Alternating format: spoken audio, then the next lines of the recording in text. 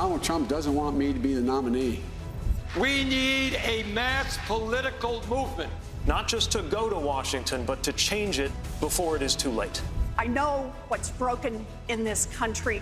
I know how to fix it. The stakes could not be higher. We need to outcompete them and win. I have that experience of winning in red and purple and bright blue areas.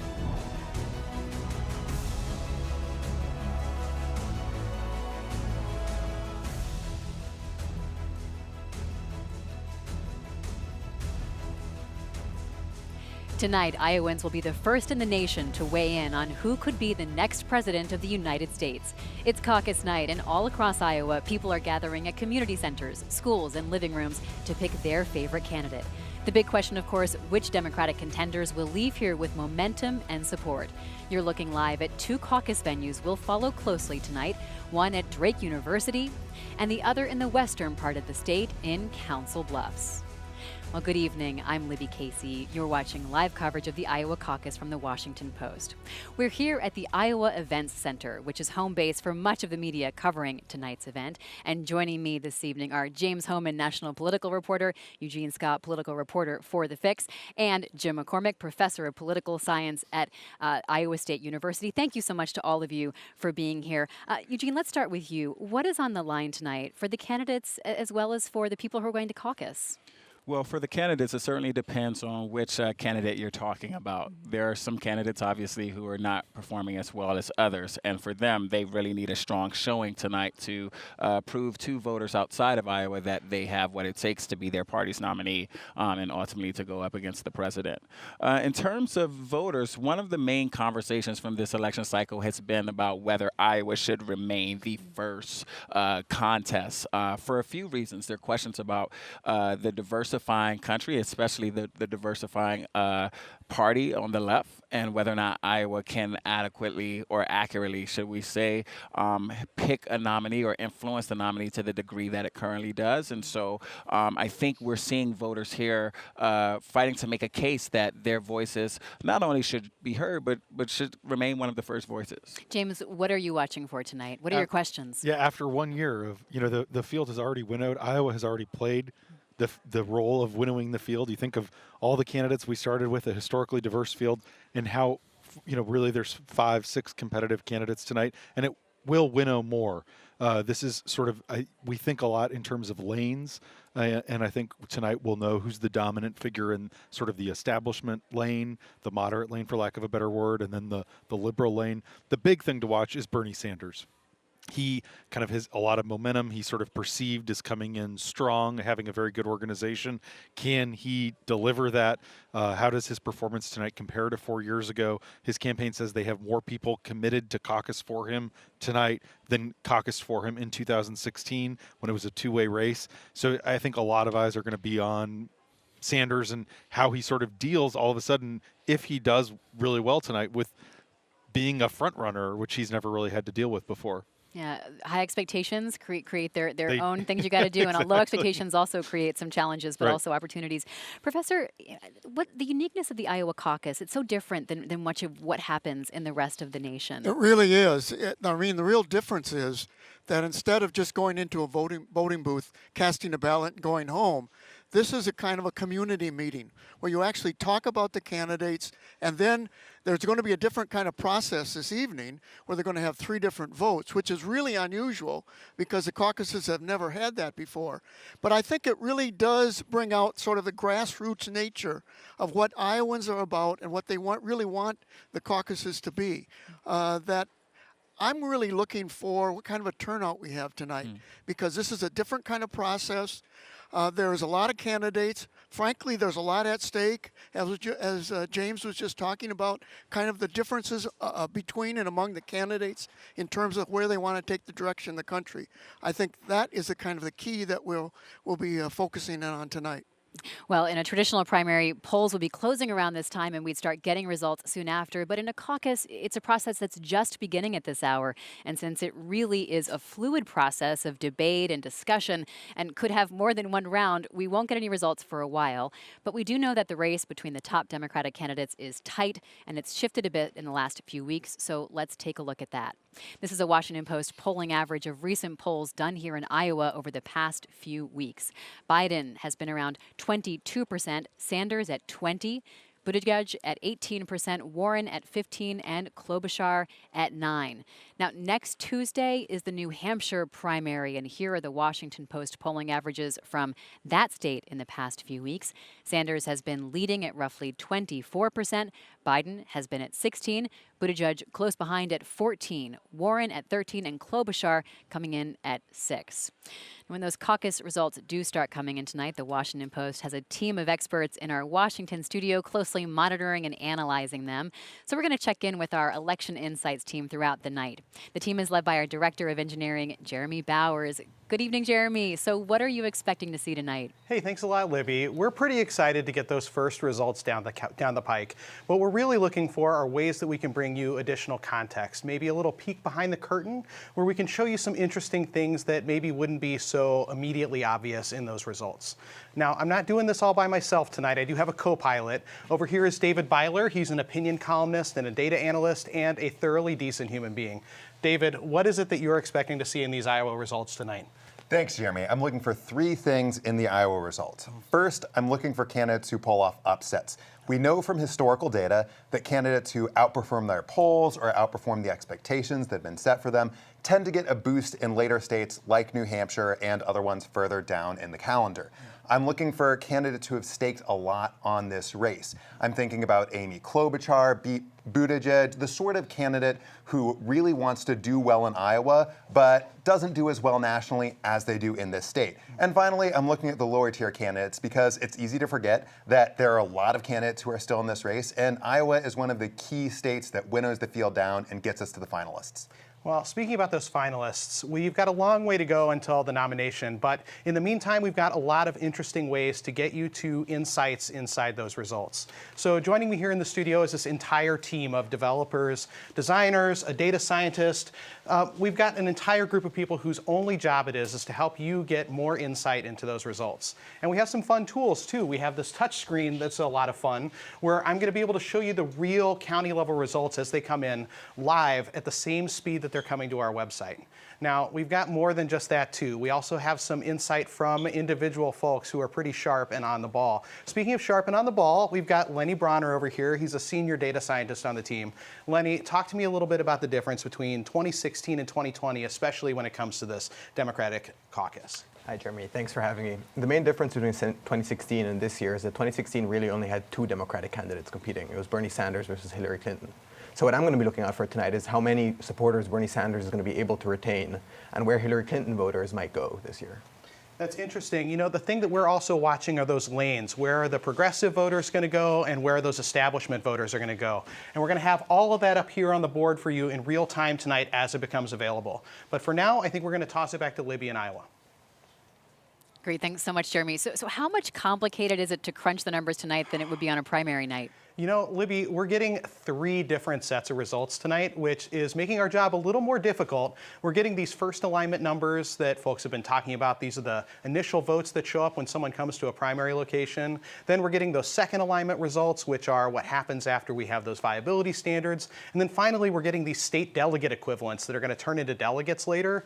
All this is basically a little bit difficult for us, but it makes election nerds like me really happy because it means that we've got extra stuff to tell people about. So we'll take it back to you, Libby. Thanks so much, Jeremy. I love you doing that. We're actually getting to see how the sausage is made. These are the people who actually do this work at the Washington Post, and we've dragged them in front of the cameras, and they're going to show us everything in all of its glory. So as you've been going around Iowa, traveling around, talking to voters, how heavily are they weighing the responsibility of what it means to be first in the nation? Significantly, and I think we've seen some reporting in different articles that we've had in the Post. There's a real awareness that there are issues that voters care about that perhaps aren't incredibly well represented population-wise in Iowa. For example, I remember going to, I think it was a Pete Buttigieg event, and a white voter, white male, asked about black women's mortality issues related to maternity, right? Because we do have data showing that black women face higher cases of danger and health issues in the birthing and delivery process than white women overall. And these are just issues that people are talking about when they look at healthcare more broadly. I've seen older voters ask about like the student debt crisis, other questions about like the war and the ideas or fears of war, and how could that affect Americans in other parts of the country. And so there's a real sense that there are a lot of individuals that have to have concerns represented and brought to the table, and Iowan voters are trying to do that. Yeah, because Professor, we've heard a critique of Iowa certainly as a white and older state. Even some of the presidential candidates like Julian Castro raised concerns about Iowa getting this first crack. Yeah, he did. He said that maybe they shouldn't have the First Nation caucus setting here. But I think what we have just heard here, what Eugene was talking about, the kind of concern that Iowans have. They are a very educated population. They are very interested in national politics. And I think what, of course, the caucuses bring out are really the activists within the party.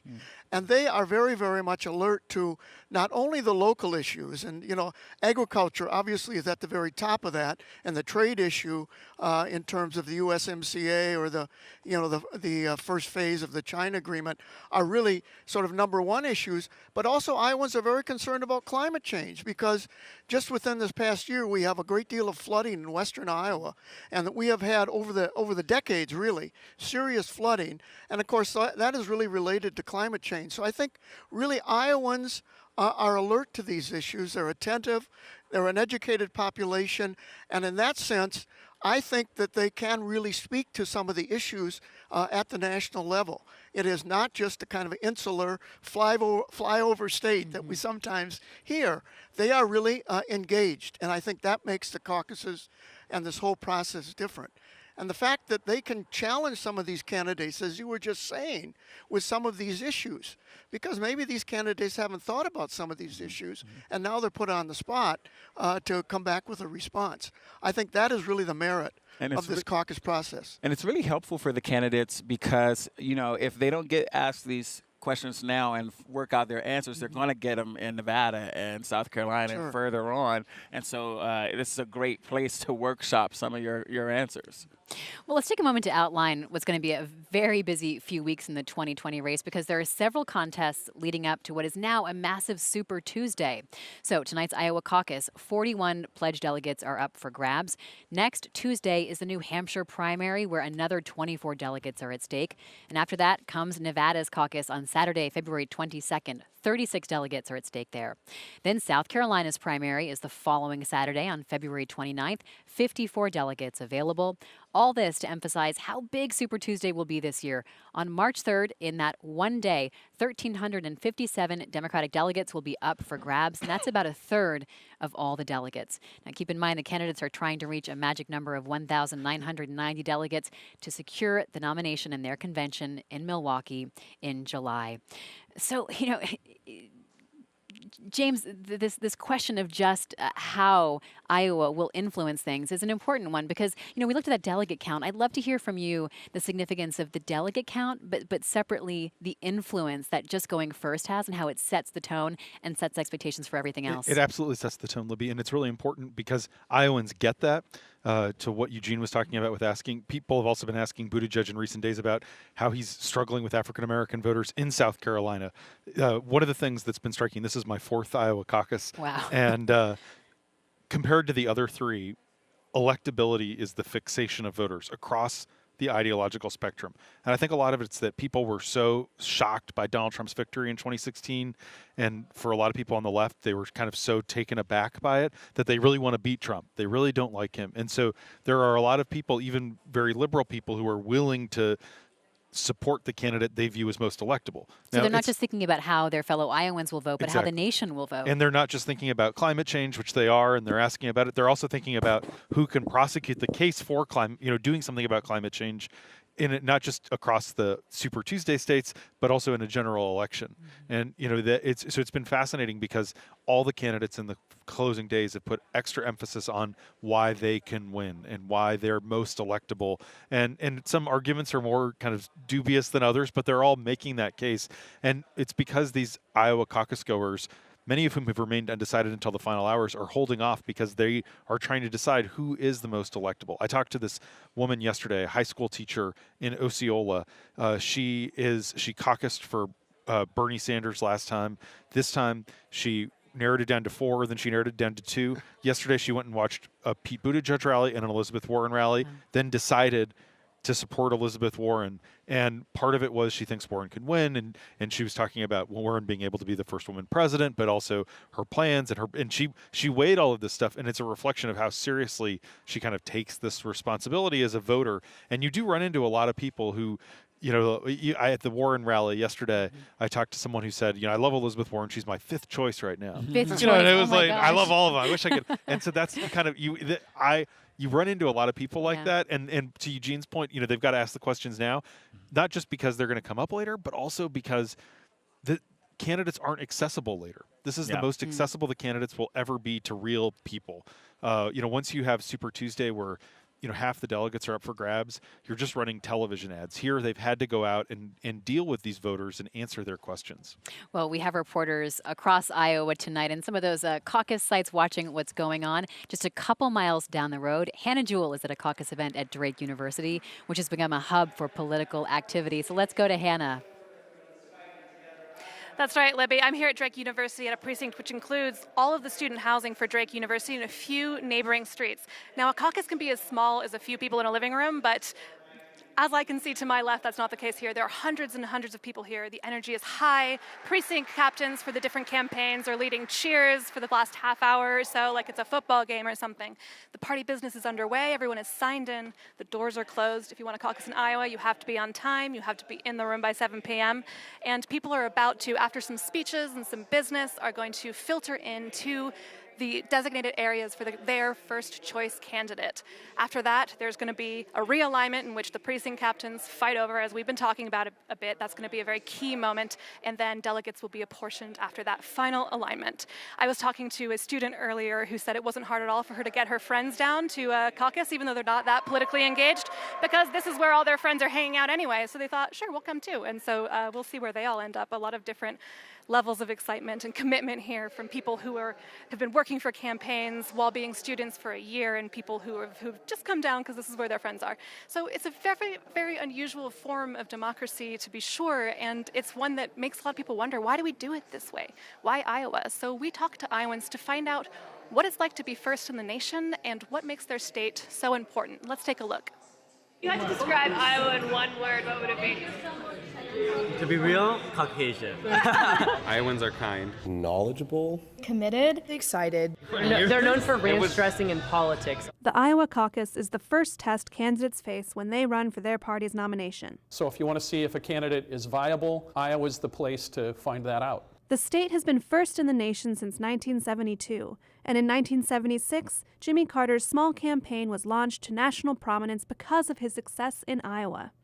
Can you imagine any of the other candidates for president working in the hot August sun? Iowa is a good even playing field, I think. We've got media markets that are small. Does that just mean it's not that expensive to get a TV ad in Iowa? Yeah, that's a good way to put it. It's also potentially easier to be on the ground in Iowa. Exactly. We're a good-sized state. We've got about 3 million people. You can get from border to border in about 4 hours, 5 hours north to south. We visited Drake University to speak to members of their Democratic club about what makes their state different. Iowans are really putting candidates through the ringer and seeing who's up for the job. People are really eager to learn here, and they're going to ask every single question. We take it extremely seriously here, in my opinion. The problem is, for all its passion, Iowa is not a very representative state. According to the United States Census Bureau, the state is over 90% white, which leads some people to ask, should a less diverse state have so much political influence in a diversifying country? I don't believe that forever we should be married to Iowa and New Hampshire going first. But historically speaking, Iowa does pick winners. Except for the year a candidate from Iowa was participating, every president since 1972 has finished in the top 3 in the Iowa caucuses. The race here is a test of a candidate's message, their organization, and the passion of his or her voters. It's where Barack Obama got the momentum that launched him to the presidency. Thank you, Iowa. With so many candidates competing for the Democratic nomination this cycle, Iowans have a huge task at hand, and they will likely put an end to some less successful campaigns. So some of the students that you saw in that video are actually here tonight, and we're going to try and grab them later. A few of them are volunteering for the Pete Buttigieg campaign, and they're very excited, and they were very anxious when I was talking to them earlier. Everyone's stressed, but in a kind of fun way, a college way. So things are about to get busy here and very loud, I'm sure, so we'll keep an eye on what's happening. We'll come back to you soon. Back to you for now, Libby. Great. Thanks so much, Hannah. And the Post's Joyce Coe has been following the Democratic race all winter long, back into the fall and even the summer, and she's now live in Council Bluffs in southwest Iowa. So, Joyce, why has that area been a focus for the candidates?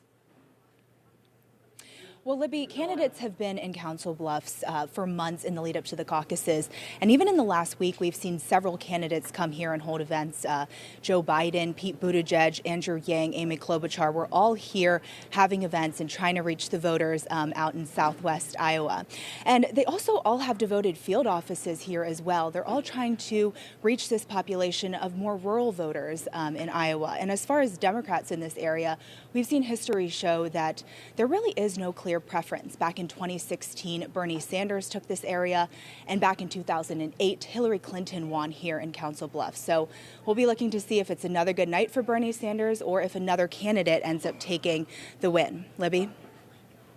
So, Joyce, do you get the sense that people there are decided on who they're going to vote for as they head in tonight?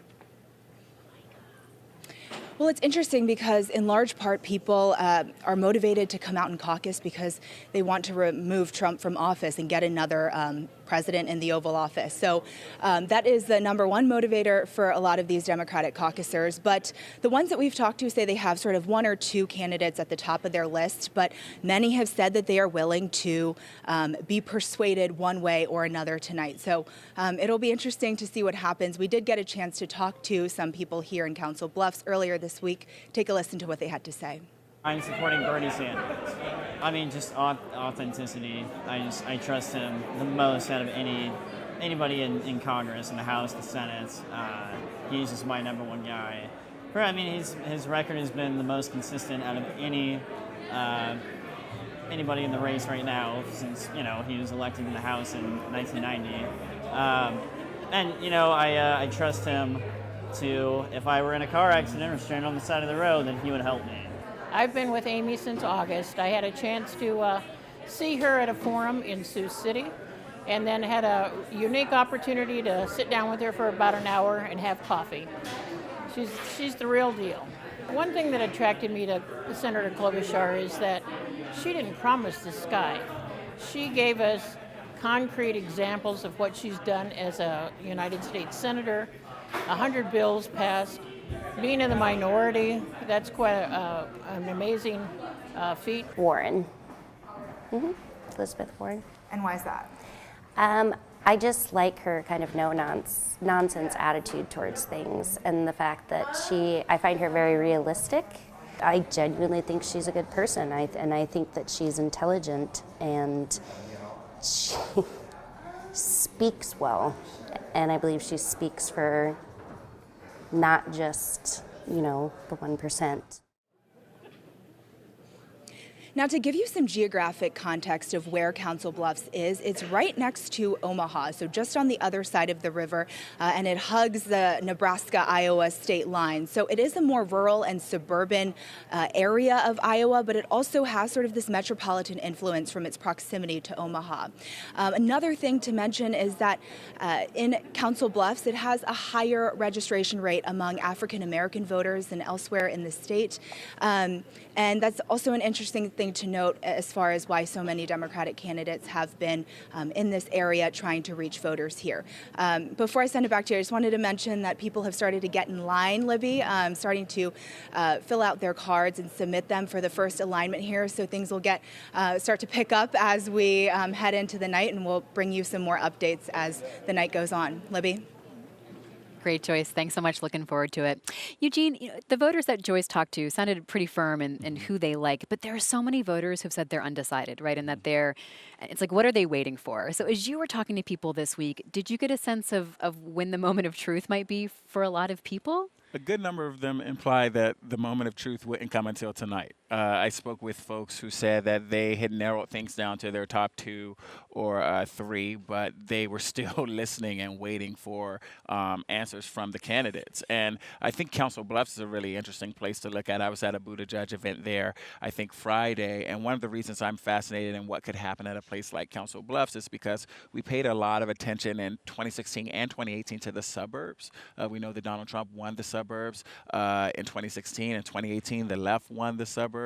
And so it'll be interesting to see what the suburbs want in 2020. If they're looking for something more pragmatic and moderate, if they want something a little more, non-conventional and revolutionary, like some of these candidates on the left are promising, or if they're going to go to Trump again. Professor, we heard Hannah kind of talk about how the caucus works and how this process goes. Can you just dig into this for us? If you walk into the caucus site and you've got a first choice, how much are you still thinking over your second choice, or your third choice, or what your other options are?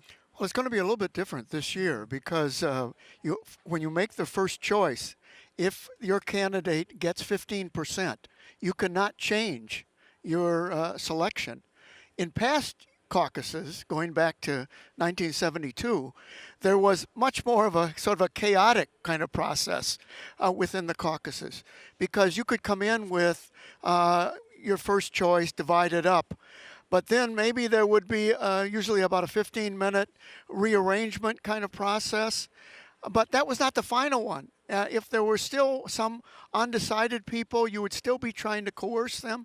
I mean, one of the payoffs is not a monetary payoff, but in fact, being a delegate to the county convention, because what really happens at caucuses is you elect people to go to the county convention in this whole kind of process here. And so that was one of the sort of tickets that you kind of held out there to try to bring somebody into your 15% or plus 15%. This year is going to be different. First time you make a choice, you're stuck with that, unless your candidate does not get 15%. If your candidate does not get 15%, then on the second go-round, you can make another choice. But then if you're still stuck without a candidate with 15%, you can go home. And we're going to talk throughout the night of how the caucus process will work, because it's so fascinating to those of us outside of Iowa. But James, one thing we're hearing from a lot of people is, I want to find someone who can beat President Trump. Electability is key. And that almost sounds like a no-brainer, like of course, but it's not a no-brainer, because it seems so significant. They're not saying I want someone who's strong on X, Y, and Z. They may be considering that, but it seems like electability is just outsized compared to what we've seen in past years. Yeah, Libby, Iowans are strategic voters. They always have been. And one of the things is they are looking at head-to-head matchups. It's funny, at Biden rallies, they literally will put up basically PowerPoint slides that show how Joe Biden does in head-to-head matchups against President Trump.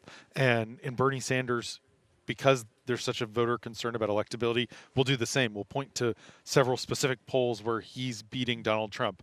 And there's a lot of strategic thinking going in, but also during the caucuses. It is a community meeting. It's not a primary. And one of the things this weekend, the Des Moines Register was going to put out the final Iowa poll on Saturday night. It is kind of considered the gold standard. And it's fun for us because we're political junkies and we want to see it. But believe it or not, I ran into voters. I went to 6 rallies, yesterday.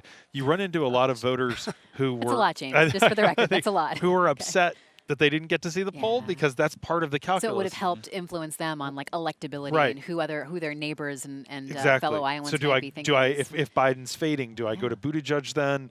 And people kind of do want to get behind a winner. There is a bandwagon element to what's going on, and that happens when you're in these rooms. You can really see it.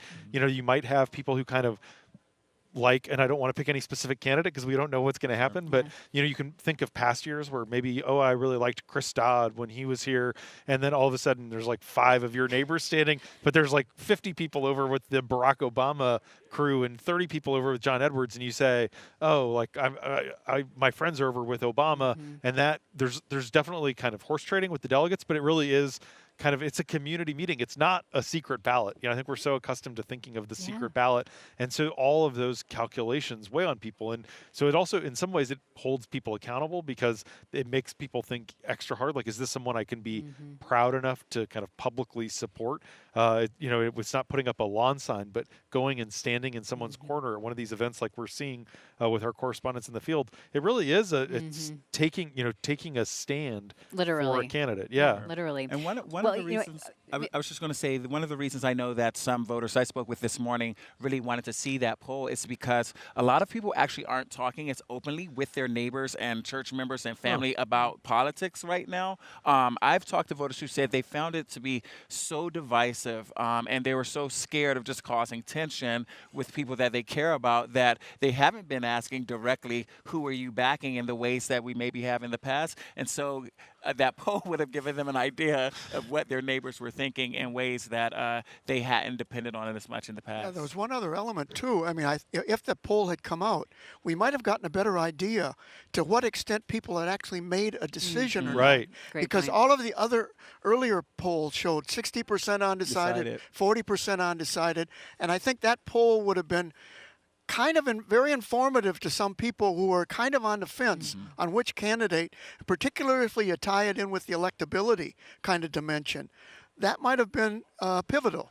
Well, even as you've been here in Iowa watching all of this unfold, a lot of the nation's attention has been turned to Washington and Congress. And today, senators had these closing arguments in the impeachment trial of President Trump. This was the moment that everything got finally laid on the table. And our colleague Rhonda Colvin has been on Capitol Hill throughout this whole impeachment process. So Rhonda, bring us up to speed on what happened today. That's right, Libby. Good evening from Capitol Hill. Today, both the House managers and also the White House counsel gave their closing arguments in this impeachment trial. What we heard from Democrats is a very impassioned plea to remove the president. And what we heard from the White House counsel is that impeachment began long ago. It was planned and it needs to end now. Let's take a listen to what they had to say today. You understand the arguments that we've been making. And at the end of the day, the key conclusion, we believe the only conclusion, based on the evidence and based on the articles of impeachment themselves and the Constitution, is that you must vote to acquit the president. At the end of the day, this is an effort to overturn the results of one election and to try to interfere in the coming election that begins today in Iowa. Can we be confident that Americans and not foreign powers will get to decide, and that the president will shun any further foreign interference in our democratic affairs? And the short, plain, sad, incontestable answer is no, you can't. You can't trust this president to do the right thing, not for 1 minute, not for one election, not for the sake of our country. You just can't. He will not change, and you know it. Now, arguments lasted for about 4 hours, and after that, the Senate went into regular business where senators were able to give their remarks on the floor for a few minutes. Most notably, Senator Manchin of West Virginia, a moderate Democrat, he asked his colleagues to vote for a resolution to censure the president. So that's, not as serious as impeachment, but that is something that he has put on the table today. So we expect to hear from more senators tomorrow, and then we also have the State of the Union at nighttime, and then the day after, less than 24 hours after the president talks to both chambers tomorrow night, that we will see that Senate vote on impeachment at 4 o'clock on Wednesday. Libby? So many historic events all piled on top of each other. Rhonda, thank you so much. Well, tonight we'll get more information on voter preferences in Iowa than we did in previous elections, but multiple numbers could cause some confusion. So let's go back to Washington and our Election Insights team. Okay, Jeremy, help us understand all the information we're going to get tonight. Absolutely, Libby. It is a little bit complicated, I'm not going to lie. We're getting all of these numbers from the Iowa Democratic Party this year for the first time. And so it feels like this is a good opportunity to kind of walk through what it looks like in a caucus location, not just from, the Jim wide shot, but also what are we seeing with the actual voters and what are they doing? So let's take a look here. You can see that we've got a mock-up of that caucus location, and you can see the voters have moved to the corners for the candidates that they'd like to vote for. Now, there's no secret ballots here in Iowa. Everybody has to move with their feet to the spot where they would like to vote. And so you can see here, candidate A is at 40%, candidate B at 30%, candidate C at 20%, and candidate D down here at 10%. Now, this is one of the things that makes Iowa so special. That candidate D number is not sufficient because they're below 15%, and most precincts have a 15% cutoff for viability. And what that means is the next step for these voters who voted for candidate D, they're going to have to move back to the center of the floor and make another decision. Now, the decision that they get to make looks like one of three things. They can either A, decide that they would like to caucus for one of these three remaining candidates. B, they can decide to become an uncommitted candidate, but they'll still need enough people in order to make that happen. And then finally, they have the option to just pack up and leave, which is why those second alignment numbers are going to look a little bit smaller than the first alignment numbers that we got from earlier in the night. Now, the next step for these voters is to decide what they're going to do. And in our illustration, they all decided to pick one of the three remaining candidates. So here we see candidate A with 43%, candidate B with 33%, candidate C with 23%, and, sorry, candidate D, 0% for you. Now, when these tallies get made, those are going to be translated along with a little bit of complex math about how many people had turned out previously for this caucus location into a state delegate equivalent. And then those state delegate equivalents are going to be translated into delegates, and then those delegates are what are going to allow candidates to win in the convention this summer. But Iowa only has 41 delegates out for play tonight, and unless something goes wildly different than what we expect based on the polling, we're probably only going to see the frontrunner get somewhere between 15 and 20 of those delegates. And then there could easily be a scenario where several people get 10 or more, which means that Iowa is really going to take on more of an interesting dimension because it won't really be the math that propels you, but the frontrunner status of having picked up a big win, because you're going to need 1,900 delegates to win at the convention this summer. Now, for a little more insight into what that means, I'm going to bring it back to David Byler. David, you've been working on a simulator that sort of gives people a little insight into how this might play out post-Iowa. Thanks, Jeremy. Yeah, we built a simulator that allows our users to sort of explore the different possible spreads and ranges of outcomes for different candidates under different conditions. So I'll have you take a look inside now. To build a model of how the caucuses might go, we collected reams of historical data on factors including polls and fundraising, and analyzed those numbers to see what they told us about what's actually possible in an election that's still underway. Because elections are volatile, in the run-up to Iowa, we've been letting readers play around with how polls and money might fluctuate, and then simulating the caucuses 10,000 times to see what outcomes are most likely for each candidate. The short version: now that Election Day is here, the math suggests that any of the leading candidates could pull off a win tonight. If you want to see the range of possible outcomes, you can check out the Post Opinions homepage, where you can explore the possibilities for Iowa and look ahead to New Hampshire. See, now that's good times. I keep the thing bookmarked and pretty much have it up all the time. But I guess we're going to get a little more insight from you over in Iowa, Libby.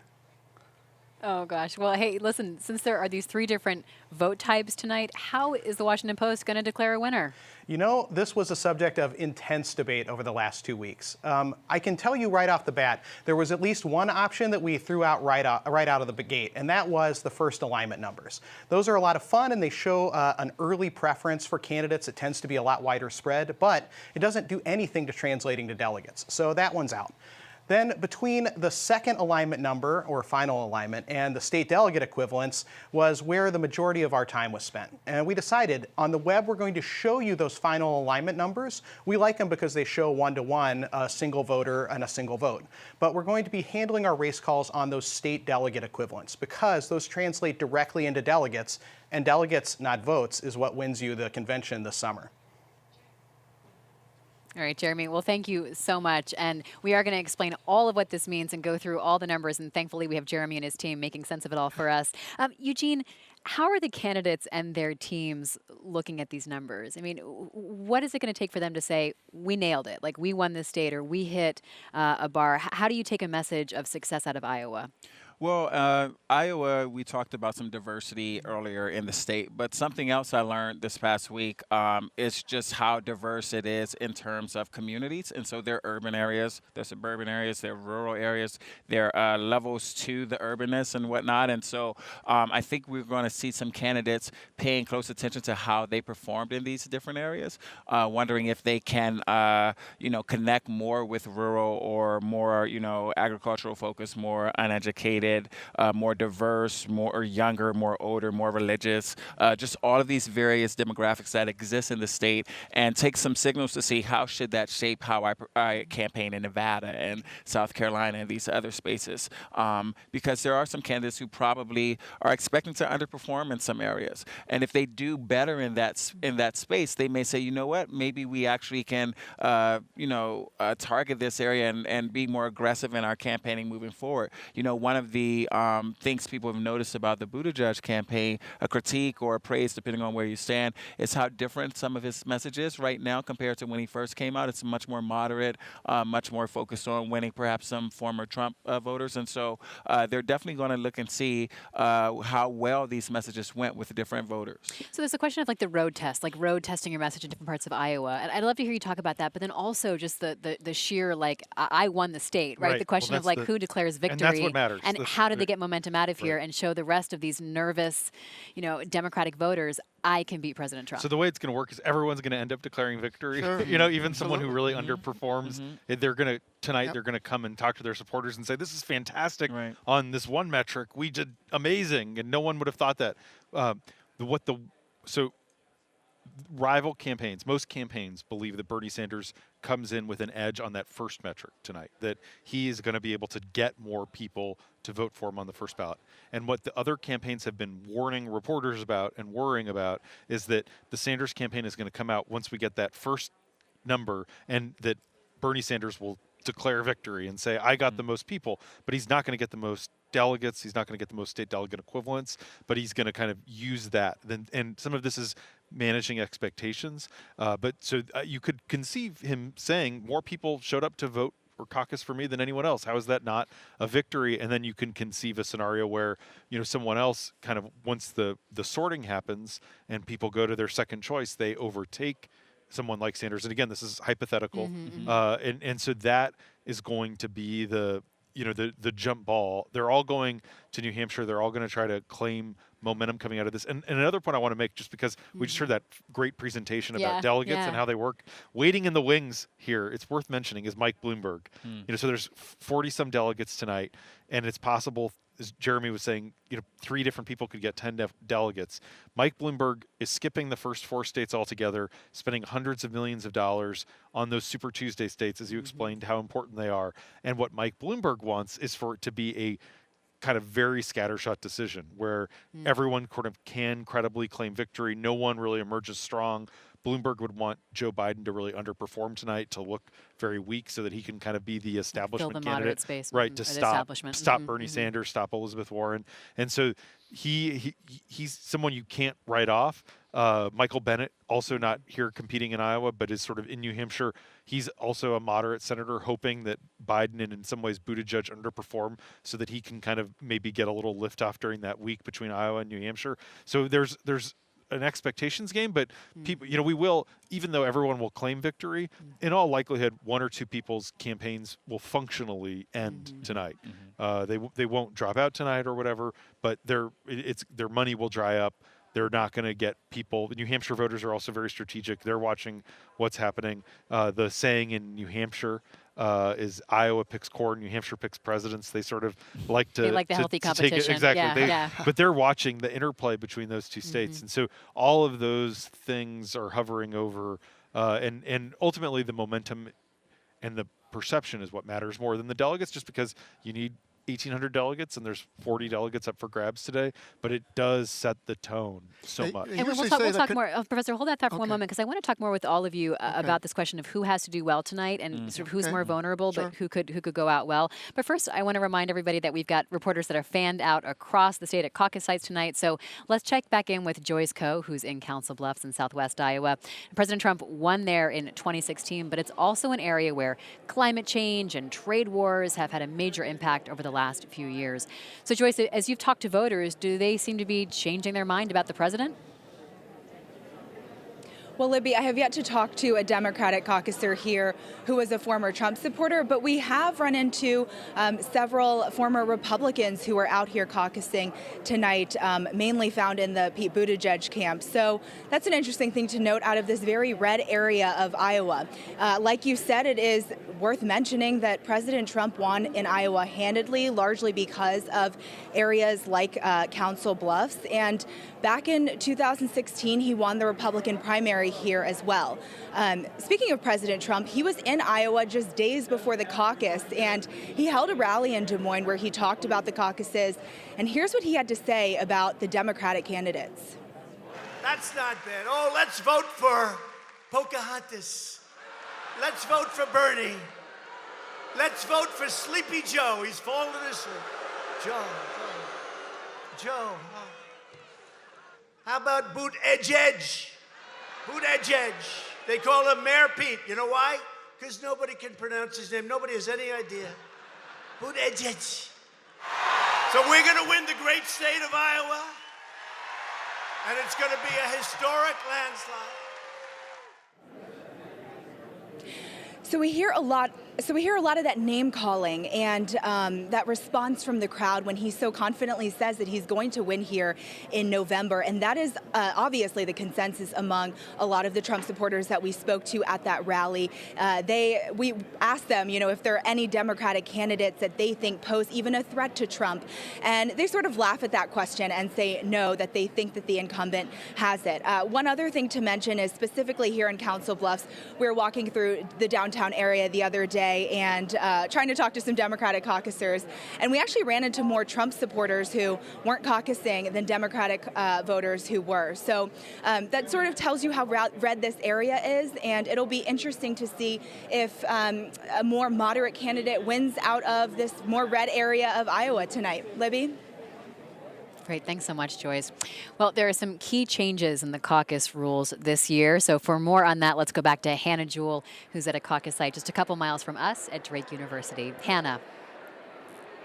Hi, Libby. Things are really starting to move here. People are moving out of the bleachers and starting to caucus for their preferred candidates. So far, we see a lot of support for Sanders, for Buttigieg, for Warren. We're standing right next to the Bennett crowd. No one there for him yet, but who knows? Nobody for Bloomberg that we've seen so far. Not everyone's in place yet, and no one for Steyer, which has made me think about something I've heard a lot on the trail about how Iowans and also in New Hampshire are so used to getting that face-to-face contact that I met a few people who were a little offended by campaigns who focus on TV buys and advertising, because the caucus depends so much on having precinct captains having hundreds and thousands, in fact, of people who are willing to do a lot of work for your campaign, as we can see. There are some changes. We've mentioned how there's going to be this more data available that can perhaps lead to multiple campaigns claiming one kind of victory or another. Another change this year is as a result of 2016, there were a few very close caucuses between Senator Sanders and Hillary Clinton that there was really no way to check up on afterwards. And a lot of Sanders supporters critiqued this. So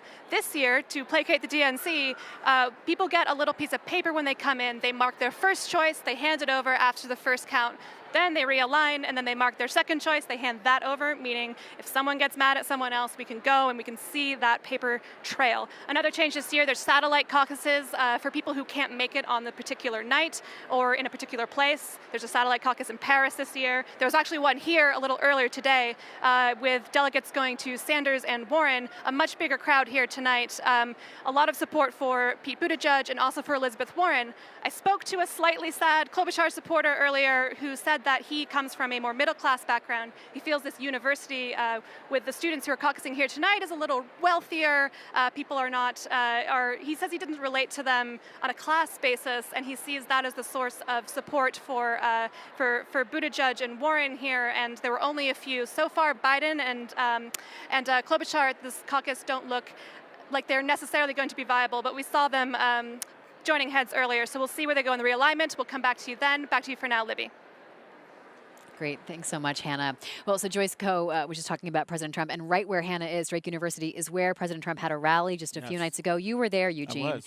And did you get the sense of how the people who were there as Trump supporters were thinking about the Democratic caucus and the process that's going on right now? Did they see it as a threat? And Joyce seemed to think that people weren't too concerned. No, they didn't. And a lot of that has to do with, and I say this respectfully, we have enough data and research to show that many conservatives primarily consume conservative media and have a level of confidence in Trump based off of that. I mean, some of the things that have brought people the awareness or the idea that Trump perhaps is not as strong as some of his supporters think he is aren't being reported on Fox News and some of these very Trump-friendly outlets. And so they're very confident that Trump will prevail in November. The thing that was fascinating about that is I spent a lot of time outside of the actual rally, and there were literally hundreds of protesters. Now, granted, this was a university, millennials, younger people, so it's not the most pro-Trump environment. And so there were moments where I wonder if some of those voters who seem that Trump has it in the bag realize that, you know, there are quite a few voters in their own community who are not so supportive of Trump that they would stand outside in 25-degree weather on Thursday to communicate that they believe he should be removed from office. Professor McCormick, how does the specter of the 2016 election and President Trump affect Democratic caucus goers? Well, I think it's a major driving force, really. I mean, it's the thing that's really propelling them, not only in terms of the participation, but in terms of what we talked about earlier in terms of electability. You know, the sort of visceral dislike, if that's the euphemism here, of President Trump, I think drives a lot of Democratic activists and also Democratic supporters. And I think it also gets to what was suggested earlier in terms of some of the suburbs that has moved away from the Republican Party, and we saw that in 2018. In the midterms. In the midterms, and I think that's going to be the big kind of turning point. I think it's kind of interesting that in some, and you know, the reporters can maybe comment on this, but you know, Biden went out to some of western Iowa and some of the Republican areas to see in those rural areas if he could get sufficient number of people to caucus, because he probably could not do, like, you know, Drake University and that whole environment is not going to be an area where, as your reporter suggested, where Biden is going to do very well. Right, and that's so western Iowa is the more conservative part of the state. It's closer to Nebraska. Eastern Iowa is the more Democratic part of the state. Right. It's along the Mississippi River Basin. It's more blue collar. It's much more Catholic.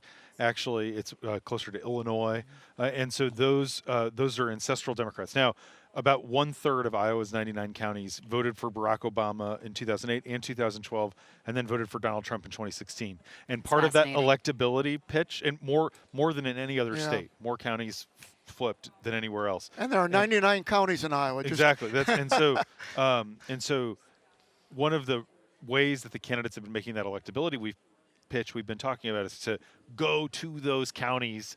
And so you saw Pete Buttigieg did a rally yesterday morning in one of those counties and said, I can win in a place like this, you know, that Bernie Sanders couldn't. And you've seen Joe Biden go for Western Iowa. So that someone like Amy Klobuchar, she's not going to do well on a Drake College campus, but she needs to do well at that Council Bluffs polling site that we have someone at. If she's not doing well there, it's not going to be a good night. It's a bad for sign. her. Yeah. Well, let's go back to Jeremy Bowers in our studio with the Election Insights team to help us break down the geography of the state and how that could indeed influence tonight. Jeremy? Hey, thanks a lot, Libby. This is the map that you've been seeing all night long. It's Iowa's 99 counties and 1,680-something precincts.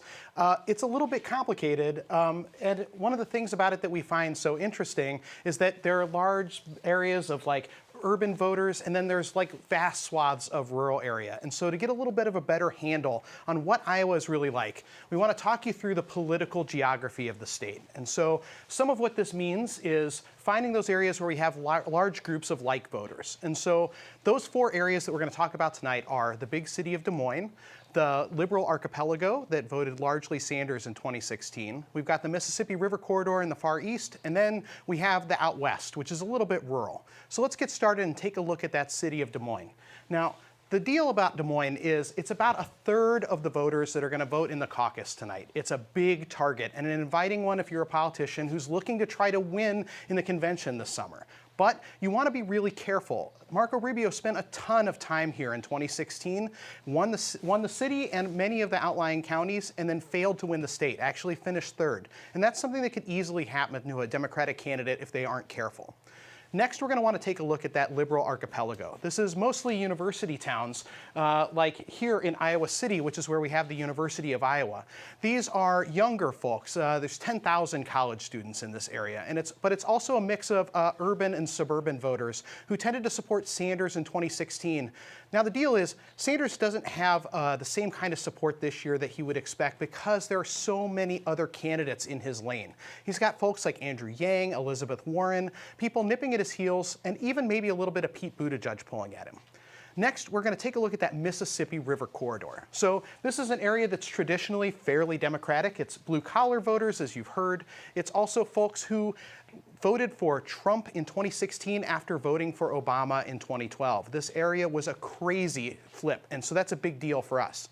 Finally, we're going to take a look at that rural West. There's not a lot of Democrats out here. It's a lot of Republicans, but it's a great place to go shake hands with people who've been affected by the president's trade policies. Now, with that, we're going to kick it back to you in Iowa, Libby.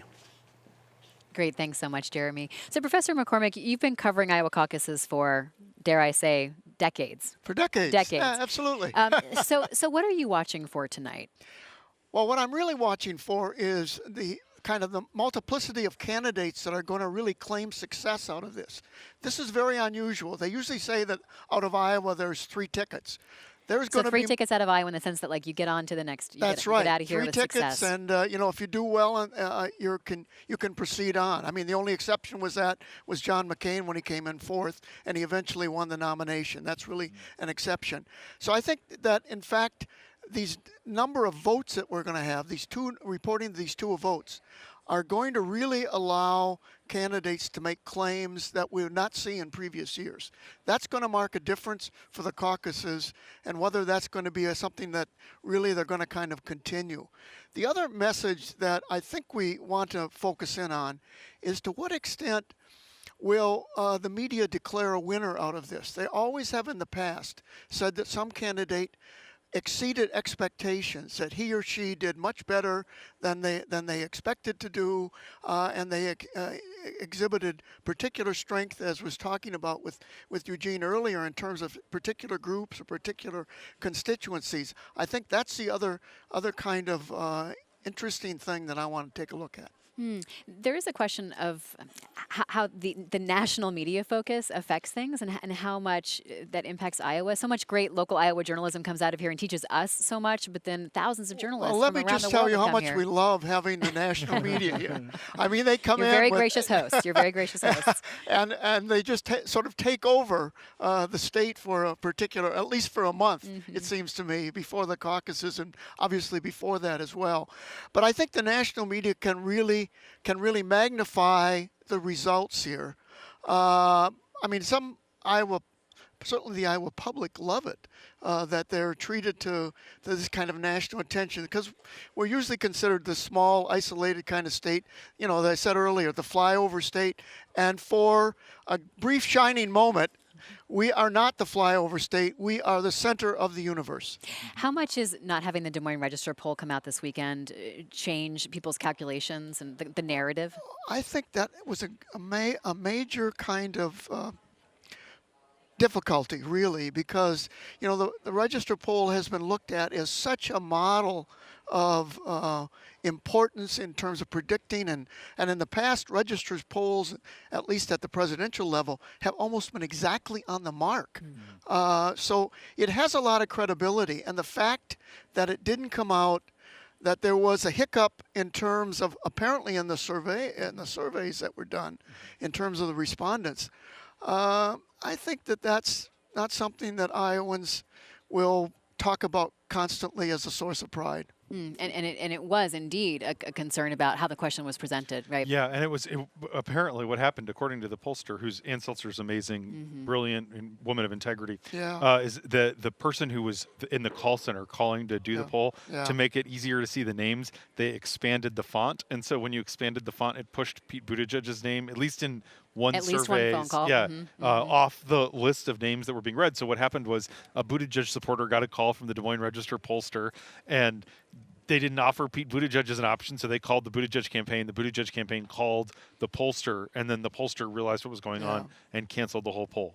So that's what pulled it and changed the dynamic. Well, Professor McCormick, thank you so much. Thank you very Scott, much. James Hohmann, stick around, and you stick around with us as well. We'll be here all night watching the Iowa caucus as everything unfolds. We'll have the results as we get them later on tonight. I'm Libby Casey. Staying tuned here to live coverage from the Washington Post.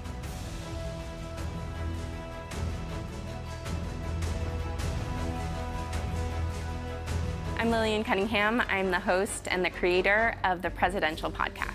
1976 was really the breakout year for Iowa, and that was because of Jimmy Carter. He made a decision to go to Iowa at a time when he wasn't very well known and no one cared too much about the Iowa caucuses. He campaigned hard there. Caucus night came around, and suddenly everyone looks up and Jimmy Carter has led the pack.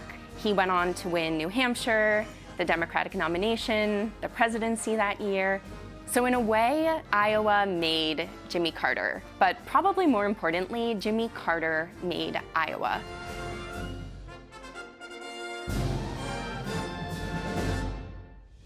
Donald Trump doesn't want me to be the nominee. We need a mass political movement, not just to go to Washington, but to change it before it is too late. I know what's broken in this country. I know how to fix it. The stakes could not be higher. We need to outcompete them and win. I have that experience of winning in red and purple and bright blue areas.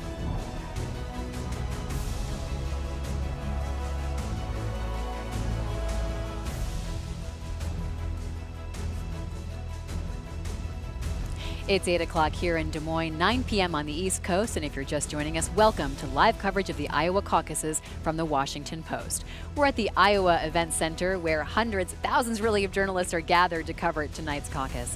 This is the official start of the 2020 presidential election cycle, and we're excited to have you with us. Wherever you're watching, be sure to subscribe for the latest from the Washington Post for our journalism.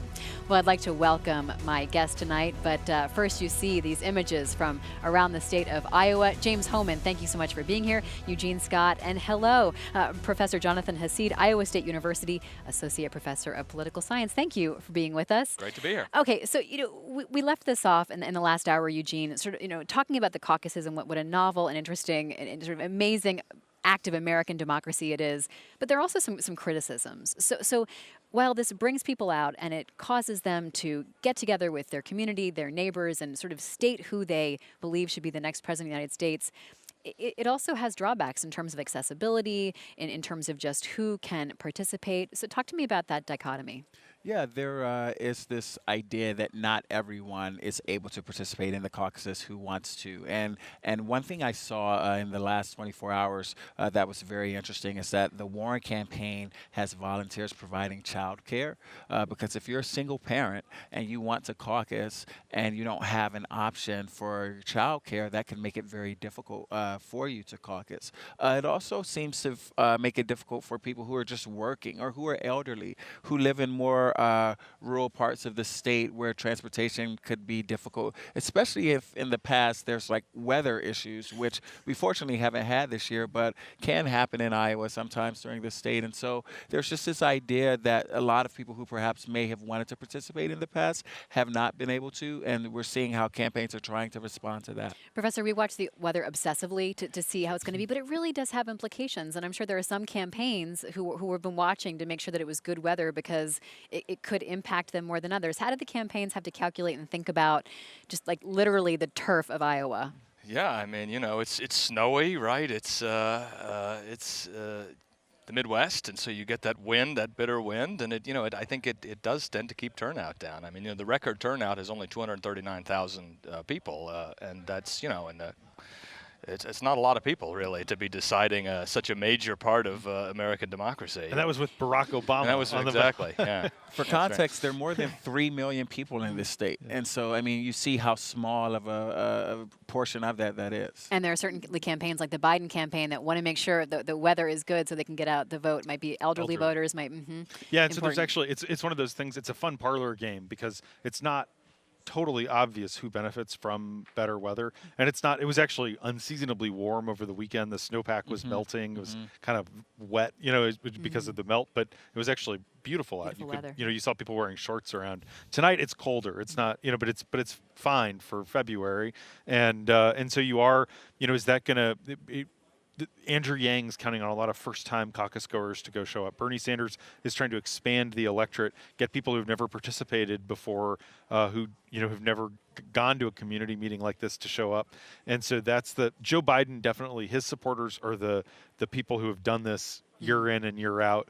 Less passion, less energy, but they're more reliable. And so the Bernie Sanders has said in all of his rallies this weekend, if turnout is low, I will lose.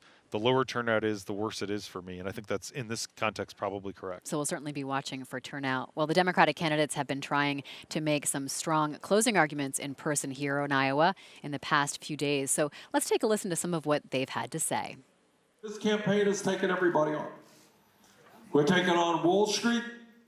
We're taking on the insurance companies, the drug companies, fossil fuel industry, military, we're taking them all on. We're taking on Trump and the Republican Party.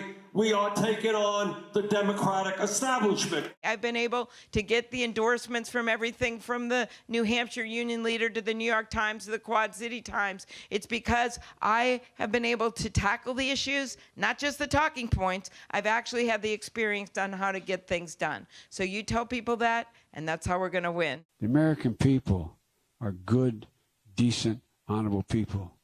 And given half a chance, they've never, ever, ever let their country down. They deserve a president who tells them the truth, not lie after lie after lie. We don't have to choose between listening to your head and listening to your heart. You don't have to choose between governing well and winning big. You don't have to choose. We have to choose all of these things. We have to get all of this right, and this is our one shot. This is our only chance. The danger is real. Our democracy hangs in the balance. So what are we going to do? We can cower, we can be timid, we can crouch, or we can fight back. Me, I'm fighting back. Let's talk about these closing arguments that the candidates were trying to make, Eugene. What did you hear them trying to push home? One theme that I heard at the Warren rally, at Buttigieg's rally, is the importance of unifying. We had a few, one headline in particular a couple days ago about one candidate surrogate booing Hillary Clinton. It was a surrogate for Bernie Sanders. And there was some concern that it just highlighted how divided the party really is. This was like the Rashida Tlaib. Yeah, yes. Later apologized. She did apologize. And we saw candidates, including Bernie Sanders. I was at a rally of his saying that ultimately he needed his supporters to back the Democratic candidate in the end so that they could defeat Trump. And so you're just hearing a lot of that. What are you seeing that's different this year, Professor, as caucus goers make their calculations and weigh who they should support? Obviously, the sheer number of candidates is unusual, right? We haven't had, I think there's still, 11 candidates left. Obviously, they're not all going to be viable coming out of Iowa, but it's been with the new rules that say you can only realign once at the caucuses, which is new this year. That probably hurts the fringe candidates a little bit because people are going to want to align to a viable group, and then that's it. They can't move again. So that's, we're going to like to see more of a winnowing effect. I mean, it's always been a winnowing effect, but it's going to be even bigger this time. And how significant, talk more about that with us, how make it or break it Iowa feels right now, just because there are so many candidates? It depends on the candidate, right? So, I mean, it's important for everybody, of course, to win, but it's more important for others. I mean, if Amy Klobuchar doesn't break 15% in a number of precincts, she's going to be in big trouble. This is obviously, she's practically a favorite daughter, given that Minnesota's right up north, so that'll be a big problem for her.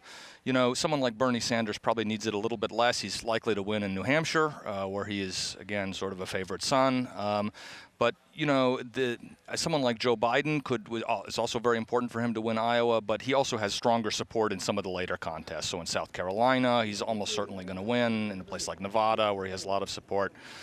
So it's really more important for perhaps the not quite the top of the first-tier candidates to really break through. Who are you watching, James, for this to be a very pivotal moment? Amy Klobuchar. I mean, if Amy Klobuchar if she's not viable in a lot of these tonight, it's over. I mean, this is.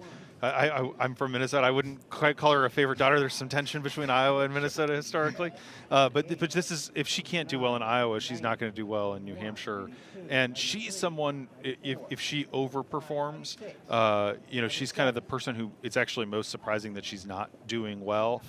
She's gotten to be a much better candidate. She also, we haven't talked about impeachment since Rhonda's package, but that is a factor here in Iowa. These 4 senators who are running, Michael Bennett's focused on New Hampshire, but 3 senators on jury duty the last 2 weeks out of the state. That had an impact, and I think it's very clear from reporting and being out here, that hurt Klobuchar the most because Warren and Sanders had money and had organization.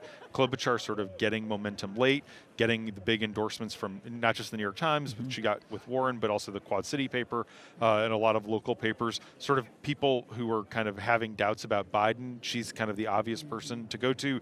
Pete Buttigieg sort of had some of the bark knocked off of him after he started to take some hits when he started to lead in the polls. So Klobuchar is someone who this more, I think, than anyone is make or break, and it's. And I think it's incredibly frustrating when you talk to people in the Klobuchar camp because they feel stuck like in Washington. If they had 2 more weeks. And I've heard so many of the reporters like yourself who've been camped out in Iowa here for so long say that, well, of course Iowans know why they're not here. They're tuned into national politics, but there's nothing like that FaceTime and that personal retail politics that Iowa is so well known for. And we'll keep talking about that tonight. But there are a lot of key questions that we, along with our research partners, have been asking Iowa voters as they head into their caucuses tonight, and we're starting to get a clearer picture of what's on their minds. So let's toss back now to our Election Insights team and the Post's David Byler. David. Thanks, Libby. So here we have sort of the first stream of data coming in here at Washington, D.C. It's early entrance polls of Iowa caucus goers. And here with me to talk through that is Emily Guskin. Emily is half of the post-polling team. She does our in-house surveys. And so I'm just curious about everything about these polls. So first, are there any demographic patterns you're seeing that are interesting? So remember that these are only preliminary data, so they could change as the evening goes on. But we've got, we know that of the very liberal voters, those who said they were very liberal, more of them voted for Sanders than for other candidates. Of those who said they were either moderate or conservative, more in that group pulled for Biden. Among both groups, Buttigieg and Warren are behind. Vote preference by age is another interesting thing to look at, and we split the groups between those 45 and older and those younger than 45, and those younger went for Sanders by larger margins than those older. The older ones went for Biden by wider margins. And Buttigieg and Warren even about for both of the groups. That's so interesting. Sort of along those lines, one of the big things we've seen are those ideological fights you're talking about, and also policy fights around healthcare, sort of between the progressives and the moderates. Are there any interesting patterns that you're seeing there? Well, we looked at somewhat liberal, which is actually the largest group not majority, but a plurality of voters in the Iowa Democrats, among Iowa Democrats. And Buttigieg received about 1 in 4 of those caucus goers, while Biden, Sanders, and Warren are all slightly behind him with that group. That's really interesting. So last question, are there any sort of top-level findings or even just interesting nuggets that are sticking out to you that you think, that's something that I'd really like our audience to know? Yeah, we looked at those who made their minds up in the last few days, and about 3 about 3 in 10 of the voters in the Iowa caucuses made up their minds in the last few days, which is pretty interesting, and that's more than we saw in 2016. And Biden and Buttigieg pulled in more of their support among this group than other candidates. In those who decided earlier, which is 6 in 10 voters, roughly, Sanders has a slight edge. Then Buttigieg, Warren, and Biden are roughly close behind. Awesome. Well, thanks so much for being here. Thanks for talking to us. We'll have more on these numbers and all sorts of other things throughout the night. Back to you, Libby. Thanks so much, David. Let's go check back in now with our caucus sites that we're monitoring. Hannah Jewell is at a site at Drake University. Hi, Hannah. Hi, Libby. That quiet and concentration you can hear and feel in the air here is a lot of people doing math. We're coming to the end of the first alignment, and we've snuck onto the floor to be part of the caucus, but we have these little stickers that say press or observer so that we don't accidentally caucus for someone and create a scandal. I want to talk to Marie here, who is a volunteer, not a paid campaign worker, she wants us to know, for the Pete Buttigieg campaign. Marie, how are things doing so far for you guys? Well, it looks like we're doing pretty good. So they're counting right now, but we're in rows of 10, and the viability threshold is like 61, and it looks like we've definitely made that. I have information you're at 22%. Awesome. I mean, this is what my producer tells me. Okay. We'll check it later. That's in the first amazing. alignment, how does it feel? That feels really good. Oh my God. And so it looks like Amy and Yang and maybe, I can't really see Biden over there, but they might not be viable either. So it looks like we're going to go really hard at the Klobuchar people. What's your pitch? If I'm a Klobuchar supporter, what do you say to me? Sure, I think like both Pete and Amy have a lot of like really strong moderate policies, but like I think that Pete's ability to just like inspire people has really like outshined Amy's kind of ability to do that. You know, like Pete started from zero name recognition, and that's not where Amy started from. And like this entire campaign has been built like from nothing in a year, and I think that that like really shows the power that Pete has to like mobilize people and get them inspired, and just like this attitude of belonging that this campaign has. And that's what I would say to Amy people, that like the policies are pretty similar, but like we have a really good vibe going on over here. I know earlier you were a little worried about how many Sanders people were filtering in because you had a mock caucus on your campus earlier. Ooh, I can't get counted there. I'll just tell you what you said earlier. They had us. We're back in. I didn't get counted. We're all good. You had a mock caucus where nobody turned up for Sanders. I spoke to a Sanders supporter who was like, "Yeah, we didn't advertise the mock caucus, so they came." Sure. The satellite caucus. Or not the mock one you did earlier. The satellite caucus we saw earlier, it was like solid Sanders. I'm making sure we're talking about the same thing. Yeah. And tell me why you were nervous about Sanders supporters generally, or the Sanders campaign. I think like they're just really mobilized, and they have a lot of energy, and I think their campaign kind of tends to do like some kind of chaotic stuff, so that you're always kind of like nervous what's going to happen. Like I have a ton of respect for Bernie Sanders, and I have a ton of respect for everybody involved with that, but yeah, they can sometimes have some kind of like wild strategies to kind of set the room in a kind of chaotic mood. So I was nervous, but like we'll see what happens. Don't like chaos? Caucuses are hard as it is right now. Like, as you can see, like it's a lot of, lining people up and counting and trying to get people to stay still and not talk to each other and like just stay organized. So chaos like doesn't help that. But I have a bunch of friends over there. They're all really cool. Like it's all good. Would you prefer a primary system? I think primary systems are a lot more accessible. And I think that that's really important, especially, the Democratic Party is the party that's trying to champion people with disabilities, people of color, working class people that have to work during the caucuses. So yeah, I mean, I think the caucuses are cool because they're an old tradition. They feel really democratic, and because you're like convincing your neighbors. But I think that the Democratic Party needs to be the champion of people that can't go to caucuses. So I think that primaries are a good idea moving forward. What if that made Iowa less special in the next campaign? Like, you're a person in Iowa who loves politics. Sure. I mean, well, if we keep our place, the thing that keeps Iowa important is its place in the calendar. So even if it got switched to a primary, if it's still early, I think like a lot of the media attention would still be here. That's true. Are you feeling less anxious than you were earlier? Yes. Okay, great. We'll come back to you maybe. We'll see what happens with the realignment. Back to you guys for now. Thanks so much, Hannah. Keep that media sticker on so you don't get counted. We do have breaking news tonight. The Republican caucus has been called for President Trump. So President Trump, the winner of the Republican caucus here, that also is going on tonight. But of course, no real contest compared to what's happening in the Democratic side of the field.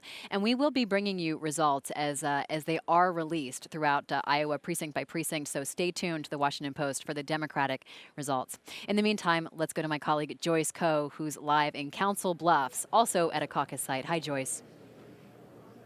Hi, Libby. Right now we are standing by as we await the numbers for realignment here at Abe Lincoln High School in Council Bluffs. So there are, just to give you sort of the wide picture view, there are 153 caucusers that started off in this room tonight.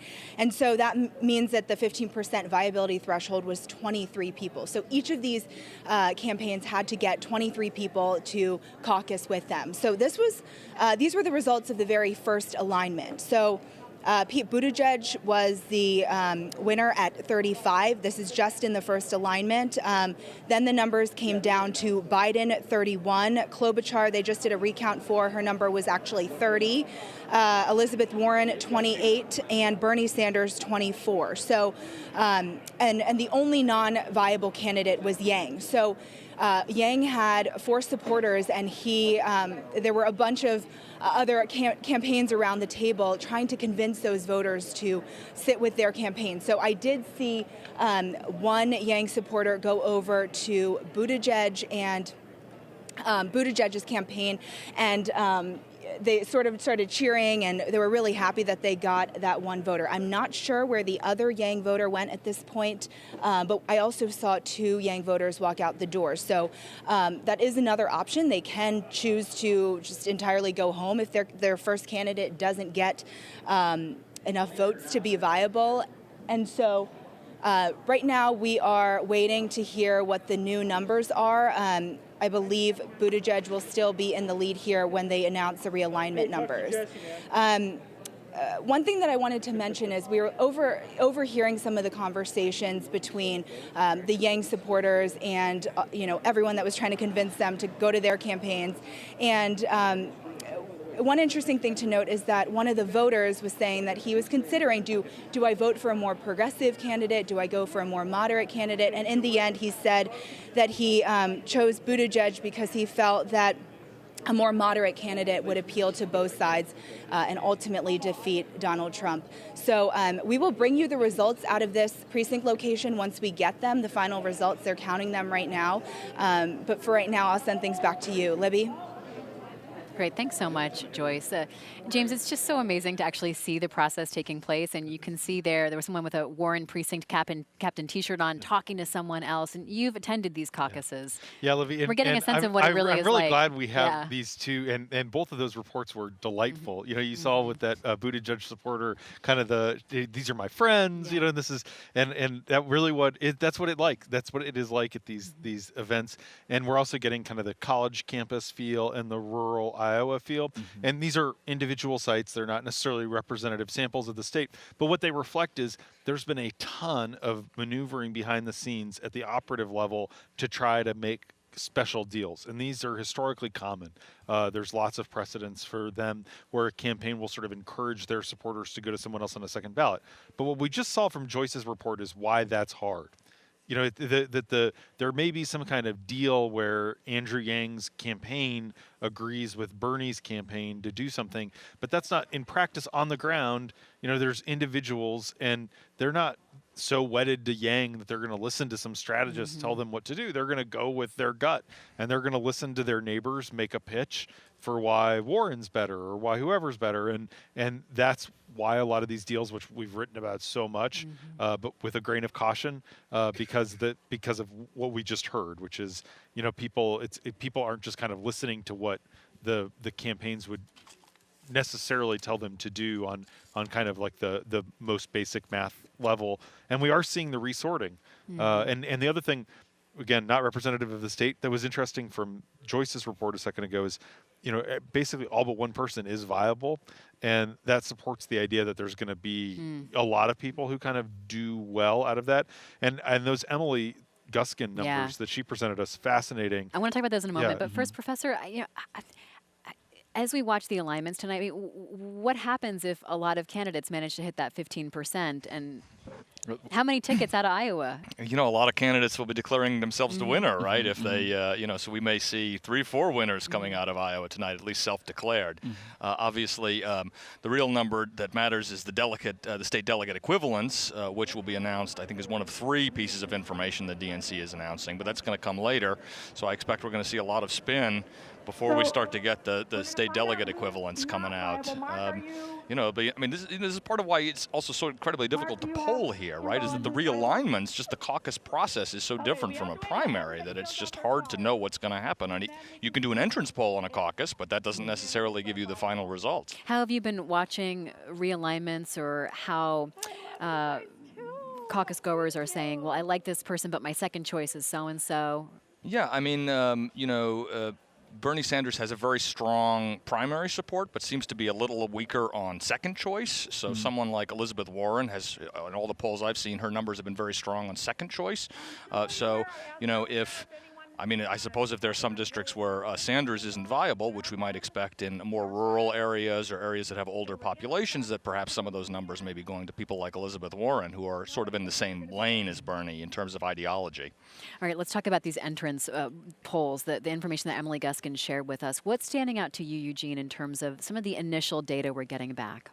Well, it looked as if a lot of the ideas we have about demographic groups, millennials and older voters and rural voters and urban voters, seem to be confirmed a bit so far in the data that she gave us, but it's still really early. Anything could happen. It's nothing anyone should hang on to. But I mean, this is data that we've been looking at for a while, even nationally at the Post, and have seen some support for. I think it'll be really interesting just to see what candidates do in some of the counties that they're not expected to perform really well in, and what that will mean and what that will indicate for them moving forward.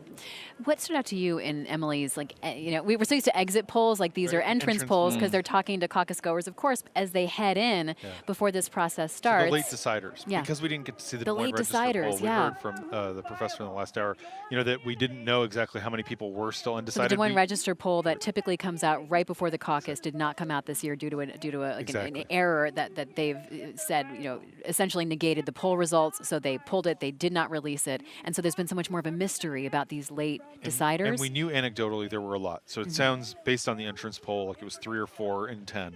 Not insignificant to decide in the final day. And that those folks were breaking toward Biden and Buttigieg. Now, that's not necessarily totally surprising, because if you're for Bernie Sanders, you're for Bernie Sanders. You know, he's not, you're not kind of like, oh, maybe I'm for Bernie Sanders or Joe Biden. Right. You know, you've been for Bernie the whole time. And, you know, they've been organizing and trying to identify those people, trying to activate those people, get them involved in the process. But no one's kind of breaking his way late.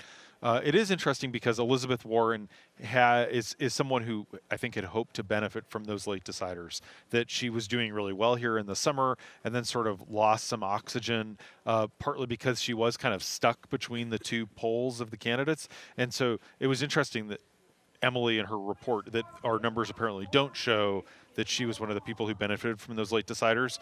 Not that it doesn't mean she didn't do well with the earlier deciders, but it does suggest that she didn't have the momentum that perhaps her campaign had hoped for in the final day.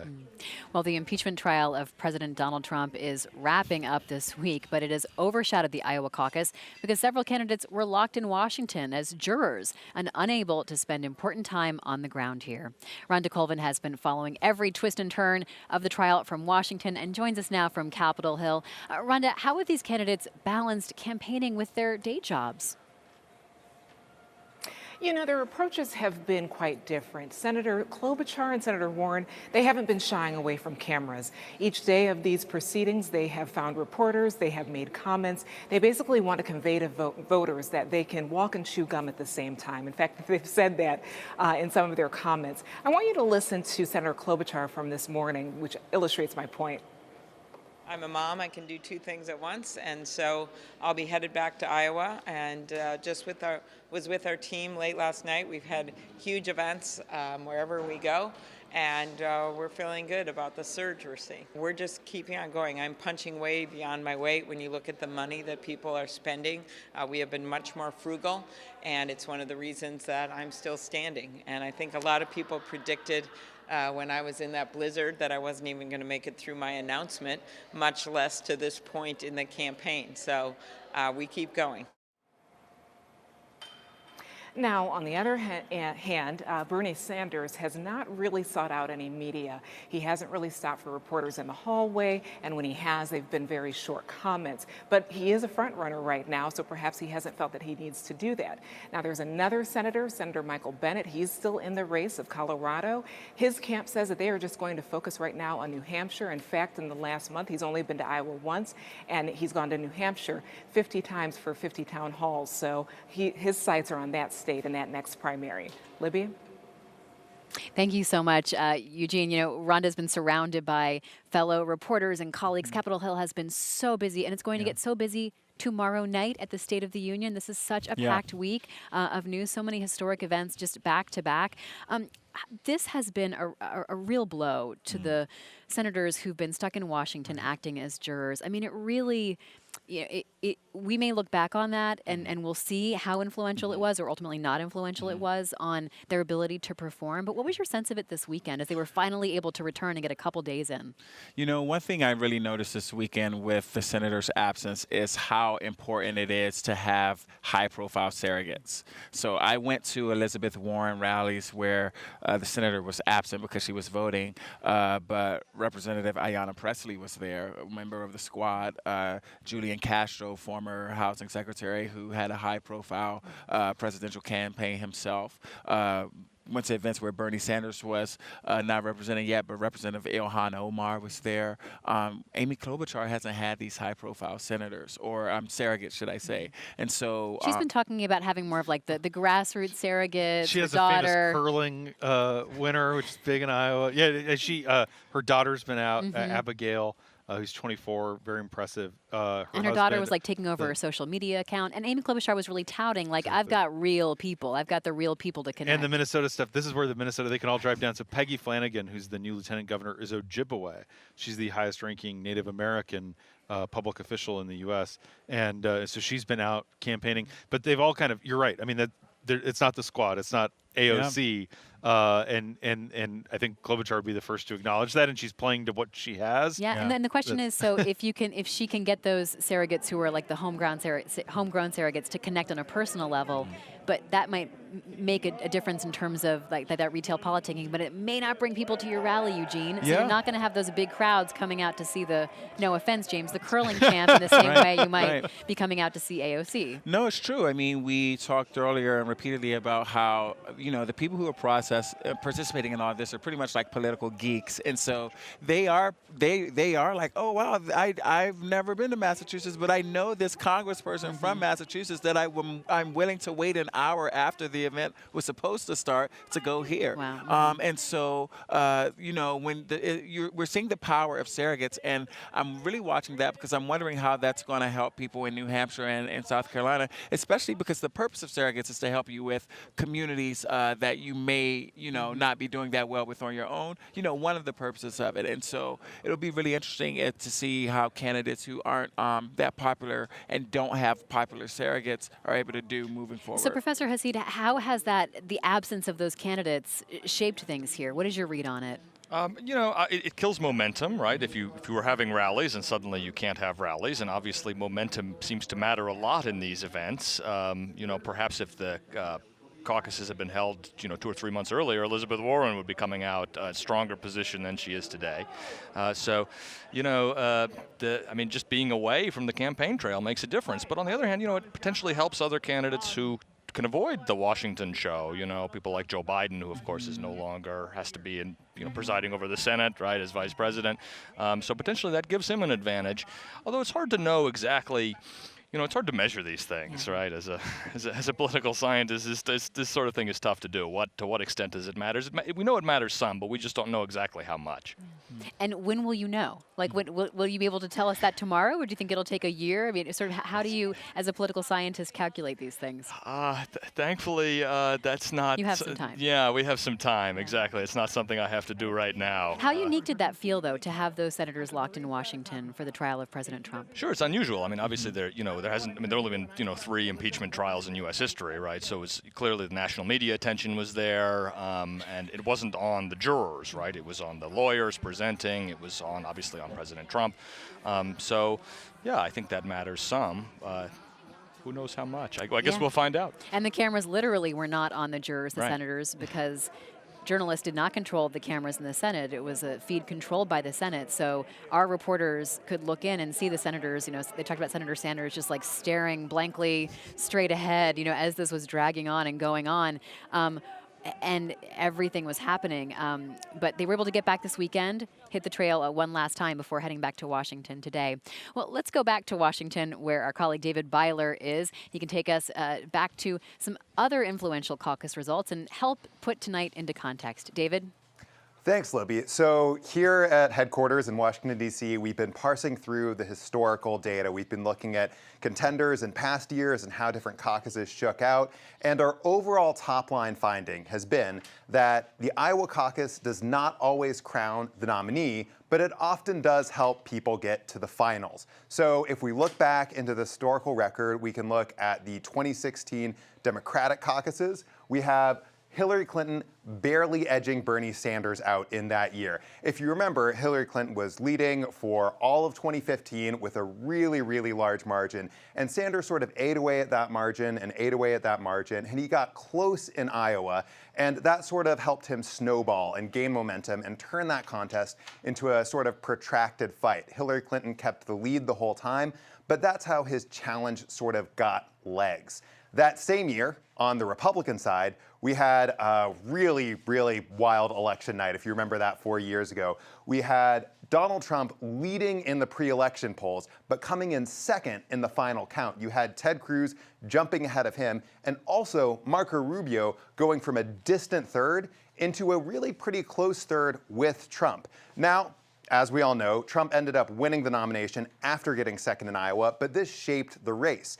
Ted Cruz was able to sort of consolidate his evangelical bloc there. That gave him longevity and made him one of the top contenders. Marco Rubio was able to sort of surge after that temporarily and also become one of Trump's tougher competitors in that contest. So Iowa really shaped the race 4 years ago on the Republican side. And if we think back to four years before that, we can remember when Rick Santorum sort of surged at the end and barely beat Mitt Romney. This was such a wild contest because throughout that whole primary, Mitt Romney was sort of facing off against a revolving set of surge and decline competitors, and Rick Santorum hit his stride at the right time. He surged right before the caucuses happened. He beat his polls on Election Day. He barely edged out Romney, and that allowed him to become Romney's chief competitor. Now, Romney ended up winning that and going on to lose to Barack Obama in the 2012 election, but that's how Santorum made it to the finals in that year.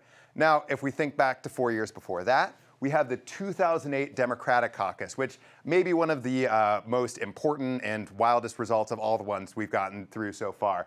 Barack Obama won a state that many people thought would not be good for him. That sort of helped him snowball and take another jump in the polls and become the front runner. John Edwards slid into second place. That allowed him to survive until Super Tuesday. And Hillary Clinton had a disappointing third place finish that she rebounded from in New Hampshire. But it really did shape the race and give Obama the momentum he needed. So that's some of the history we've been looking through here, Libby. Okay, so are we anticipating any historic outcomes tonight, David? Oh, well, it's really early, and it's hard to say who would win. But if we do have a Buttigieg win, that would be historic. Pete Buttigieg is the first major candidate who is openly gay in either party's primary that I can think of in history. And Elizabeth Warren also is trying to become the first female president. And so she wants to start in Iowa and sort of ride that momentum and ride that wave the whole way through. But it could be Sanders, it could be Biden. It's, all chaos right now in terms of where the different candidates are. Back to you, Libby. Thanks so much, David. James, the history that's on the backs of this caucus is it's so interesting to relive and think about. Is. You were at a lot I of covered these. every single one of those. I was there covering it, and that 2012 race on election night. Romney was declared narrowly the winner, and then it turned out when extra ballots came in, Santorum eventually was the winner. So in the history books, it says Rick Santorum was the winner, but the front page of the Des Moines Register the next day said Romney narrowly wins. And by the time that we declared Santorum the winner, it was already the South Carolina primary. And I remember I was at a diner with Rick Santorum when the Iowa State Republican Party said, actually, we screwed up, and Santorum actually technically won the caucuses, and he was like, he should lose his job. And he was just, and Santorum was incredibly bitter and angry, and and he felt like he had sort of been denied what would have been this big shot of momentum coming out of it. Yeah. And so it doesn't, as far as Rick Santorum was concerned, it didn't matter what the history books It might matter for the history books, but not necessarily for the moment. For the momentum. Well, let's go back and check in with Hannah Jewell, who's at the caucus site here at Drake University. Hannah, what's going on there now? Okay, things are a little stressful here now if you're a person with anxiety. The realignment began. We were talking to some Sanders supporters who each had a plan to go to a different candidate, and as soon as they announced the beginning of the 15-minute realignment period, they just sprinted past me, and it was amazing, and I started running, and I'm glad you're with us now. We're going to try and stick our mic into some conversations. If it's a little chaotic, that's because caucuses are a little chaotic. I've heard that many of the Biden supporters who are not viable are going to try and make Cory Booker viable because they worked for his campaign previously in a symbol. So I don't know if we know where these lads are who are, we've got a cord too, so we don't want to hurt anybody. I'm going to sneak in here. Again, I'm not going to get counted. So tell us what you're doing here today. So Joe Biden wasn't viable, so we're combining under Cory Booker, so that way it takes the bit away from Bernie Sanders and Elizabeth Warren. I see. So even though Booker is out of the race, and you could just leave if your candidate isn't viable, why do this? Why come in caucus for a non-viable candidate? Because we think it's the best thing for Joe Biden's campaign in the long run. So. I see. So there's that strategy happening. Was this a plan beforehand, or did something wash over you and you thought, this is what we're doing? No, so wasn't a plan until we figured out that we weren't going to be viable, and then our leader kind of figured out with Amy and Yang's group, so. Okay, so you can see the strategy going on. I want to go and roam around, thank you very much, and try and find, okay, here's a Klobuchar supporter. Okay, she seems to be proud of the people who are symbolically caucusing for Booker. Let's listen to her. Got in this room and built this. Can we shout hope, hype, hustle? Guys, hope, hype, hustle. Hope, hype, hustle. Hope, hype, hustle. Hope, hype, hustle. Hope, hype, hustle. Thank you. Thank you. Guys, they're gonna come and count us, and then we'll be able to fill out our cards, and then we can go home. Okay, we've heard a passionate speech for caucusing for a non-viable candidate in order, look who it is. No, we have a reporter here who doesn't want to talk to us because he's more of a written word man. Let's come and find I know that there were some Sanders supporters who had a whole plan to come and get I see some convincing happening over here.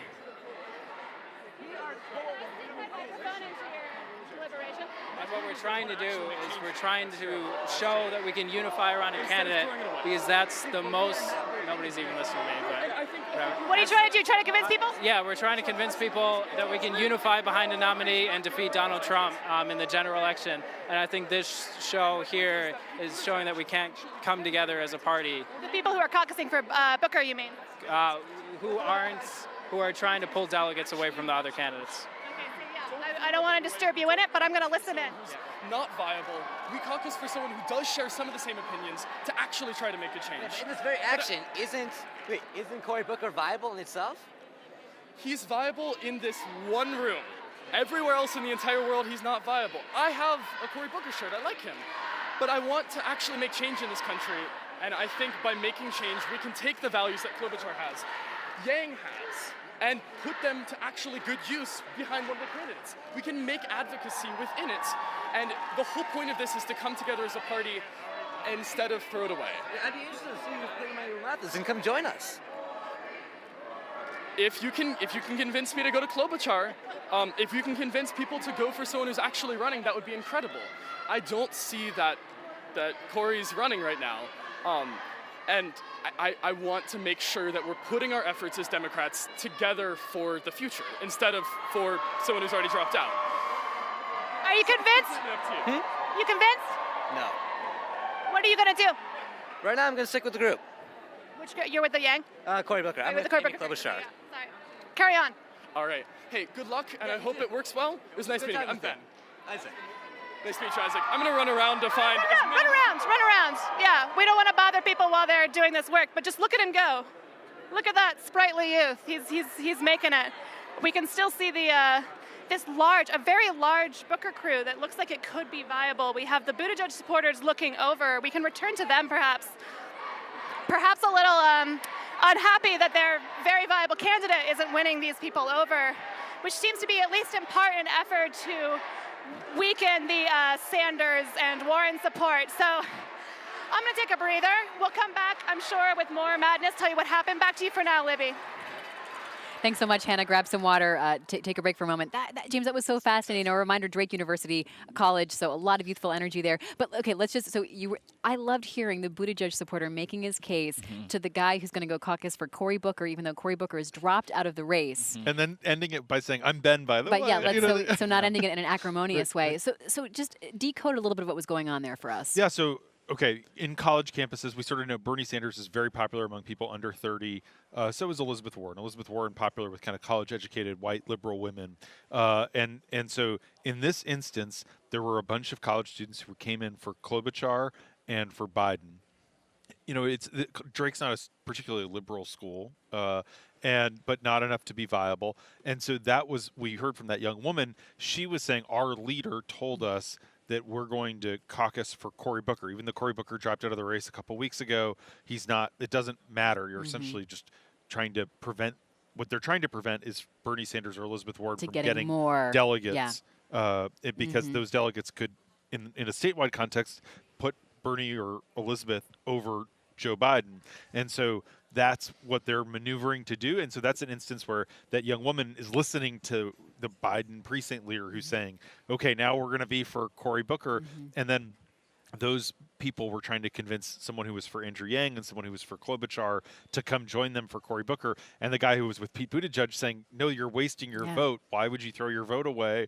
Like, they're just trying to make you waste your vote. Come be with Buttigieg. Buttigieg shares these values and wants to make these changes. And so these are these. You're seeing it happen. There's more than 1,600 precincts. That's one of the bigger ones. There are more than 1,600 precincts where conversations like that are happening right now in Iowa, and that's a great window into what's playing out across the Hawkeye State. Well, let's head to another one of these caucus sites. This one is in Southwest Iowa in Council Bluffs. So Joyce Coe, my colleague, is there. Joyce, we'll throw it over to you. Well, Libby, things have really started to wind down here as the vote totals just got announced. So this is the final vote totals from this precinct location in Council Bluffs. Pete Buttigieg at 36, Joe Biden at 31. We have, I'm just trying to say them in order, Amy Klobuchar 30, Warren 29, and Sanders 25. There were 20 delegates up for grabs here at this precinct location. The winner at this location, Pete Buttigieg, ended up getting 5 delegates. And I want to bring in precinct captain Vicki McAfee now to talk a little bit about this victory. How does it feel after months of campaigning and working hard for Pete to finally come out here tonight and have this win? You know, I think it's really important just to remember that most people that are involved in campaigns are all volunteers. And so it just takes all of us to come together to get something done that's really positive. And so I think that this was just an example, not only just the Pete's campaign, but all of the campaigns. And I think that we all just have one common goal. And Pete's team did great, and we're super happy for it. You guys were able to convince one of the Yang supporters in the realignment to come over to support Pete. What do you think was the final bargaining point there that convinced him to come over to your campaign? You know, there were 5 people in Andrew's circle. And there were two that just really couldn't make that decision.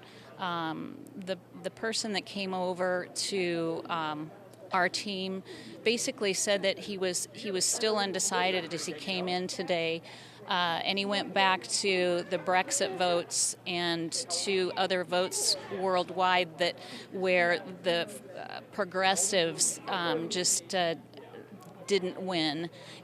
People that were really off. Too far right, too far left, and he really felt somebody that was more inclusive was the candidate that he wanted to go with, and so he chose Pete. This is a pretty red area of the state. President Trump won here in 2016 during the primaries. What do you think are the values that Pete represents that maybe resonated with so many people here tonight? Pete has the rules of the road, and they're just basic good human values: respect, truth, belonging, boldness. And so if you look at his Pete for America website, it really shows you the kind of person that he really is, the kind of leader he is. And in the end, it's bringing everybody together for a common good. And so he's just that candidate. Thank you so much, Vicki, for joining us, and congratulations. Thank you. All right, Libby, I want to send it back to you. And, it's interesting because as we see the results from the rest of the state come out, it'll be interesting to see how Council Bluffs sort of either is a departure or is in line with the other results from other more Democratic or liberal areas of the state. You heard me mention that President Trump won here in 2016. Well, Bernie Sanders on the Democratic side won here. So we were wondering, if Bernie was going to win again, or if there was going to be a more moderate candidate that won out of Council Bluffs. And I think we saw our answer, at least at this precinct location, from Abe Lincoln High School in Council Bluffs. Libby? Thank you so much, Joyce Koh. Let's bring it back to Professor Hasid. What are you interpreting, or what are you noting about these results? They're isolated precincts. We're not looking at an aggregate, or we can't say they're representative of what else we'll be seeing across the state tonight. We just don't know yet. But what do you glean from this? I mean, obviously, this is good news for Buttigieg, right? He's just picked up a relatively large precinct. This is also, Council Bluffs is relatively more urban than the rest of the state. It's a sort of an Omaha suburb area. And if Buttigieg is performing well in urban areas, that's a good sign for him. He's obviously, he appeals more to the moderate wing of the party, and so we would expect that. I mean, we heard Bernie Sanders won last time, so it's interesting that this area seems to have moderated, at least for this caucus, which suggests. I mean, we don't know what it suggests yet, but at least for this precinct, it's a data point that suggests that perhaps the urban areas are moving more toward moderates. Maybe. I guess we'll see. Yeah. Well, you're an associate professor at Iowa State University. So as we saw Drake and the precinct at Drake that Hannah Jewell is at, so many young people there. Yeah. Obviously, a lot of college students. Although whoever lives in the area can go there to caucus. What is it like to have your students involved in this process and have them participate and learn about it in class, but also perhaps be a caucus goer? Sure. I mean, a lot of them like it. There's a surprising amount of disinterest as well, or perhaps, I mean, most people aren't politics junkies, right? So in the political science department, we have more than our fair share of people who are interested in this. And yeah, they're very fired up. There's a lot of on-campus canvassing. Anyone who has the, I don't want to say misfortune of living in an area that has a lot of undecided voters, there's a tremendous amount of canvassing. So, every weekend we're bombarded at our house and on our phones. And a lot of this is, of course, done by college students. So it's, really a testament to the energy that these kids are bringing. Eugene, what stood out to you as we saw Hannah and Joyce get a lay of the land at both their caucus sites? Well, it was very interesting to see that Joyce's caucus site in Council Bluffs thinks it wrapped up. I think when you may have some more older voters, not necessarily the oldest voter in the states, but not college students. They came, they had their ideas. Some people won, some people did not. They were more persuadable to make some decisions, and they're going home and probably going to eat dinner and care for their kids and get ready for work in the morning. Whereas maybe some of the college students were like, we saw how hard he tried to persuade this guy. He was like, nope. I'm not, and I mean, there is some sport to it. It seemed, and not that the convictions weren't real or deep, but perhaps it would take a lot more to convince people that their first choice was not, the direction they wanted to go. It may feed the stereotype that younger people are more idealists and have these convictions that they're less willing to waver on. But it certainly seemed to be the case in that example right there. James, if the group that you caucus with, if they reach the 15% threshold, you're locked in this time. So if you're undecided, if you're waffling, you can't take the temperature of the room in round one and then say, "Ooh, I actually."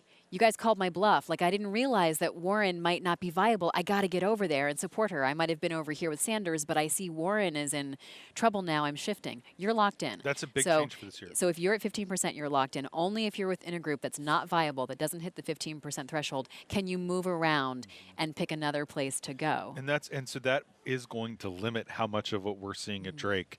And so last time Martin O'Malley was technically in the race in 2016, but it was a two-way race, and so you didn't have that much horse trading because there weren't that many horses to trade.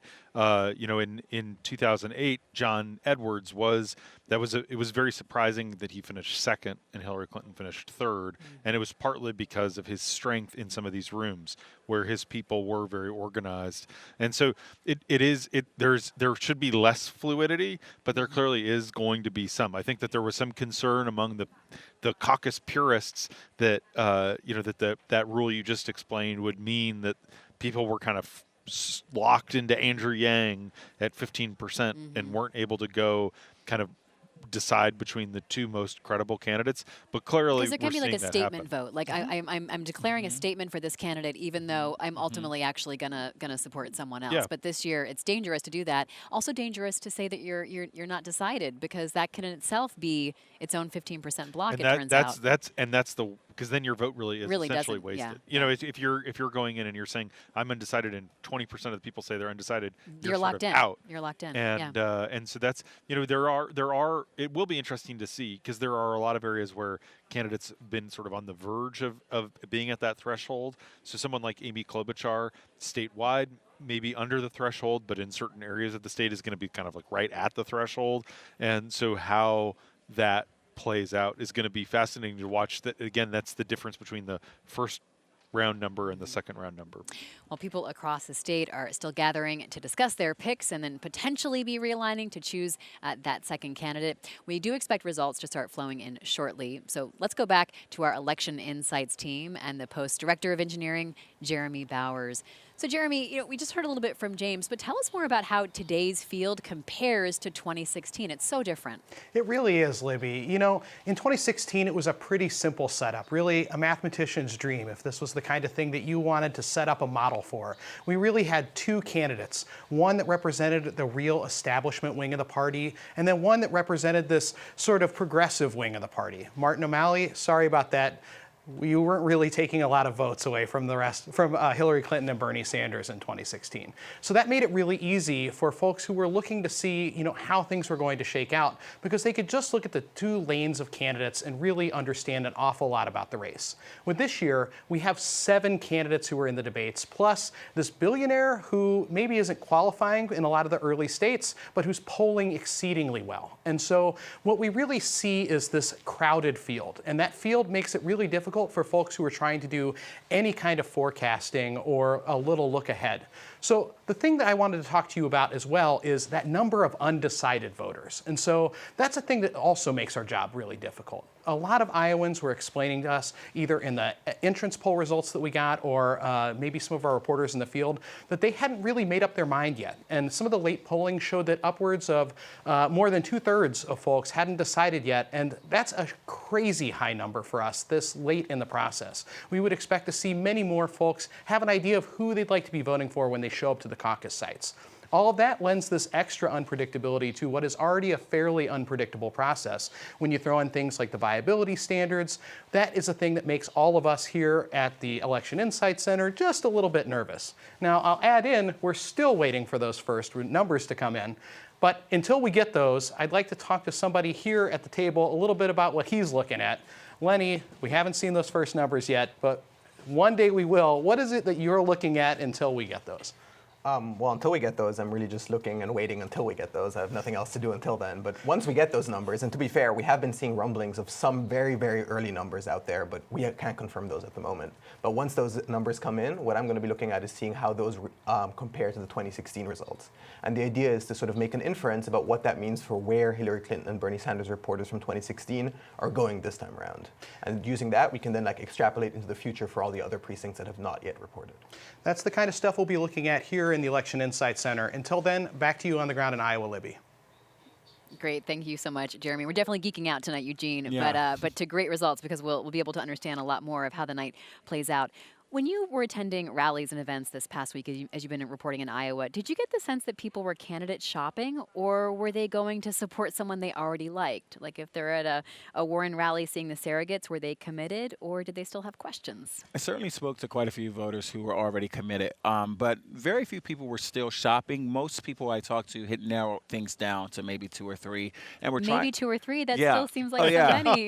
No, Just days out. Absolutely, and we're trying to figure out if the candidate that they were listening to at that time was going to say something to put them over the line, to be a solid person, to say that was who they were going to back.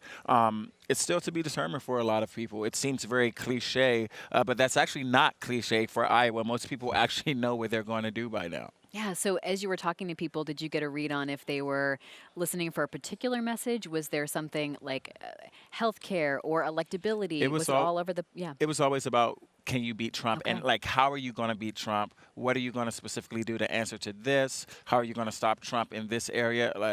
People are consumed with making sure Trump doesn't win the White House. Not that they're not concerned about policy. There were lots of policy questions, but they just want to defeat him. Eugene Scott, Professor Hasid, James Hohmann, stay with us here. We'll have more throughout the night. We are watching to see as these returns come in. We'll get the numbers throughout the evening and start looking at how Iowa is shaping up. Such a crowded field, a lot on the line here in this state. The first in the nation to weigh in on just who might become the next president of the United States. Stay with the Washington Post all night long. I'm Libby Casey. Stay right here. Bill Clinton's experience in Iowa in 1992 is a great reminder that these early caucuses and primaries are not necessarily predictive. Clinton would, of course, go on to win the presidency that year, but in Iowa, he got only 3% of the vote on caucus night. There's a good reason for that. One of the Democratic candidates he was running against was Senator Tom Harkin, who was a senator from Iowa, so he had a home field advantage. He swept the caucuses with more than 76% of the vote. But still, it's worth remembering that, whether the example is that extreme or not, poor performance in Iowa doesn't necessarily mean you don't have a shot at the nomination or the presidency. Just look at the example of Bill Clinton.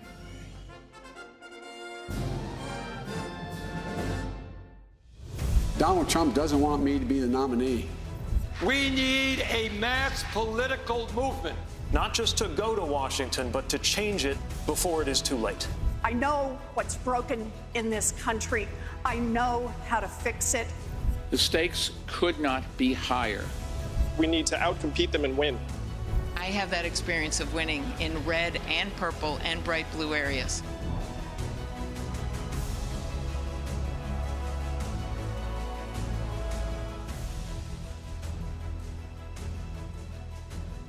It's 10 o'clock on the East Coast now, at 9 p.m. here in Des Moines. Thank you for joining us. We're coming to you live from the Des Moines, Iowa Event Center, where thousands of journalists are gathered to cover the night's first in the nation caucus. We're glad to have you with us as results emerge tonight. And a reminder, subscribe to the Washington Post, whether you're at WashingtonPost.com or on YouTube. We'll give you the latest updates and give you news that breaks throughout this whole 2020 season. I'd like to welcome my guests. First, my colleague James Hohmann, also Eugene Scott, and Jonathan Hasid, Associate Professor at Iowa State. Thank you so much for being here. Eugene, as we do this reset, we're waiting for these results to come in. We're going to get it all in one batch, sort of, precinct by precinct, but the first round, the second round of how caucus goers weighed in. It's not like we're going to get this sort of trickling out in terms of how they aligned first and then how they aligned second. So we'll find out how each area went and sort of the ultimate tallies, and then we'll have our team back in Washington break down the numbers and explain what it all means. What are you watching in terms of the overall story tonight? Well, I really want to see how candidates do in areas that they were not expecting to win, because that'll give some idea about how they can do moving forward with maybe some demographics that they aren't performing really well with. You know, part of the narrative of Pete Buttigieg and Amy Klobuchar this week in particular have been about how much they struggle with black voters and other Latino voters, other minority voters, excuse me, and we need to figure out how they will be able to perform even in this state with some of those demographics, which is a state that's more diverse than I think people actually realize, to get some type of sense if they really will be, viable with demographics that are needed to secure the nomination.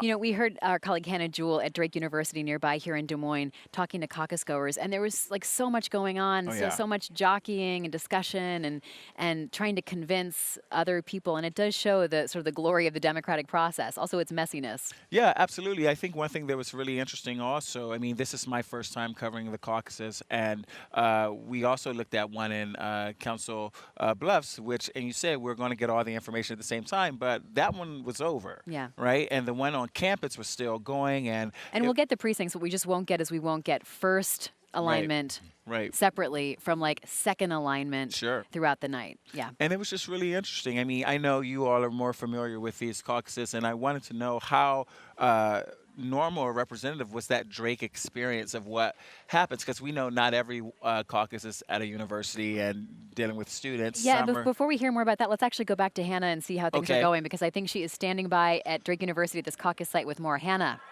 All right. Hi, Libby. So right now they're announcing the delegates. And they just announced that Booker, no longer in the race, got one delegate. I think the Buttigieg crew got two. I'm here with some Warren supporters who got two. Well, how do you feel the results are in? I'm excited. That's a good news always to have two delegates. I feel like the reaction was a little lower than before.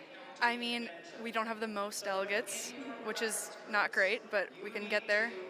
Yeah. I feel like that we were all chatting while we were waiting for the results, and then the heart rates were still pounding, and now we can rest after the most exercise I've ever had personally running around. Hannah, how do you feel? I feel pretty good. I'm confident in Warren right now, and it was pretty interesting having a lot of the voters kind of go make their own category, and I respect that everyone has their own right to decide who they want to caucus for, and that as Americans we have the freedom to do so. But as a Warren supporter, I'm pretty happy with the results. Okay. Satisfied. Avery, you seem pretty busy during the realignment. How did that go? The realignment was really interesting. So the Warren team actually, so there were originally 3 uncommitted people. So the Warren team ended up getting 2 of those people, and I think the other one went to Buttigieg. So that was super interesting, especially because I know these people. I'm a Drake University student, so these are my peers and my colleagues that I'm talking to. So it was really interesting to try to convince my friends of something like they know I'm with Warren. They know I've been volunteering with this campaign. So it was really interesting to try to make that last minute push, but I'm super happy with the results. I'm very pleased. We're satisfied over here. I wanted you to go woo earlier. Woo!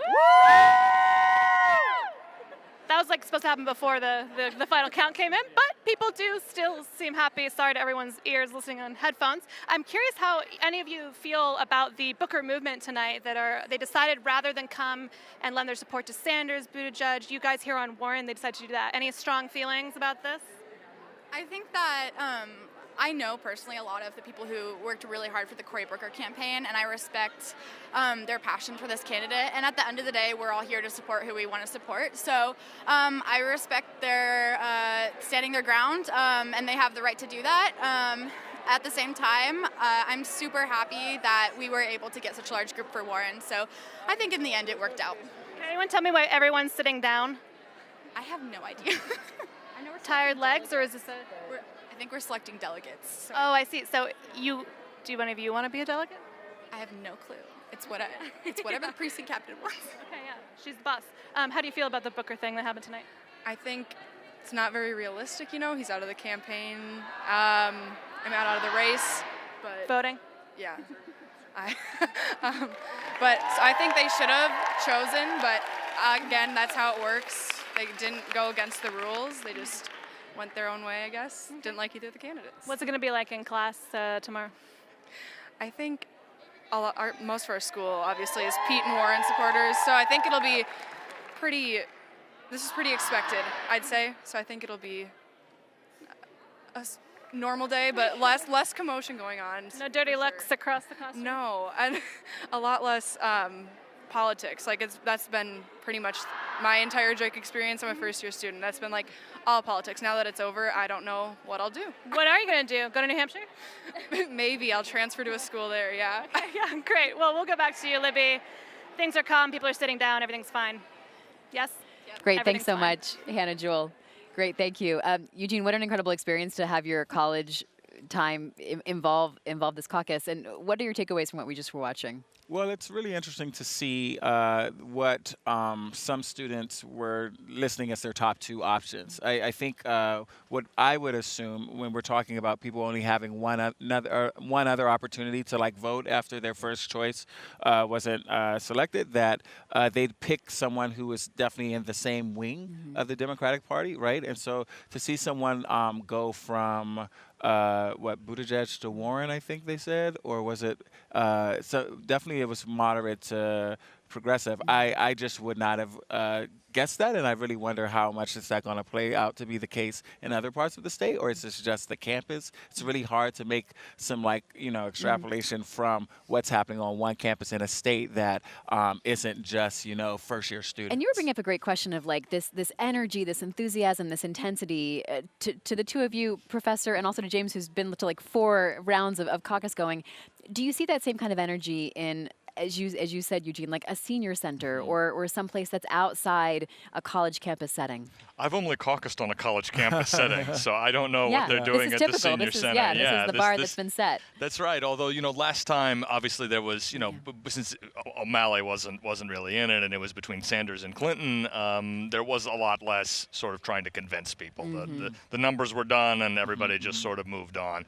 So this dynamic with all these candidates is definitely different than what I've seen in the past.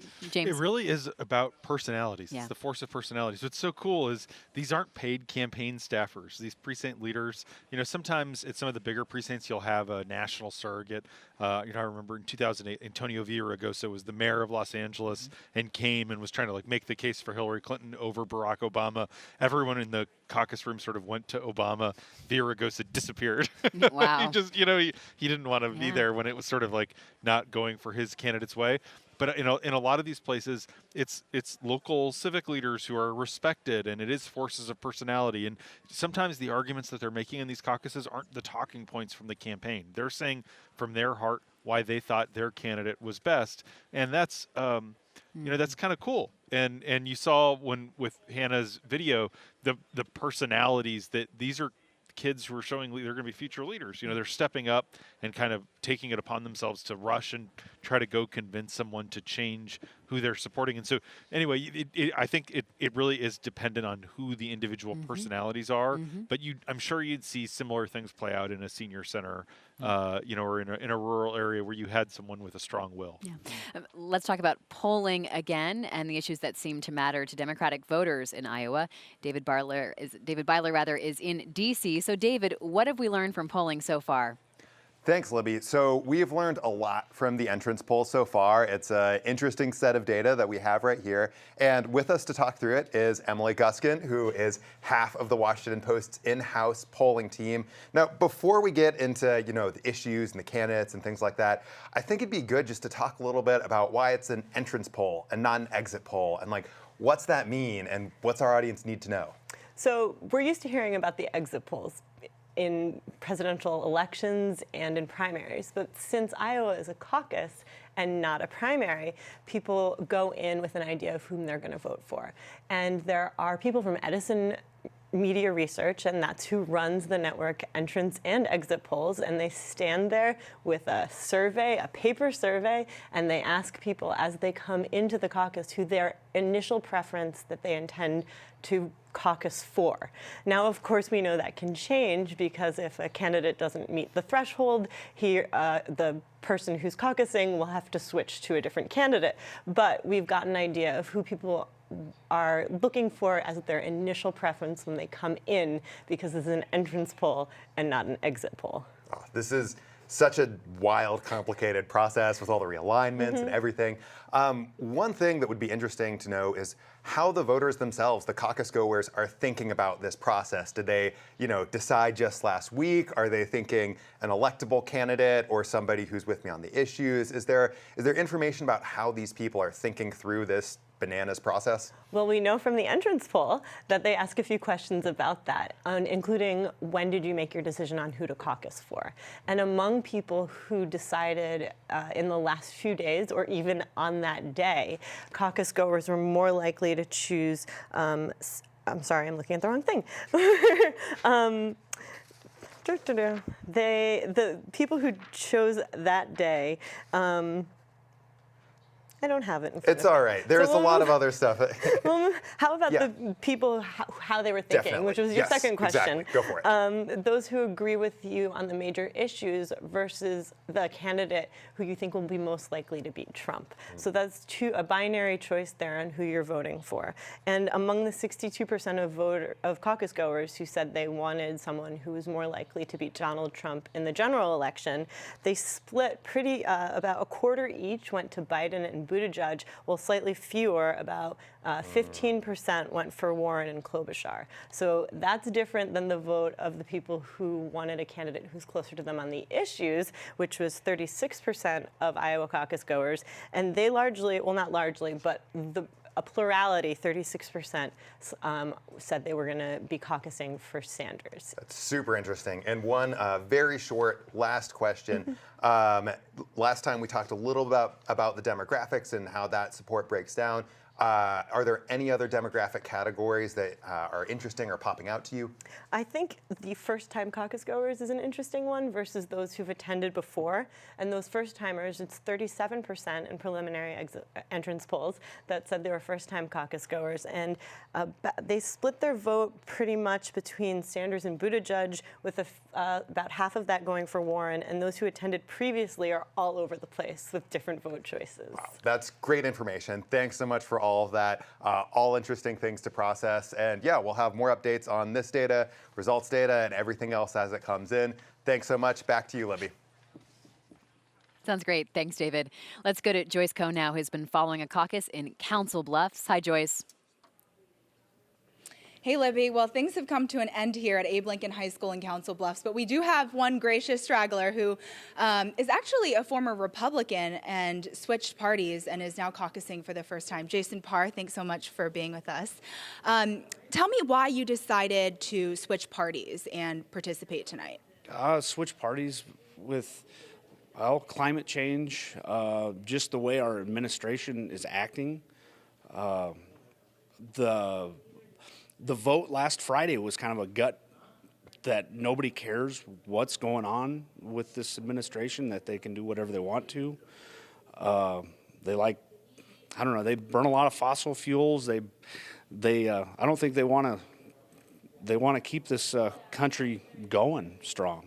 And so tonight, it looks like you caucused for Amy Klobuchar. She didn't end up getting as many votes as you would have liked to see. Do you think you will continue supporting her? I think I'll support Amy as far as we can go with it. I think, and that's to the presidency, to the White House. I want to help her as much as I can. As much as I can. And this is your first time caucusing. What sort of motivated you to come out and do this tonight? To see what's going on with our country and to know that I need to do something to help out, to voice my opinion, to make a difference for the people that can't or that won't. I need to help out. I want to see something change, and this administration is not the way it is. I mean, I think we need a good Democrat in there that can change this country around. The meanness is it's not us. And part of your story, Jason, is that you are actually not from Council Bluffs. You're from Pacific Junction that flooded out in March of last year, completely, your house sounds like it was completely gutted. How much does climate change play a part in why you're voting today? Climate change is a lot of the way I'm voting. I don't believe our current administration believes in it. And I think it is truth. It is, if all the scientists around the world say something is changing and our administration doesn't believe those scientists, I can't believe that. I mean, Bill Nye that we all grew up with. I mean, I don't think he'd steer us wrong, Bill and I would not steer us wrong. Thank you so much, Jason, for joining us tonight, and hope you have a good night. Thanks for sticking around. One thing that I wanted to mention is the final results from this caucus location, because we were in one precinct location throughout the entire night, but there were actually 2 other precinct caucuses happening in this building. So I just run through the 44 delegates that were up for grabs in this building alone. Each Buttigieg, Sanders, and Warren all got 10 delegates. 9 went to Biden, 4 to Klobuchar, and 1 to Andrew Yang. So out of the 44 delegates, it looks like Buttigieg, Sanders, and Warren took home. It was a 3-way tie tonight from Council Bluffs out here in southwest Iowa. Libby, I'll send it back to you. Great. Thank you so much, Joyce. Let's reintroduce our guests on set here. James Hohmann with the Washington Post, Eugene Scott, and also Peter Hansen, Associate Professor of Political Science at Grinnell College, and also the Director of the Grinnell College National Poll. Thanks so much for joining us.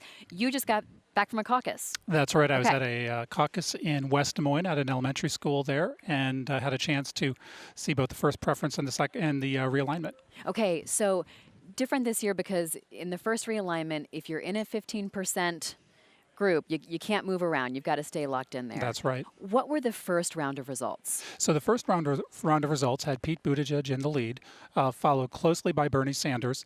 Both of them were well into the territory of viability. And then just squeaking into viability were Joe Biden and Amy Klobuchar. And Elizabeth Warren was 2 votes short of being viable in that precinct. So what happened in the realignment? Well, in the realignment, it was very interesting. The Warren people, attempted for a few minutes to see if they could win anyone over to their cause, get those 2 extra voters they needed. And so just to pause, so they couldn't pull anybody from all those who had already reached 15%. But if there was like an Andrew Yang supporter or someone else who also hadn't reached the threshold, that's right. If they'd come over, she could have hit it. So in our precinct, the candidates who were non-viable were Andrew Yang, Elizabeth Warren, and Tom Steyer, and Michael Bennet. So the question was, once we went into the realignment period, could any of those non-viable groups form a viable group? Well, the answer to that question was no. The Warren people tried for just a little bit, and then they kind of melted away to the other groups. Many of them went to Amy Klobuchar. Many of them went to Pete Buttigieg, some to Sanders, really none to Joe Biden. So ultimately, how were the results shaped by that? Those who left Warren and left the other low threshold groups and went over? So Pete Buttigieg ended up winning that precinct. Bernie Sanders was close behind. Amy Klobuchar boosted her numbers substantially, coming in 3rd. That was thanks to the support of the Warren people. Biden's numbers really didn't move at all. Eugene, we've all been wondering how realignment might help or hurt. What second choice votes meant for some of these candidates? Well, it's the difference between viability and not for some people. I mean, we're seeing, and I know this is just one case that we know about so far, but like Amy Klobuchar, is competitive in this space in a way that she perhaps would not have been, it appears, without these options to encourage people to come over on the second vote, I believe. Yeah, so if Warren had hit that threshold, it would have made a difference for Klobuchar. What were the expectations for West Des Moines? And what are the expectations? Because we're just talking about one caucus. So what are you looking at there? In the Des Moines metro area, this is an area where I think Pete Buttigieg was expected to do well. It's not really thought of as Bernie Sanders territory. Right. If you think about Sanders territory, you might think about university towns, Iowa City, places like Grinnell. In my home precinct, Elizabeth Warren and Bernie Sanders dominated that caucus with Sanders coming in the lead. Those are the places where you think of Sanders as being a dominant candidate. So to see him coming in second here was really striking. James, as you hear Professor Hansen talk about his experience at the caucus tonight, what he was witnessing, what stands out to you? That the Warren folks went to Klobuchar. And it's one of those things that's fascinating and that I found anecdotally in interviews over the weekend. going to every different person's events. Warren is competing with Bernie Sanders for the liberal vote. She's competing with Amy Klobuchar for a lot of people who want to vote for a woman again. And then she's sort of also competing with Buttigieg for in a separate contest for college-educated kind of white liberals, essentially. You know, the center left people that think Bernie's too extreme, but that would identify as liberal. And so she has these three different fronts. And in this case, it's fascinating because it's the kind of suburban area where the people who were for Warren, less than 15%, are kind of suburban women, the kind of people Eugene was talking about earlier tonight, where, you know, they probably, you know, they came out strong for the Democrats in the 2018 midterms. You know, Democrats were able to pick up 2 House seats thanks in part to their strength in places like that, and so I think that's really telling, and it could augur quite well for Klobuchar to overperform pretty low expectations. How much are? Oh, go ahead, Eugene. Yes. It was just the reason why I've been surprised for the same reason is because it's a reminder that people are voting for the same candidate for different reasons, which is not new. It's very common. But listening to people explain why they are backing a candidate also helps describe or explain who they were willing to go to for the second go round. One of the gentlemen I think that was interviewed in Council Bluffs said.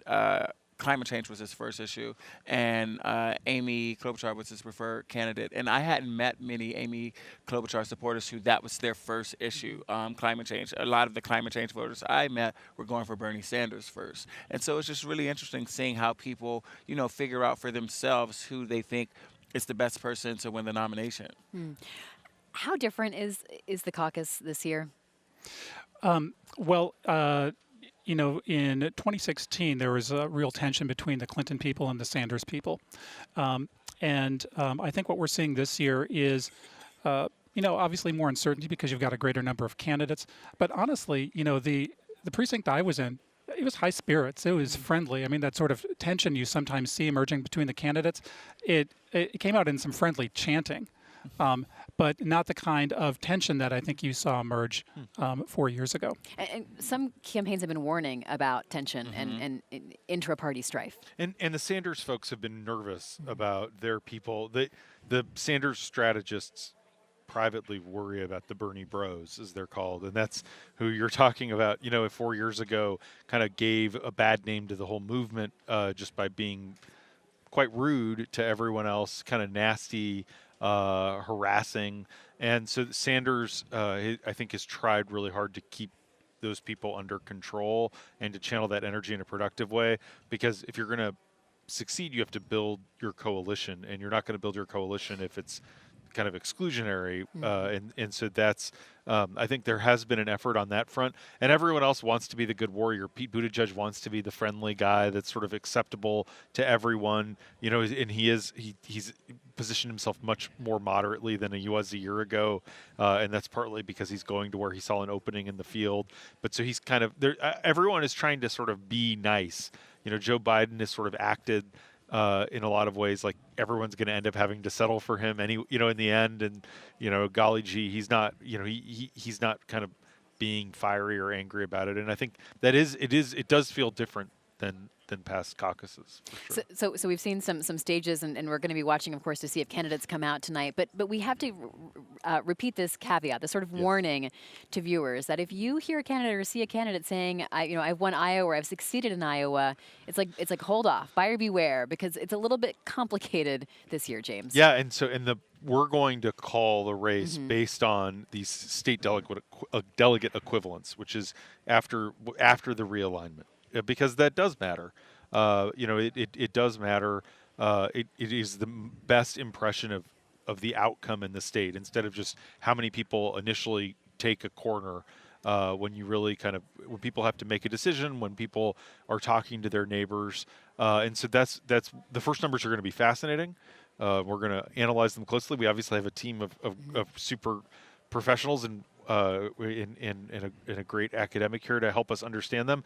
But I think that the second number actually is probably most revealing about where the contest is going to go and who has the most staying power after the early states, really. You know, one thing to point out here is just how closely divided this precinct was. Yeah. You know, really, the threshold for viability on that first preference vote was 33 voters, and Warren came in at 31. Wow. You know, Klobuchar was probably at 34. Joe Biden was right around there, too. So the shift of just 3 votes in this precinct, you know, in one direction or another, totally changes the outcome. And so I think that's one thing we have to keep in mind here. You know, there's a coin flip that shuts Elizabeth Warren out of this precinct. But if that breaks her direction in a different precinct, she'll get some delegates that way. So in a very closely divided race like this, it's going to be very interesting to see how different precincts break down. Well, months of work and millions of campaign dollars go into the Iowa caucus. And the Washington Post, Jeremy Bowers, joins us now to explain why the focus on the Midwestern state is a bit of a quirk in our democratic process. Jeremy? Hey, thanks a lot, Libby. You know, if we were going to pick a state to embody the Democratic electorate, the odds of us picking Iowa would certainly be pretty low. Iowa's got some things that make it not a particularly great state for this. It's a lot older, it's a lot wider, it's a lot more rural than the Democratic electorate is as a whole. And these are some of the things that make Iowa a really difficult place if you're going to hold your very first nominating contest there. Now, that doesn't mean that Iowa is entirely without places that look a lot like what the Democratic electorate does. I mean, we have cities like Des Moines, Cedar Rapids, and Iowa City. We have no results in any of those cities yet, but we certainly do understand what the voters there look like and how they're going to act. And that's pretty similar to voters in other parts of the United States. But here's something else that for you to consider. If we were going to pick a different state, maybe we would choose something entirely different. All right, let's go to somebody here who has a little bit of an insight on that. Lenny Bronner, if you were going to pick a state, what state would you choose instead of Iowa to be the very first of the nominating contests for the Democrats? That's a really good question. And the short answer is Illinois. But in reality, that depends on if the Democratic Party is interested in picking a state that looks more like the electorate as a whole or like their electorate, like the Democratic Party electorate. If they were to pick one, you know, that represents the country as a whole, they might want to pick Illinois, like I said, or Connecticut, Pennsylvania. If they were interested in picking one that looks more like the Democratic Party, then they would want to pick New Jersey, for example. There's actually a great piece on 538 about this, written by Jeffrey Skelly and Laura Bronner that people should check out. I think that was a pretty good piece. I definitely read it. Now, if I was going to pick a state, I think I would pick the state of Florida. Florida is really large. It's really diverse. It has a great mix of urban areas, suburban areas, exurban, and plenty of rural areas that are pretty far from the coast. And one of the things that it has going for it is they run a relatively large election year after year, which makes it a place that's typically a swing state. But that's what we have on Iowa for you at the moment. Let's kick it back for you on the ground there in Iowa, Libby. Thanks, Jeremy. So we're still waiting on results. What's it going to look like when they come in? Camera. Jeremy, if you can hear me, we're wondering what the results are going to look like. You're leaving me hanging. We're all desperate for results. But the real question tonight is, when they do come in, how are you going to be crunching that data? How are they going to look? You know, that's a thing we've been talking about here in the studio a little bit too. Our thought is that if we had gotten results early, we were going to get a lot of small precincts and counties that were pretty rural areas, usually in the west, maybe to the north. But now we're thinking that there's been a lot of counting going on, and so it's likely that when we get results, we're going to get a large swath of the state. Now, it's unlikely that we're going to get a lot of urban areas. Those are typically the very last to count, and the places where we're the least likely to see the very most early results. But if I had to put money on it, I would say we're going to see stuff from the more like rural areas that are in the west and north of the state. All right, so you have quiet now, but you guys are going to be so busy really soon. So thank you, Jeremy. Appreciate that. Eugene, this question of like which state is representative of the Democratic populace versus like the Republican populace is so interesting.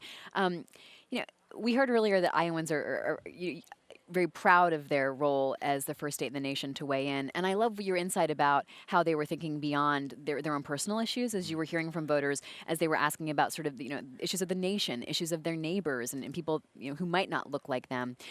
But I'd love to hear more from you about this question of Iowa's future and how some of the Democratic candidates are weighing in terms of how they feel about Iowa. Well, demographically, we know that Iowa looks different in its population than it did a decade ago, right? So there are more Latino immigrants in this state than I think most people realize. There's a sizable black population in some of the more urban areas and the suburban areas, even, like Omaha, which obviously people don't think of as Iowa, but you have like Council Bluffs being a suburb of Omaha. And this is shaping some of the conversations as people are trying to process whether or not issues related to immigration and faith and police brutality and issues related to students and millennials trying to become financially stable and secure. They're just looking for candidates that could address these issues. And we're seeing the idea that everyone being in the state is just older and white, just not supported by the numbers anymore. Professor? Well, it certainly depends what part of the state you're in. I think if you're in Iowa City or Des Moines, you see a great deal of diversity. Once you get out into the rural areas, much less so. There are some towns which have large populations of Latino workers who have settled in those areas, and their population has transformed very dramatically, but it's sort of scattershot across the rural landscape in Iowa. One thing that's interesting is this has a lot of electoral consequences. I mean, we've seen candidates like Cory Booker drop out of the race, but it also has consequences for Joe Biden because, black voters are very enthusiastic for Joe Biden. When we've polled about him in the Grinnell College National Poll, we see higher levels of enthusiasm for Biden among black voters and white voters. So, there's a lot of ways, I think, in which race is affecting the start of this presidential race. One is probably that with this group of candidates, Biden would probably be doing better in a more diverse state. One of the things that's really interesting is Bernie Sanders' whole theory of the case was expanding the electorate, that he had to expand the electorate. And so one of the things they were doing is there are Latinos. There are, I think, more Latinos than people outside of Iowa would think. In a lot of meatpacking towns, even in some of these really conservative areas. The city where Steve King is from in Storm Lake has a Spanish language newspaper, and a lot of them are citizens. And so the Bernie Sanders campaign has made a huge effort, partly because they felt like they didn't make an effort in 2016 to try and mobilize some of these Latinos who've never participated in politics, never voted, never caucused. It's a big commitment to caucus. So one of the things that'll be interesting is whether Sanders was able to get some of them to caucuses in some of the working class areas around Des Moines. Our colleague Jenna Johnson wrote a story the other day about kind of the field organizing with these Latino voters who've never voted before. And that's harder because it's not, a custom and a habit, and it'll be interesting to see if those numbers come through. Yeah, and the caucus experience is so different than a sort of a private primary experience, especially when the primary you can show up anytime during the day, although many people would love to see it expand beyond just a day. But the caucus, you've got to be committed to show up at 7 o'clock on the dot or not be included in it. Our colleague Dave Weigel is on the phone with us, joining us from Des Moines. Dave, you've been all over Iowa. I thought you moved here, basically. I'd love to hear what you're watching tonight as we wait for the returns to come in. Oh, yeah, I can't wait for something to watch because we've got precincts coming in very slowly. And we have entrance polls, I should say. I'm going to keep getting that wrong. Getting adjusted wave by wave. And I've learned to not pay attention to any kind of horse race numbers on those until more in. At this point, 4 years ago, the entrance poll said that Trump was going to eke it out in the caucus, and hit the Republican caucus, and Hillary had a pretty clear lead. And both of those are off by a few points. And a few points in this race means, the difference between first and fourth. But once we get things rolling in, I'm looking at Polk and Dallas. I'm looking at which are Des Moines and its suburbs, because there were pretty pitched battles between Warren and Buttigieg and a couple of pockets of strength for Klobuchar, and not a lot of strength for Sanders that we've seen. Sanders seemed to have succeeded in in some places, pulling out these less likely voters, non-white voters that you guys were talking about. So I'm looking at, once we get Buena Vista County, once we get Black Hawk County, which the campaign was very focused on. But I want to see some of that, and I want to see the eastern Iowa, which has been pretty absent completely, counties like Scott and Clinton and Dubuque. So what you could see on the ground in the last week, and frankly the last month, was Warren getting loyal crowds, but a little bit smaller. Buttigieg maintaining his crowds, even though he's kind of left out of the conversation, and Biden never picking up. Biden never picking up in places where he should be very strong, like Dubuque, frankly, the place he should have had kind of wired a long time ago. So the only thing that's been clear for the last hour, if anything's clear, is just Biden not being a strong candidate, especially when people realign. And that makes sense, because if you really love Joe Biden, you had 40 years to make up your mind about him. We saw starting in March last year, one thing that voters were in Iowa were consistent. I'm quoting the Seltzer poll, RIP, about this, was that they were uncomfortable with old candidates who they felt were past their prime. It was close to 40% of Iowans in March last year thought Sanders and Biden were past their prime. So there was a scramble to be the candidate who was not either of them. I think Buttigieg did a little bit better than expected. Look, but one way to look at this, frankly, is that go back and look at the poll a year ago. The only candidates who have done worse compared to that are Biden and Sanders. Biden much worse. Sanders kind of holding his numbers, and the question is whether Buttigieg improved enough to pass him. Dave, what questions were voters asking in the last week or so as you've been out at events talking to people? We've seen so many people like undecided right into the final days here. What were they still asking? Yeah, that's it. They were asking about electability, and it's tough if you're a reporter. You want to get news, and news is better if the information is new. But you were still hearing people ask themselves plaintively, who might win, who might beat Trump, who can I vote for where I will not regret it in 10 months? And there was a lot of indecision about that. I found at Sanders and Warren rallies a difference there, because Sanders voters were 100% convinced. People at Warren rallies loved her and were kind of on the knife edge between a few other candidates.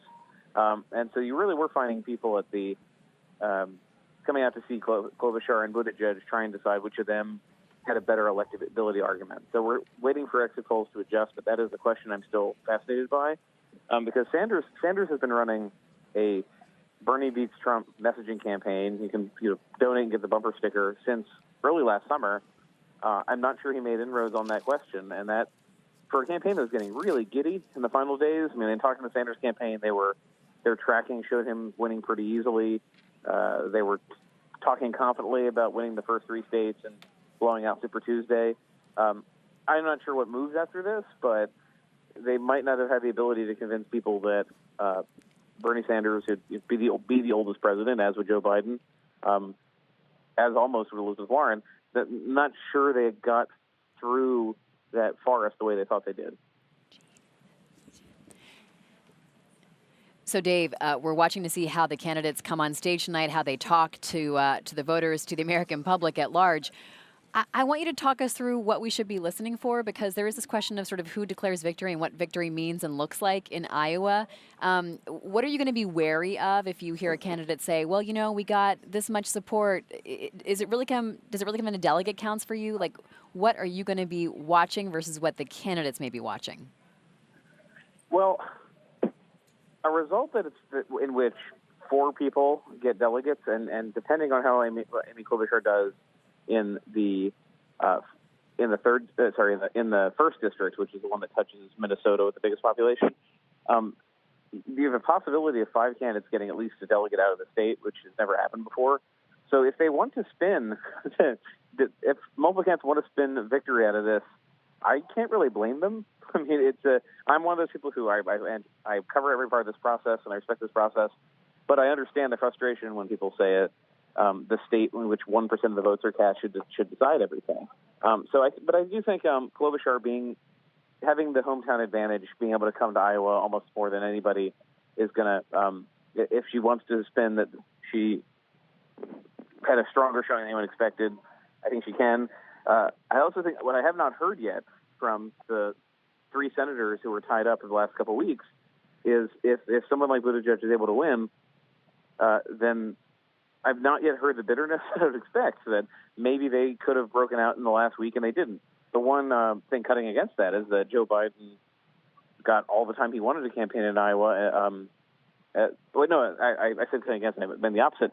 If you look at the late deciders, it does seem to be a slight advantage for Biden and Buttigieg, and it's not clear they did anything amazing in the last week to grab that, except that, 1, consistently voters have thought they've been a bit more electable, and 2, that they have the time to spend here. So I don't know. If 5 people declare a sort of victory, I think the only person for whom that would be hard to spin is Biden, because he would come out of the state with the endorsement of 2 of Iowa's living governors, with John Kerry's endorsement, with waves of members of Congress coming in making the electability pitch.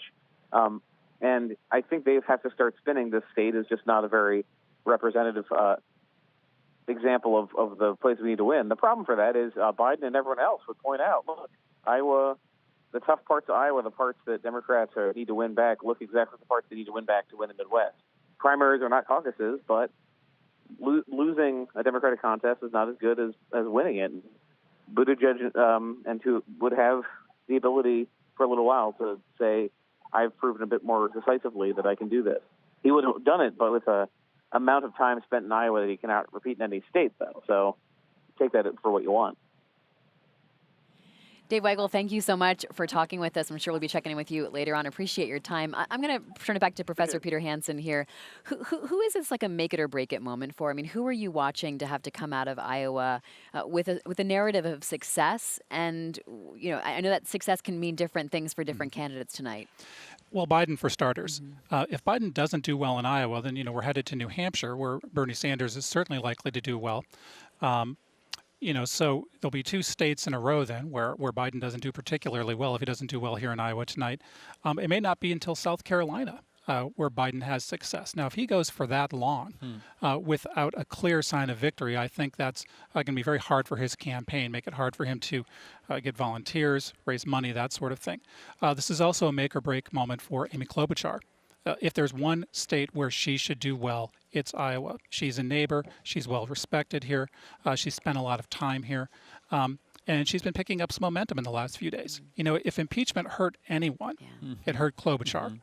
Because just as she was starting to gain some steam, she had to start spending time in Washington. Now, there wasn't much of an obvious effect on Sanders and Warren's poll numbers from being in Washington, but it seems to have stalled Klobuchar's momentum to some degree. So those 2 candidates, I think it is clearly a make or break moment. I mean, I'm guessing that both Warren and Sanders are going to come out with some delegates, be able to claim some success and live on to fight another day. But for those others, I think they really need to demonstrate that they can succeed in an election. What was the take here in Grinnell specifically about this idea of the candidates being gone in Washington? Clearly people understood and knew why they couldn't be here. So it doesn't seem like there's like disappointment that they're not here, but there does seem to be this just absence of retail politics, like time and energy getting to know the candidates. So what did Amy Klobuchar lose out on? Well, I can't underestimate the strength of retail politics in Iowa. I mean, that is really the strength of this system. You know, I joke with my family that, you know, if a candidate hasn't come to the local library, they're not trying very hard. I mean, Iowans can meet and talk to all of these candidates directly. And honestly, the voters expect that. And so that kind of one-on-one interaction to go see a candidate in your hometown is something that's critical to building the momentum, to really persuading those undecided voters. And when they don't get those opportunities, I think it's consequential. James, what are you watching for tonight in terms of who needs to have success? Well, those Biden, if you know, Dave sounded kind of pessimistic on Biden standing. Obviously, he did get. It is interesting that what he was saying is that, and we have talked earlier about the late deciders went to Biden and Buttigieg, and it is a good point that they were the ones who were camped out, who were present, who were on television, local news every night. If Biden really does underperform here, and it's important to note we haven't heard from Eastern Iowa yet. Those are the precincts we're waiting to hear from. And that is where he spent a lot of time. It's where he's strong. He's a Catholic. He's leaned very hard on his Catholic faith. He did a big speech to Catholics yesterday. But if Biden does underperform, it's hugely problematic. You kind of flicked at the money part of it. Biden has reserved less time for commercials in New Hampshire than any of the other top-tier candidates. And his super PAC is considered not playing in New Hampshire at all, sort of writing it off to Sanders and Warren. But then you kind of end up in Nevada where it's not obvious. And all of a sudden, the money sort of does dry up, even for someone like Biden. And if your whole pitch is that you can win in anywhere and you can beat Trump in red states, if you can't win in Iowa, again, caucus, not a primary, not a general election, but if you're not able to win in these Obama-Trump counties, it just sort of undercuts the whole, it's hard to overstate when you go to these Biden events how much of the rationale is he can win. That is it. I mean, that's the main thing that Biden himself says in his speeches, and so the danger for him is that he could lose that tonight. Let's go now to our colleague Sean Sullivan, who covers the Sanders campaign. A lot of S's there. And he's at the Candidates Watch Party here in Des Moines. So, Sean, thank you for joining us by phone. I want to first get a read of the room. Like, how are people feeling in there? What's the energy level like? Well, Libby, right now it's a pretty upbeat atmosphere. People are still trickling in. A lot of people right now are glued to their phones. There are two big screens here up at the front of the room where CNN is on, and people are watching the results. And I think they're wondering what the delay is. These conversations in the room right now are cautiously optimistic, but people are wondering why these results haven't been reported yet. So a lot of refreshing on their smartphones. Some people even have their laptops out here. But so far, the mood is fairly upbeat. Okay, so what does success look like for Bernie Sanders tonight, Sean? What does he need to do? Well, the expectations have been very, very high over the last couple of weeks. He's placed very, very highly in some recent polls, and there is an expectation among a lot of Democrats that he's going to win here. And if he doesn't do that, it could be a disappointment. If he does, it could give him a really, really big boost. And why is that? Well, because the next state up is New Hampshire, a state where he performed very, very well in the 2016 Democratic primary. It's a neighboring state for him. And we've seen in past years how one state results can really directly impact how people think about the election in the next state. So there's a lot at stake here for Sanders. Preliminary results seem pretty good for him, but again, they're preliminary, and we won't know much, it looks like, until we get a bigger chunk of numbers in here. So, Sean, I'm just so curious about what the closing argument was for Bernie Sanders and how things have gone for the past couple of weeks as he's been locked in Washington, stuck in this impeachment trial.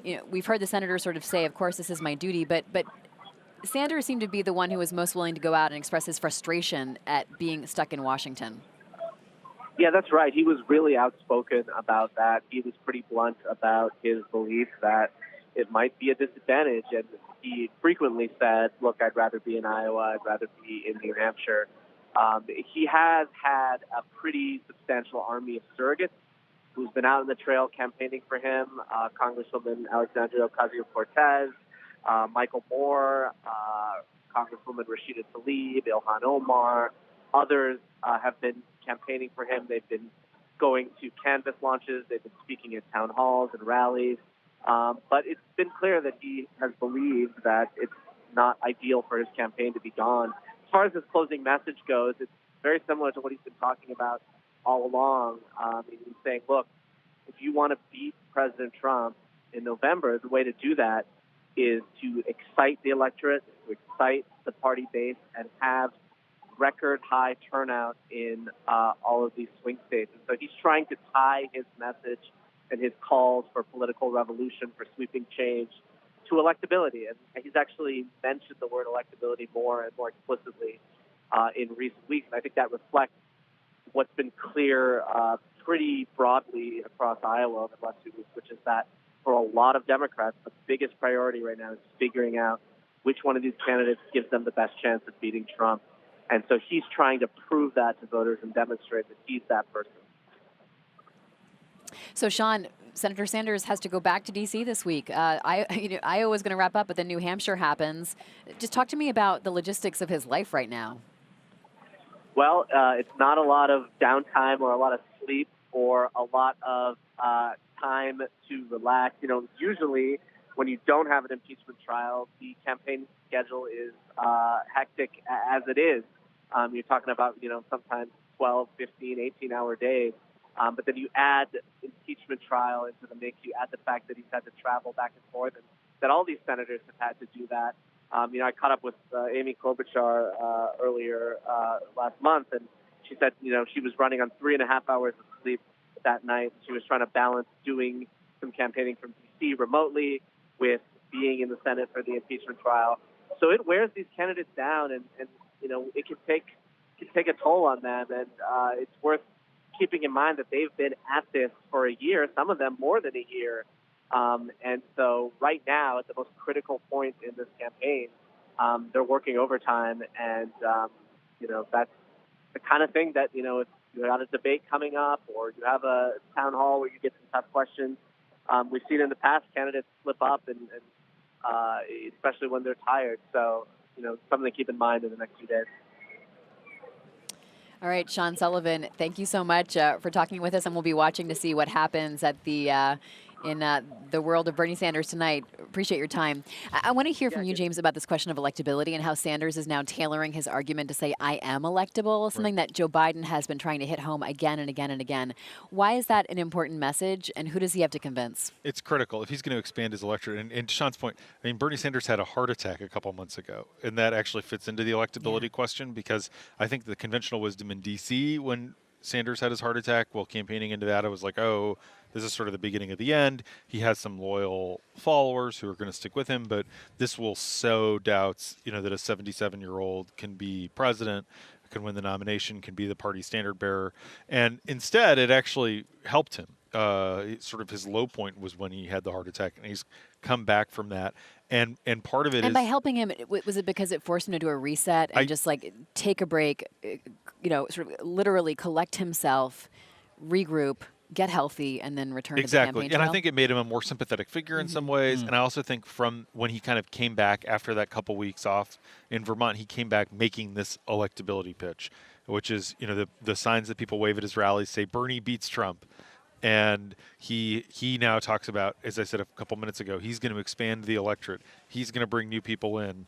Hillary Clinton's problem was that she was unable to do that. He has an ability to build a working class coalition and has made inroads with communities of color. So by emphasizing that more, it's important. Liberals care. That's I think historically, the George McGovern is kind of the nightmare scenario for Democrats. He was their nominee in 1972, got blown out, and a lot of it was Democratic activists were just like, we hate the Vietnam War, let's end the Vietnam War.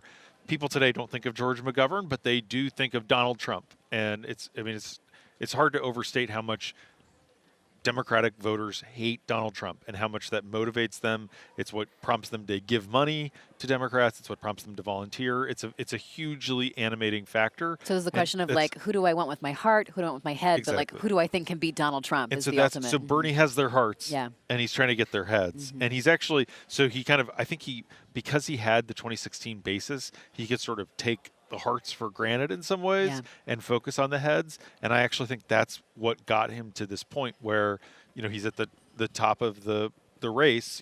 It's close, it's clustered, but he got there because he was able to pivot. Post heart attack to make that electability pitch. Well, let's go back to Washington now, where our colleague David Byler is standing by. So, David, what's happening?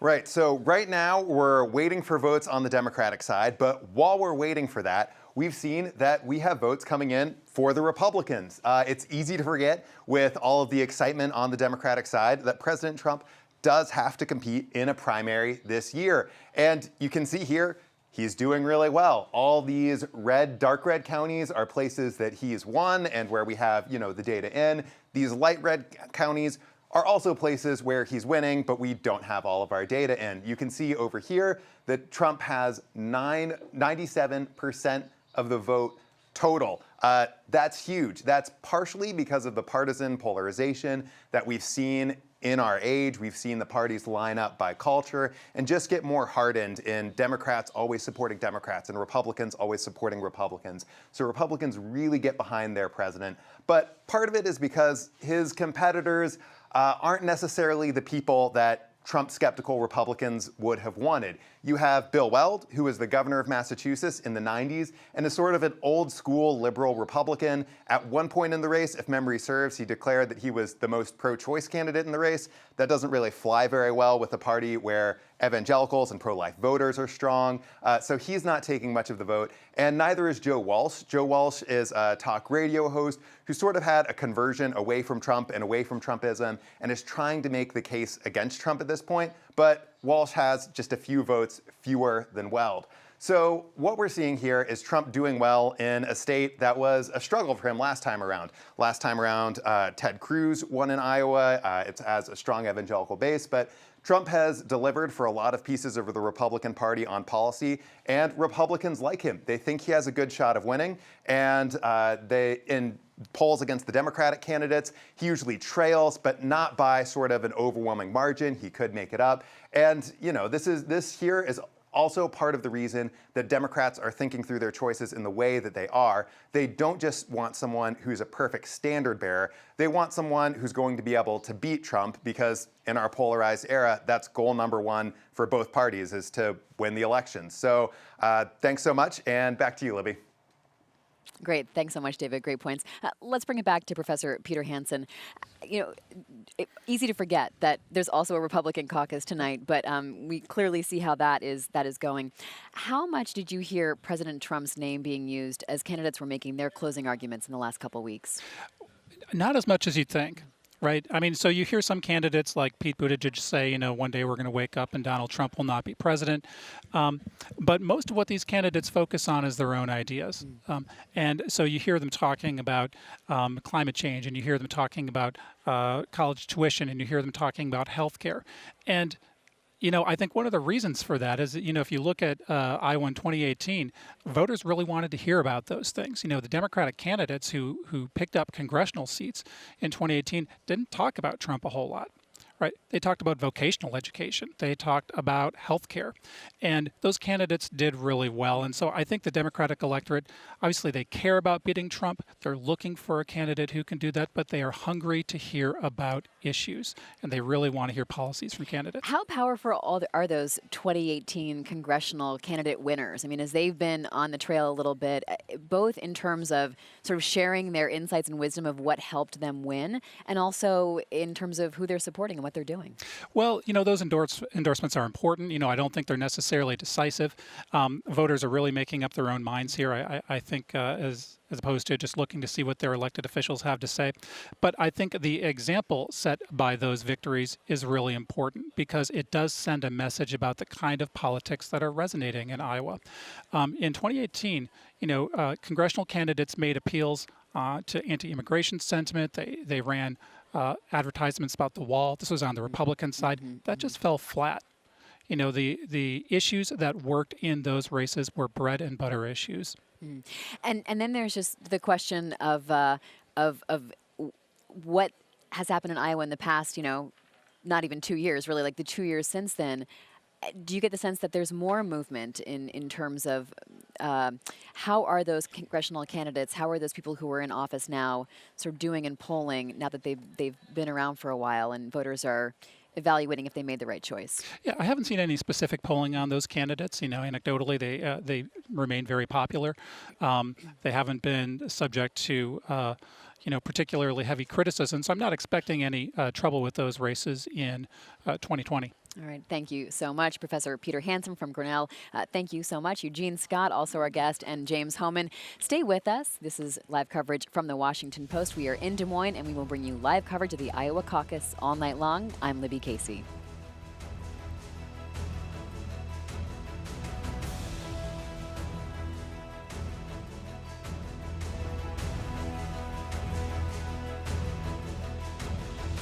We have to remember that the Iowa caucuses have a long history of counting problems. The most famous of those was probably 1980, when Ronald Reagan went into the caucuses, the favored candidate. He was a big-name movie star turned politician. Caucus night comes around, and George H.W. Bush, in a surprise, beats Reagan by 6 percentage points. There's a media frenzy about this. Well, turned out that there were a ton of computer problems, and a number of the precincts in Iowa actually hadn't registered any of their votes, and a lot of those were precincts that were favored for Reagan. We saw a similar problem in 2012 when, on caucus night, Mitt Romney was declared the winner, and then days later, the GOP had to come out and say, actually, there had been some counting mistakes. Rick Santorum was the actual victor in Iowa.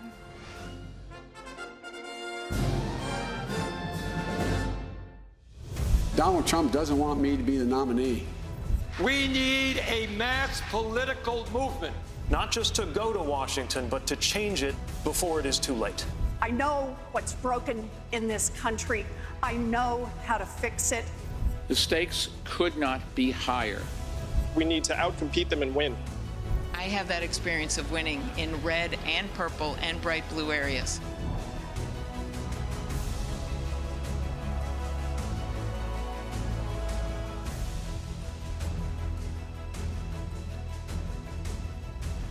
Welcome back. If you're just joining us, we're live from the Des Moines, Iowa Event Center. It's 11 p.m. back in Washington, D.C., 10 p.m. here in Iowa, and we're waiting for results from precincts across the state.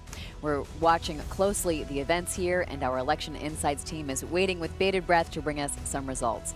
So wherever you're watching, please make sure to subscribe to the Washington Post. Take a moment and click that subscribe button, and we'll bring you updates throughout the night. Well, along with me this evening, I've got James Hohmann, also Eugene Scott, and now joining us, Seth Maskett, Director of the Center on American Politics at Denver University. Thanks so much for being here, Professor. So you were at a caucus tonight for your first time. What was the experience like to you? What surprised you? What stood out to you? It moved very fast. You had a lot of intense democracy going on within about 15 minutes, and it was great to see. I mean, one of the things that really interested me is that you have kind of a combination of people's really sincere preferences on the first vote, but then all of a sudden there's a lot of strategy that goes on, and people try to think about, what will make our side look better? Can we move people to another side? And I was really surprised that, for example, in our precinct, Amy Klobuchar was viable on the first round, and Elizabeth Warren's team fell just short of that. And they were asking for other people to join them. No one would do it, so she was declared unviable. And so then they scattered to some of the other teams. And there was a lot of intense politicking going on, people trying to win some of those supporters over to their side. And if you've been watching earlier, you heard our prior guest, Peter Hansen, talk about that same scenario. It's not a trend. You guys were at the same caucus event, so before we read too much into thinking, this is how all of Iowa is going tonight, you were at the same place. As we heard from the professor, Eugene, I love this idea of like intense democracy, right? Sort of the guts and all being spilled out in the public eye. Talk to us about what is so fascinating about the caucus for people who are just tuning in, what's so unique about tonight. Well, I think one of the things that's so fascinating about tonight is also one of the things that kind of makes it controversial, the fact that it is, in fact, the caucus and not a primary, that people do some type of politicking and negotiating to figure out who it is who will do the best at each of these gatherings in a way that does not happen at a primary. And, those responses, the results can be all over the place. Some people leave immediately. Some people end up picking someone who on paper seems very different from their first choice. And some people are probably still trying to figure it out. That's what we saw at the example on Drake University earlier in the night. And so talking about how some of them can move so quickly and others can still be, involved in the negotiating process. It's a bit fascinating for those individuals in other states in America who already know who they want and aren't like battling between a few people. The difference between going into a booth and choosing a candidate, it's such a different experience. And did you get the sense that it brings out different thoughts in voters or different feelings? Because you are being put on the line publicly to support a candidate, and you're also being wooed sometimes by your friends and neighbors. There's a peer pressure element. There's also a performative element of it. Yes, quite a bit. There's a lot going on. It's very intense, and I guess whether you think that's good or bad sort of depends on what you think the purpose of this is in selecting a nominee. 50, 100 years ago, selecting presidential nominees was mostly done in conventions, and there you had a lot of horse trading. There was a lot of haggling over candidates and arguing with people about who's best for what reasons, who represents which parts of the party the best. The move to primaries made it a very personal and very private decision for voters. So there can't be as much of that conversation about who would be best. It's just simply who's your first preference. The caucus is maybe somewhere in between those, where you do have the private side of things, but you also have some of the negotiations going on as well. Well, our colleague Hannah Jewell is just across town here in Des Moines at Drake University, so let's go to Hannah live. Hi, Libby. We are across the campus of Drake. We've booked it over from the caucus to the Joe Biden watch party, and I'm here with my Washington Post colleague, Cleve Woodson, who has been in the room for a few hours. What is the mood in this this party yet? We're obviously waiting on results still. People don't really know what's going on. You've been talking to people. What have you heard? Yeah, there's all this trepidation here, right? Some of these people have been Joe Biden supporters for decades. Many of them have dedicated the last few months of their life to Joe Biden.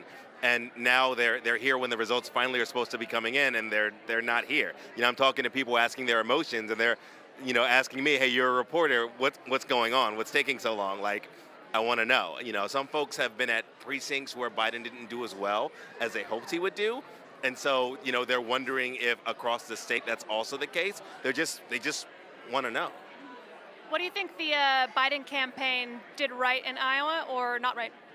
I won't offer any critiques for the Biden campaign, but what I will say is that he came on strong, really seizing the moment after Iran, after the incident in Iran, and really playing up his foreign policy appeal, like his credentials. You had a period where a lot of voters were concerned about what is happening in the world, and Biden didn't really necessarily offer any particular, policy prescriptions or whatever, but he did play up the fact that he has the most experience of really anybody on the field.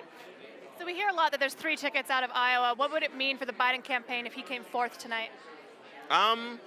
It depends on what you ask. And on one hand, the Biden campaign has downplayed Iowa. They say that his strength is among African American voters. They say South Carolina is sort of a firewall. They use the word firewall. Sometimes Biden's used the word firewall. On the other hand, he's the vice president. He was leading in a lot of states at the very beginning. So if he gets shellacked, if he gets beaten badly, it's obviously going to look bad. The question is, can he hold on, or does that send a ripple effect? Does that have an impact, on future states, on South Carolina, on Super Tuesday states where he has his strength? Does that strength begin to decline because of how he does here? You've also spoken to some Biden supporters who you said were at caucuses where perhaps he wasn't viable. Did you get a sense of where they went to in the second round? All over the place. Yeah, there was no one specific candidate. There was talk earlier that he had contacted the Yang campaign to do, if I'm not viable, we'll go to you or whatever. But I didn't get a sense that there was anything organized at the precincts of the handful of precinct captains that I spoke with, that they were like, okay, Biden didn't get it, we're going here. So is that perhaps because of a lack of organization among the precinct captains to have a strategy in that backroom dealing, or is it unclear? Well, Biden himself has said that, he hasn't engaged in this kind of, call for people to go to different campaigns or to swap delegates or whatever. So it's unclear, if he's saying that and it's muddled at the top, it's unclear if that trickles down to the individual, if that level of organization is there. We just don't have the full details on the amount of organization there. Who's the most passionate Biden supporter you've spoken to in the room tonight? I spoke to a guy that was so passionate about Biden that he printed out speaking tips. He got the Gettysburg Address and how to make your point better and all of this stuff. It's like this thick. And speaking tips for Biden. Yeah, because Biden has a history, of as a gaffe-prone politician, as somebody that struggles in that avenues. And this guy was like, I really support Biden and I want to help. And so he printed out all these individual things, just like you would print out to a high school debate student, and just sent them out, to the campaign. In fact, he emailed it to me, here's what I sent Biden. So you have a lot of, the people in this room are just extremely 100% ride or die for Biden, and their emotions are going to go up or down based on what goes on that screen over there. Yeah, I'm kind of expecting any moment we're going to hear a roar as the long-awaited results might come up behind us. Tell us about another character in this room. I feel like there's other stories out there with the people you've been speaking to tonight. Yeah, what's also surprising is that Iowa attracts a lot of political tourists, right? It's not just people who have just come from a caucus and support Joe Biden. I met a family that is from Atlanta, and I'm like, why are you here? They're like, we just wanted to be here. So there are some folks that were precinct captains and that came over to hopefully be part of a victory party. And then there are other folks that are just here because they, enjoy the theater of it all, who are excited to be approached by a reporter and wax philosophically on their thoughts. But everybody is on tenterhooks. Tell us about Biden's path going forward from here, depending on different scenarios. Well, we're all on a flight at 2 a.m. to New Hampshire.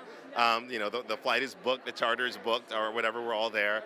Biden has downplayed New Hampshire. One, because Senators Bernie Sanders and Elizabeth Warren are from neighboring states. They have a built-in advantage there.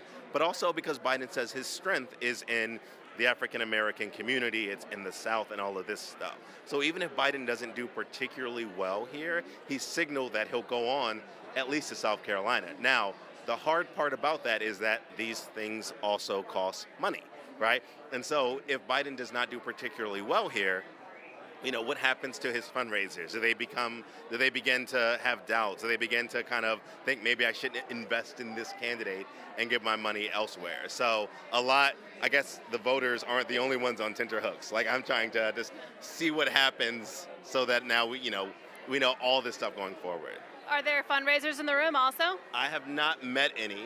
If I do, I'll let you know and scream. Like a checkbook out and like a pen at the ready? Or? Yeah, I expect that most of the people at the top of the campaign and the fundraisers will come out as time goes on. Like, these are literally people who came from caucuses or political tours who wanted to get a good seat, who wanted to get a good spot close to the candidate. And then as time goes on, you'll start to see like kind of the Democratic celebrities and people from the campaign when we have a sense of when Biden will come out.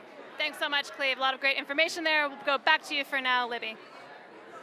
Thanks so much, Hannah and Cleve. And if you've also been waiting to see what happens like Cleve has, we have some news on that front. More than 3 hours after Iowans began caucusing, there are still no official results from the Iowa Democratic Party. They did issue a statement, and I'm going to read this to you now. We have experienced a delay in the results due to quality checks and the fact that the IDP is reporting out 3 data sets for the first time. What we know right now is that around 25% of precincts have reported, and early data indicates turnout is on pace for 2016. And again, that was a statement from Iowa Democratic Party spokeswoman Mandy McClure. So we're still watching and waiting for these results to come in.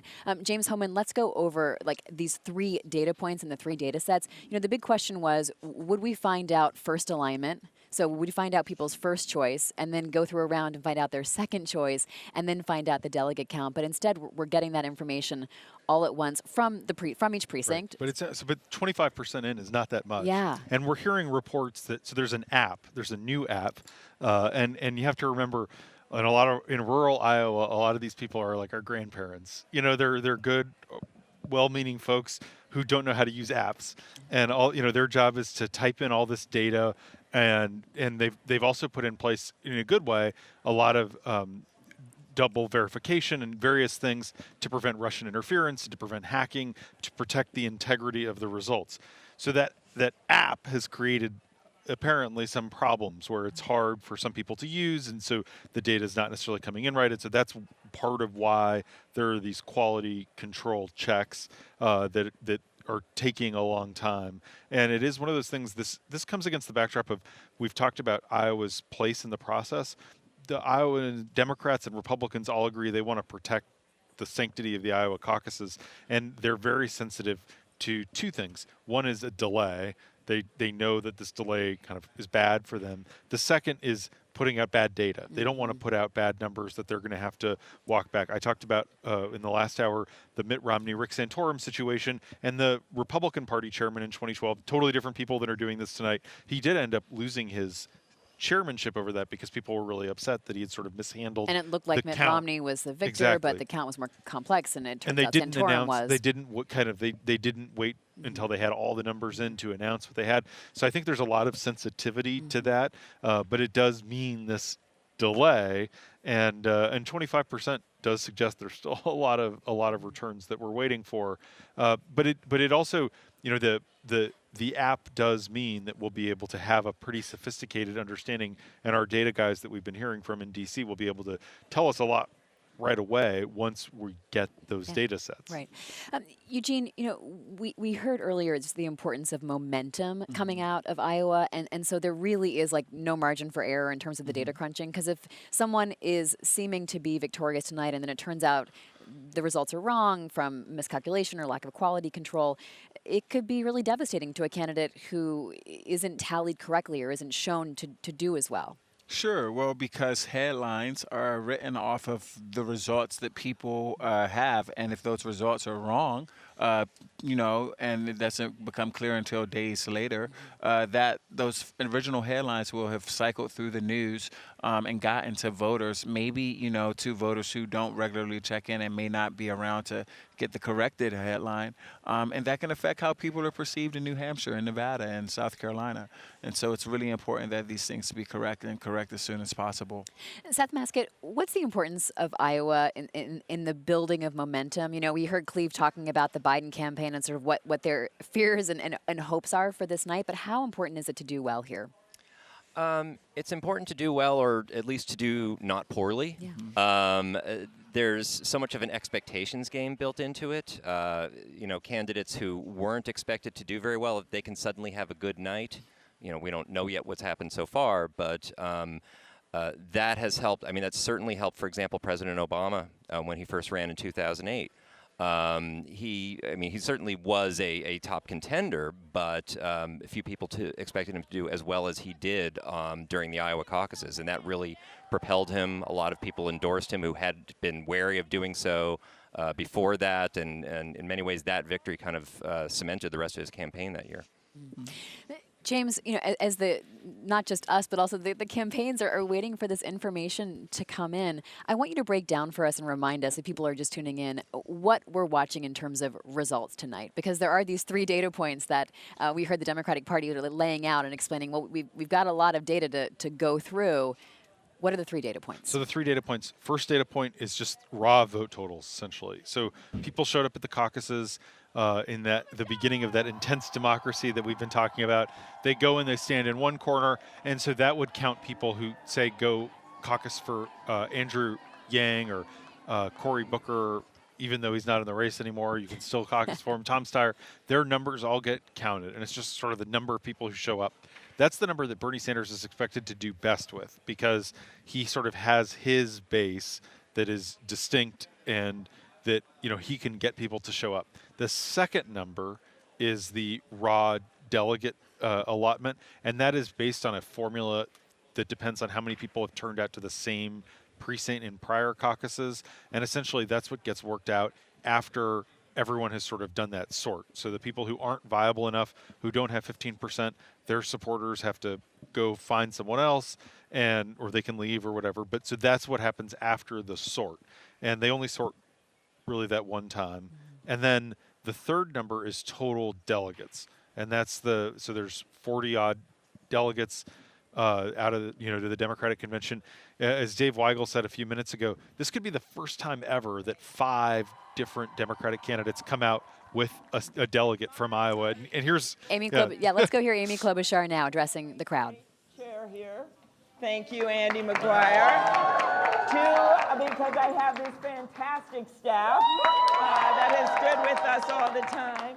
And 3, because my husband and daughter are here with me tonight.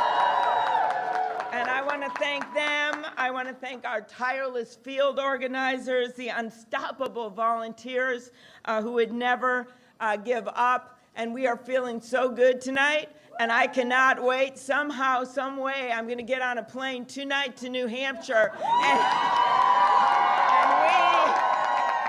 we are bringing this ticket to New Hampshire. So even in a crowded field of candidates, even during the well-earned impeachment hearing of Donald J. Trump, which kept me bolted to my Senate desk for the last 2 weeks, we kept fighting. And you kept fighting for me. We have started in a blizzard, and a lot of people didn't predict I'd finish that speech. That's what they were like, how could she do it? Then in the summer, they kept saying, is she going to make it through the summer? And then debate after debate after debate. And all I can say is we are here and we are strong.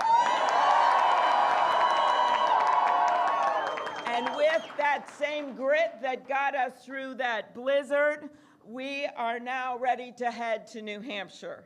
And my friends here in Iowa, we have beaten the odds every step of the way. We have done it on the merits, we have done it with ideas, and we have done it with hard work. Because, thank you.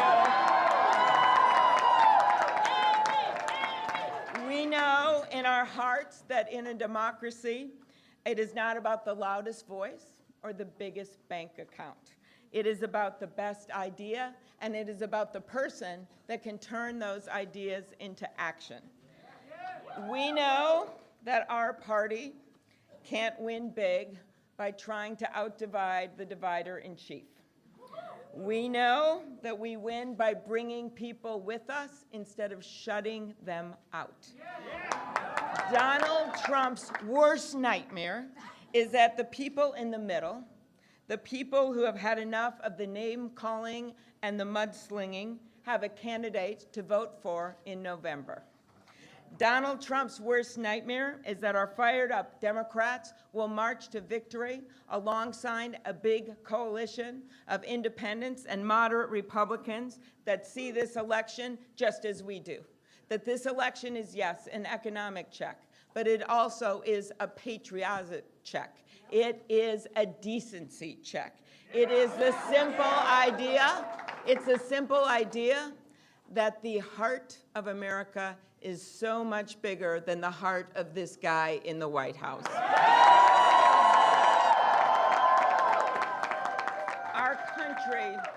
Our country cannot take another 4 years of Donald Trump. Our collective sense of decency can't take another 4 years. The rule of law can't withstand another 4 years of a president that thinks he's above it.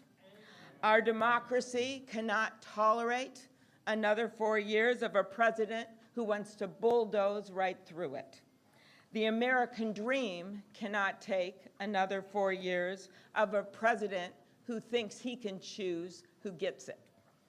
His playbook is not hard to understand. It is really 3 words: divide and demoralize. Well, I have a playbook that's 3 words: unite and lead. And that is what we need to do. That is how I have passed over 100 bills as the lead Democrat in the United States Senate in the middle of that gridlock.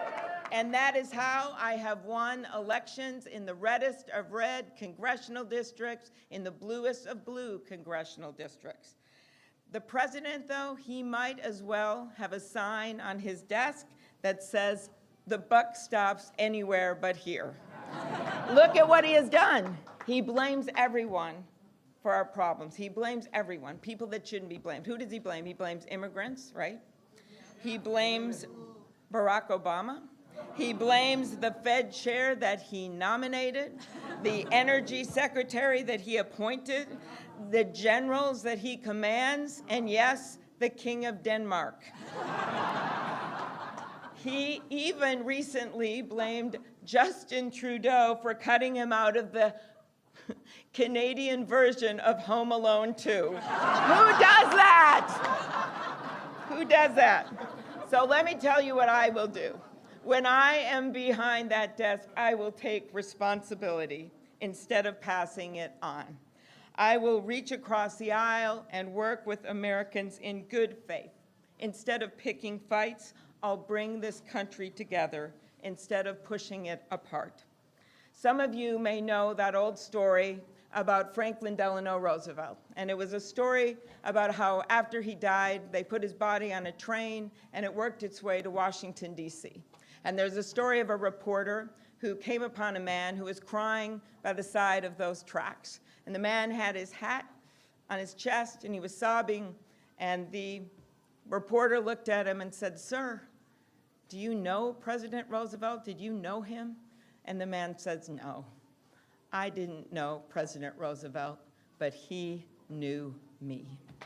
He knew me." And what we are missing so much right now in our country is that sense of empathy. We are missing that caring. And I promise you this, I will bring back that sacred trust between the American people and the President of the United States.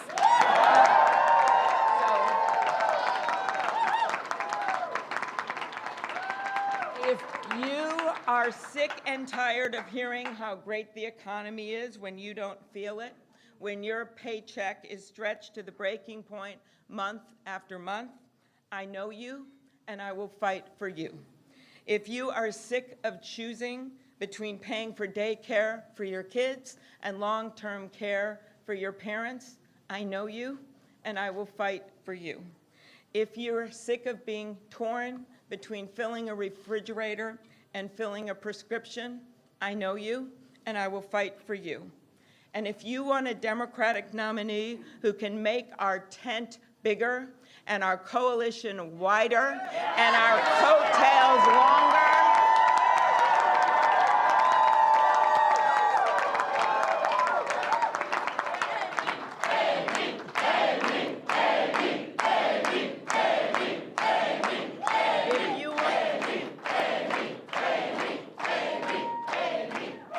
if you want that, I know you, and I will fight for you. And if you are sick and tired of the extremes in our politics and the noise and the nonsense, you have a home with me. So please join our campaign at amyklobuchar.com. Join us, because we are going to be here, it looks like, a really long time tonight. And you will have plenty of time to join us at amyklobuchar.com. So let's stay up, let's stay in a good spirit, because you all know what happened out there in those precincts. You know that we have been punching way beyond our weight. You know that despite some limited resources compared to some of those bigger bank accounts, we are way on the board. So let's stay up, let's stay happy, and let's head to New Hampshire. Thank you, Iowa. I love you.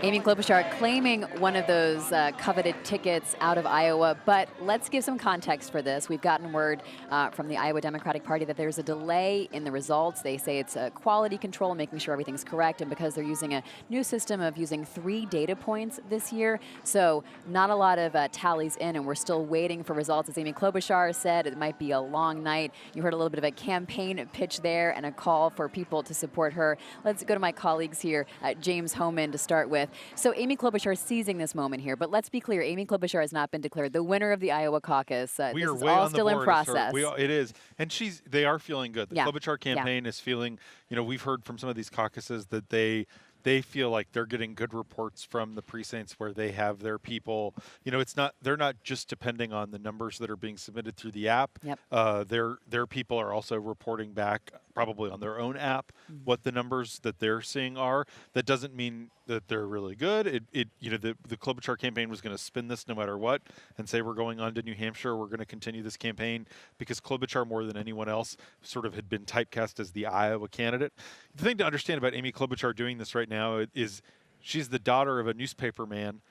She likes to talk about it. Her grandfather, her father actually called the 1960 presidential election for John F. Kennedy, and she is kind of has a mindset of wanting to be accessible. She's probably the most accessible of the candidates, and this will get her picture on the front pages of newspapers that have to go to print, and it'll kind of it will make sure that she's part of the conversation coming out. And it is, if Biden is doing poorly, she's the most poised to benefit from that.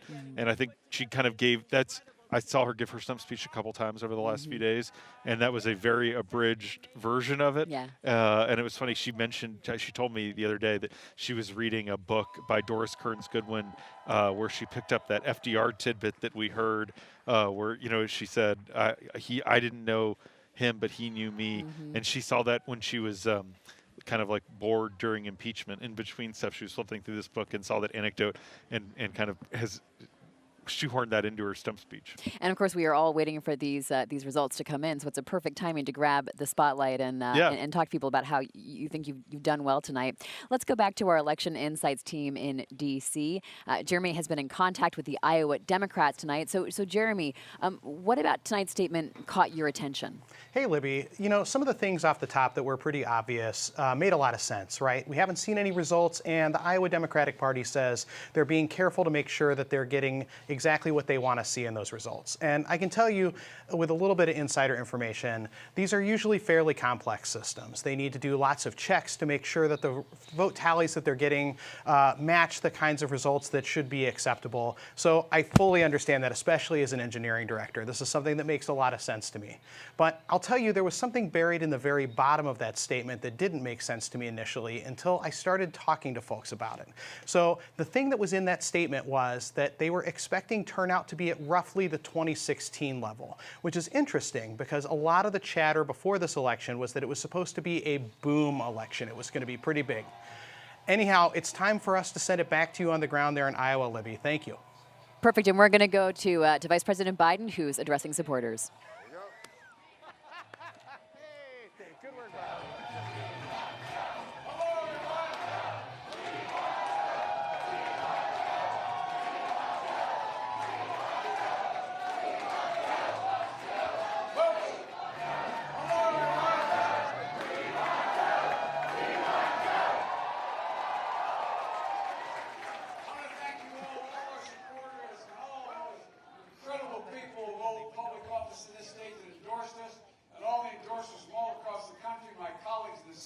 In the House and from the Vice Presidency, all of you and all the people from Delaware, California, all the people came from all over to campaign here.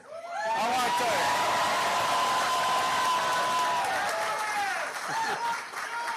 you. And most of all, I want to thank the Iowans that are here.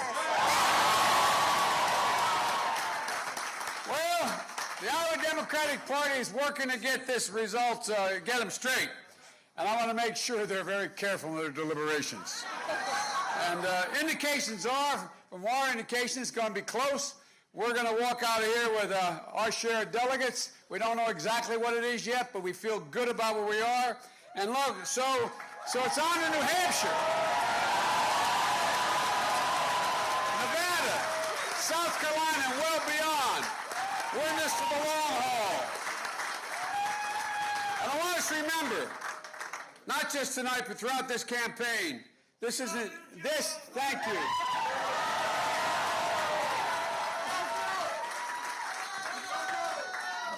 This isn't just another election. This is well beyond.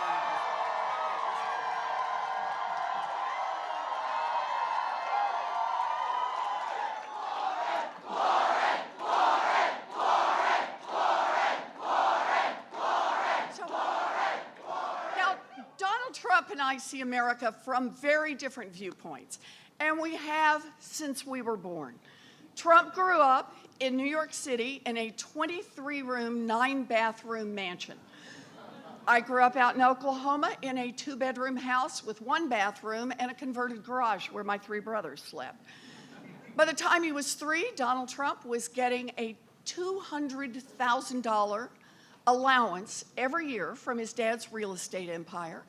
In total, he got nearly $500 million from his dad. Me, I took on small jobs to make money, babysitting, waitressing, sewing dresses for my aunts. Donald Trump claimed bone spurs to avoid the draft. All 3 of my older brothers signed up for military service, and the oldest spent 5.5 years off and on in combat in Vietnam. Before he became a reality TV host, Donald Trump spent most of his career running one company after another into bankruptcy, stiffing small businesses, ripping off workers, and scamming students. I spent most of my career studying why families go broke and fighting to make it easier for them to get back on their feet.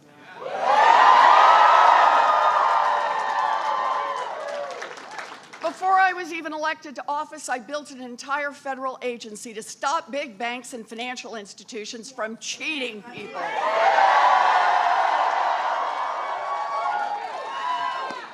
I tell you this I love it. But I tell you this because a person's values matter. A president's values matter. And the only thing Donald Trump values is Donald Trump. He believes that government is just one more thing to exploit, a tool to enrich himself and his corrupt buddies at everyone else's expense. I believe government should work for everyone. We don't know all the results tonight, but tonight has already showed that Americans We're dipping in and out of have these a deep speeches. Let's hunger move from Warren for over to big Joe Biden, who's also structural speaking to change supporters. make Gay, straight, everyone, black, brown, a whole universe of people out there. Because folks, there's nothing we've ever failed at when we've tried to do it together. Nothing America's ever failed at. And so, ladies and gentlemen, all my friends, and by the way, I want to take a special thanks again to Alice Shapeberg and the firefighters. You've been incredible to us. You've been incredible to us. But folks, everybody knows who Donald Trump is. Well, it's fortunate they do know now. They didn't know last time, I don't think. But they know now. And folks, we got to let them know who we are. We choose hope over fear. We choose science over fiction, unity over division, and compassion over cruelty. And maybe most importantly of all, truth over lies. Folks, we're going to do this. I promise you. I promise you we're going to get this done. And God willing, we'll do it together. May God bless you all and may God protect our troops. Thank you, thank you, thank you, thank you. On to New Hampshire. And more than 2 million people waged a war to defeat the tyranny of slavery. And in the 1900s, people said we could never rescue our economy from the depths of the Great Depression or defeat fascism. But we forged a new deal. We mobilized to defeat fascism. We expanded unions. We built a middle class, and we marched for civil rights. Americans do big things. That's who we are. We don't settle. We don't back down. We meet big problems with even bigger solutions.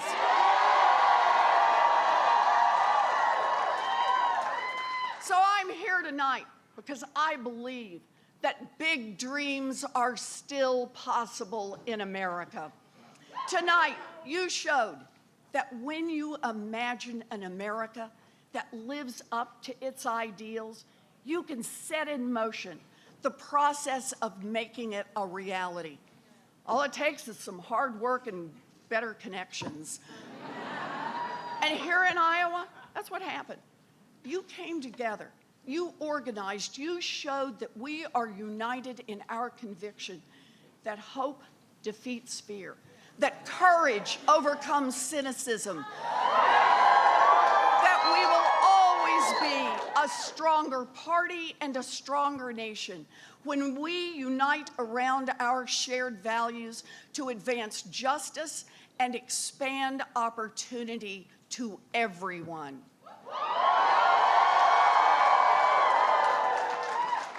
So right now, across America, there are folks standing with groups of friends or sitting on the couch with loved ones or maybe even watching this quietly on their phones because everyone else in the house is asleep. Watching and thinking, maybe I could help out. Maybe I could volunteer some time. Maybe I could get in the fight. And that is how we're going to do this. I am here tonight to tell you, if you have hope that America can be better than it has been in these last few years, and if you have the courage to speak out and do a little organizing with us, then this campaign is for you.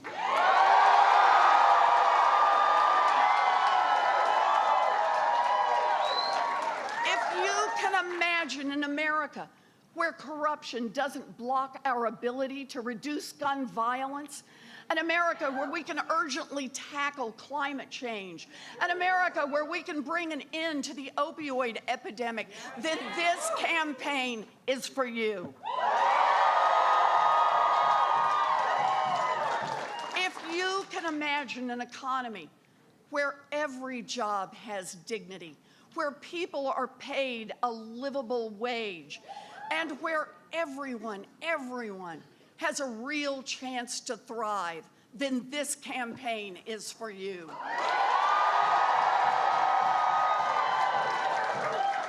And if you can imagine a democracy where people, not money, come first, this campaign is for you. And if you can imagine an America of moral clarity that lives its values every day, then this campaign is for you. Tonight, we are one step closer to winning the fight for the America we imagine is possible. Tonight is for you. Tonight is for every volunteer who put their feet to the pavement to fight for change. It's for every organizer who braved the blistering cold to knock on doors. It's for every person who made a call or sent a text to spread the word. I'm going to tell you about some of our volunteers, because tonight is for the veteran who came back diagnosed with PTSD and who volunteered every week to help us become a nation that honors its promises to its veterans. Tonight is for every undocumented, unafraid organizer and volunteer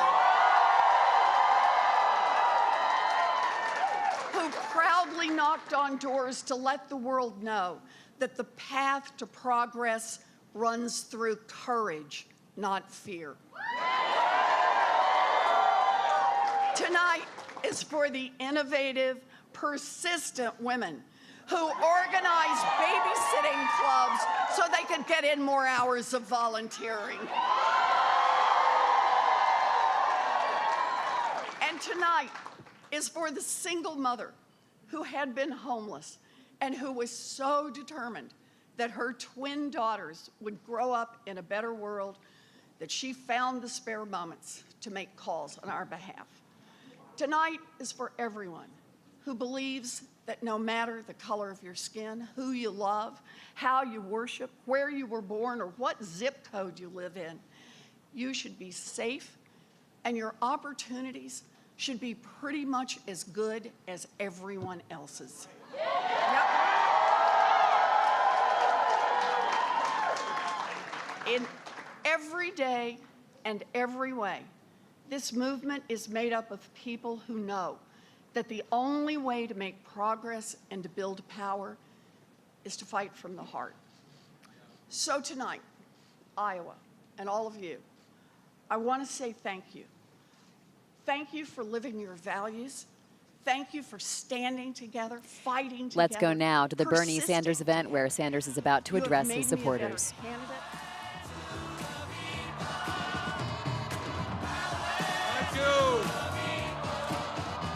Thank you.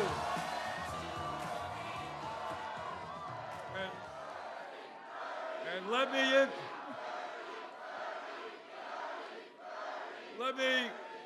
me begin by stating that I have a strong feeling that at some point the results will be announced.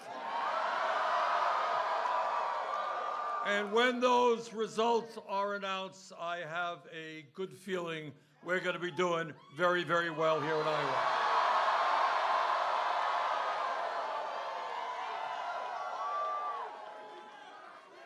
And the message that Iowa has sent to the nation, it's a message shared by the American people, is that we want a government that represents all of us, not just wealthy campaign contributors and the 1%.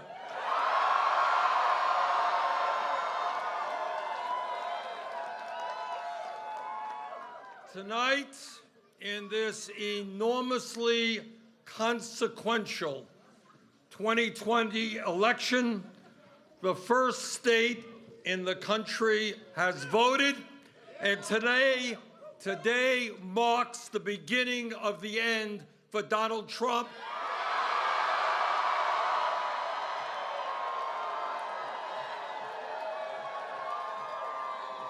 The most dangerous president in modern American history. You know, no matter what our political views may be, the people of America understand we cannot continue to have a president who is a pathological liar, who is corrupt, who does not understand our Constitution, and is trying to divide our people up based on the color of their skin, based on their religion, their sexual orientation, or where they were born. And all of that hatred, all of that divisiveness is going to end when together we are in the White House.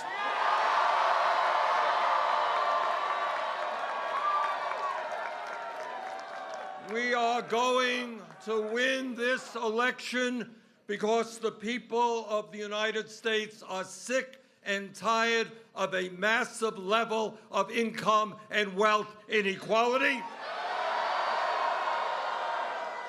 They don't want tax breaks for billionaires and cuts to Social Security, Medicare, and Medicaid.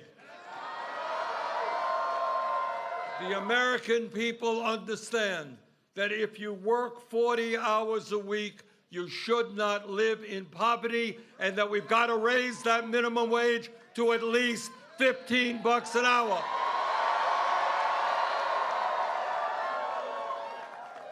The American people understand that health care is a human right, not a privilege.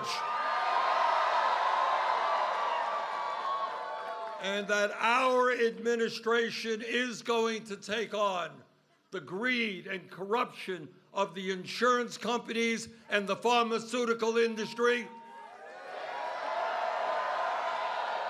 And whether they like it or not, we will pass a Medicare for all single-payer program.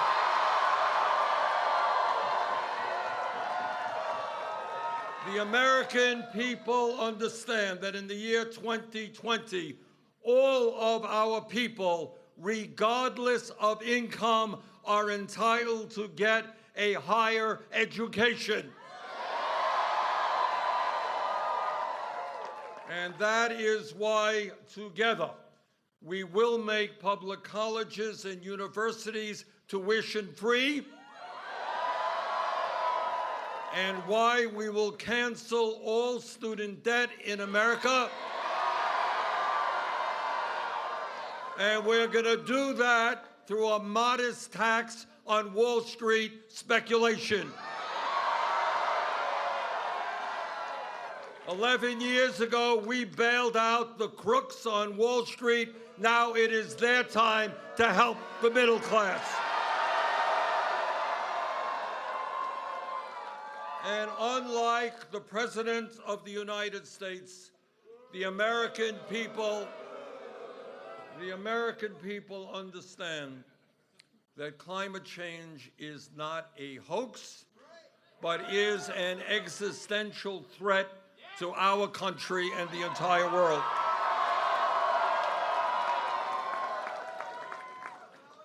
They understand that the time is now for us to take on the fossil fuel industry to transform our energy system away from fossil fuel to energy efficiency and sustainable energies. And as President of the United States, because this is a global issue, not just an American issue, we are going to speak to the people in China and Russia and countries all over this world and say, maybe, just maybe, instead of spending $1.8 trillion a year on weapons of destruction designed to kill each other, maybe we should pool our resources and fight our common enemy, which is climate change.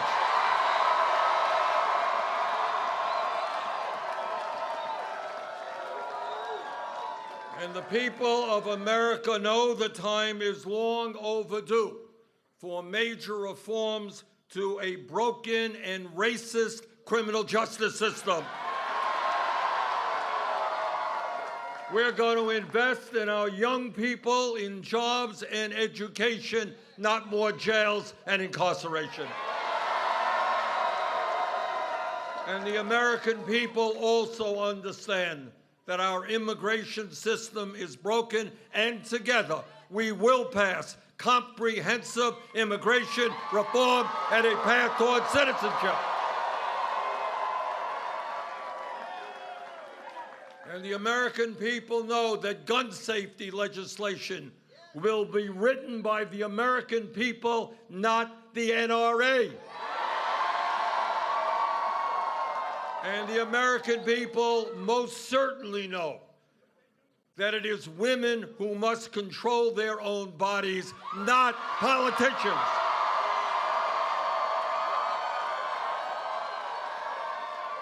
So, brothers and sisters, yes, together we will defeat Donald Trump, but we're going to do more than that. Our message to Wall Street and the insurance companies and the drug companies and the fossil fuel industry and the military-industrial complex and the prison-industrial complex, our message to them is change is coming.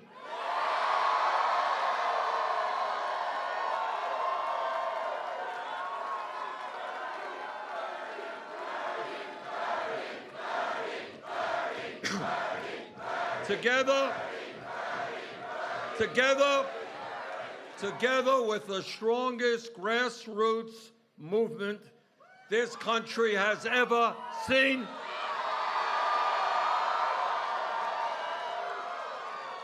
where we have knocked on hundreds of thousands of doors here in Iowa, we're doing it in New Hampshire. So let me conclude by thanking our great staff, our volunteers here in Iowa. And now it is on to New Hampshire, Nevada, South Carolina, California, and onward to victory. Thank you all very much.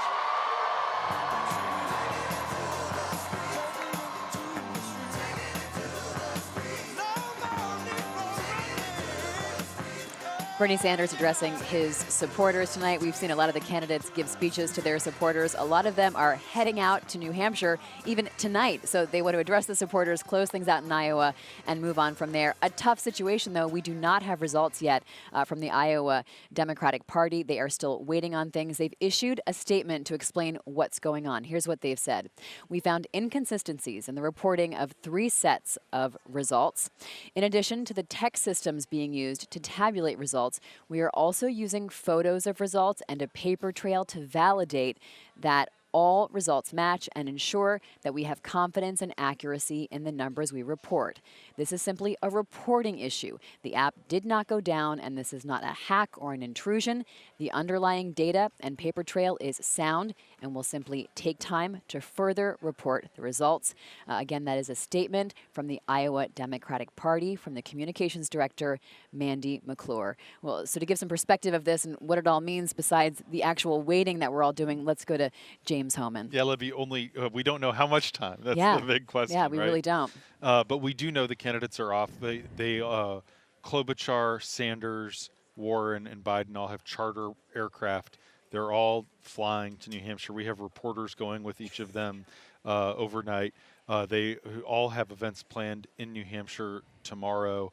The State of the Union, they're planning to skip. I think they're kind of like, we've been around. Today was a mandatory day for the impeachment trial. Tomorrow's not mandatory. Wednesday is. So they kind of want to get events in and rallies, and they want to kind of capitalize on this momentum. I think one of the things that this muddle coming out means is that there are going to be more tickets out, that everyone can kind of claim victory on their own and live to die another news cycle. Everyone, I think once we get the numbers, they will be bad for one or two people. But right now, you can show up in New Hampshire and kind of go guns, full bore.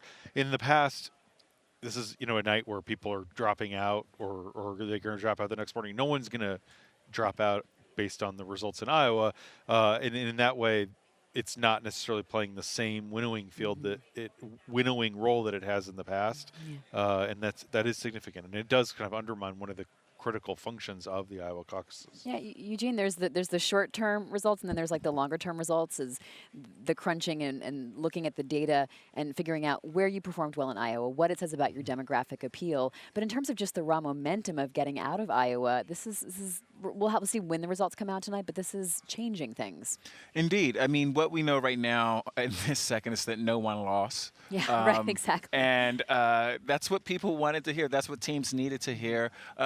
I imagine at these actual caucuses that we were watching that I've not been to, that there might have been some anxiety among people who went for a candidate only to discover that their candidate was not as popular at their caucus as that candidate may have been in their household, or maybe some households were even divided. And so hearing these stump speeches and these candidates reminding their supporters that you made the right decision to back me and keep supporting me, and hoping the candidates are hoping that maybe they picked up some more people in these moments, because I imagine that there were people watching these stump speeches that maybe didn't listen before. Maybe, they've been so focused on Biden, they hadn't really heard about Klobuchar, or maybe, they hadn't given Warren that much attention. They hadn't seen her in a few days up here.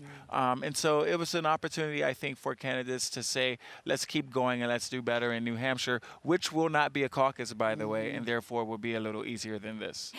Great point that this may be the first time some of our viewers are hearing these speeches, which essentially are like stump speeches, and you've been to some of these stump speeches, you've heard these speeches. I was quoting. Yeah, you're probably like mouthing it along as they're saying it, but if it's fresh and new to you, it's so this really was like that moment to try to see, send home a message to the national audience. Seth, what stood out to you? Well, it was kind of reminding me of the old Joe Lieberman line. They're more or less saying, well, we're in an 11-way tie for first place right now. We'll wait to see what happens. But, in many ways, they were all just sort of going back to their stump speeches. I think you're absolutely right. There's a bigger audience than usual right now. The national media, the eyes of the country are on them. So there's some new audience for all of them to go to their stump speeches. But Klobuchar's, which was first, really kind of stood out to me because hers was all about, she talked all about Donald Trump and how she could beat him. And, she had a volunteer standing next to her wearing a T-shirt that said, Amy Klobuchar beats Donald Trump. I'm sure that was not an accident. She was really going in for that electability argument, which is one of the things that a lot of voters have had a hard time making up their mind, and caucus goers have had a hard time making up their mind. That has been like the central concern for them, who can beat Donald Trump. And so you heard candidates going to that in their statements and try and make that the central rationale of their candidacies. And I'm sure they'll be using tomorrow night's split screen opportunity, the State of the Union happening. As we heard, Bernie Sanders said he's not going to go. Other senators, have you heard that Warren Klobuchar committed? We're still trying to confirm the others Yeah. aren't going. I know Sanders has said he's not going. We expect the others won't go, but we know for sure Sanders isn't going. What's interesting, because we were talking about this earlier, so I want to, that they're not going to the State of the Union, but there were, so the Warren language was new. That was a new speech. That's not her normal stump speech. What Biden and Klobuchar and Bernie said, basically what we always hear from them. But all four of them took hard, frontal, direct hits at Donald Trump. And that, I think, is part of setting up that contrast ahead of the State of the Union, ahead of the certain acquittal on Wednesday. They're kind of sharpening that contrast, and part of that is trying to convey to voters in New Hampshire, look, I can go head-to-head with Trump. I can stand up to him in a debate. I can beat him. And that gets back to that electability question we've talked about tonight that's so central to the minds of not just voters in Iowa, but New Hampshire and beyond. And a reminder that those 4 senators who are running for president, including Michael Bennet, had to go back to D.C. today to be in the trial. They don't have to be there tomorrow. Not attending State of the Union is a decision to make. It's a big decision. It's a big decision. And normally absolutely. you get criticized for that. Absolutely. I think even if there wasn't impeachment, Trump wants to take his victory lap.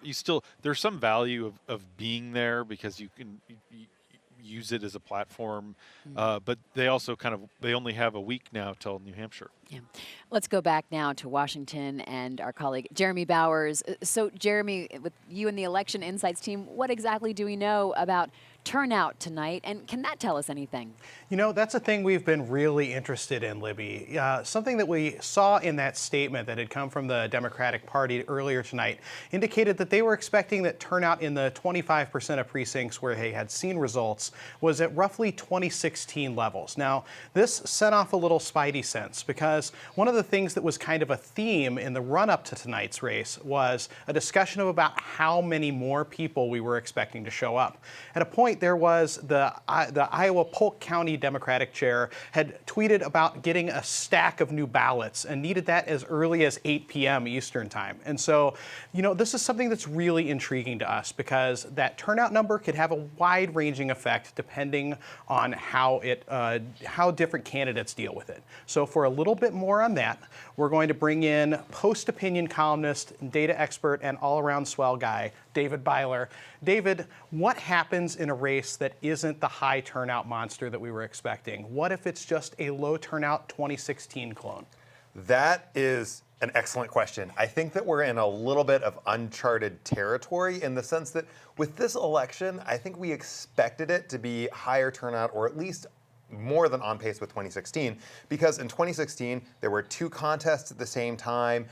In this year, there are a lot of different candidates, multiple ones who sort of energize the activist base.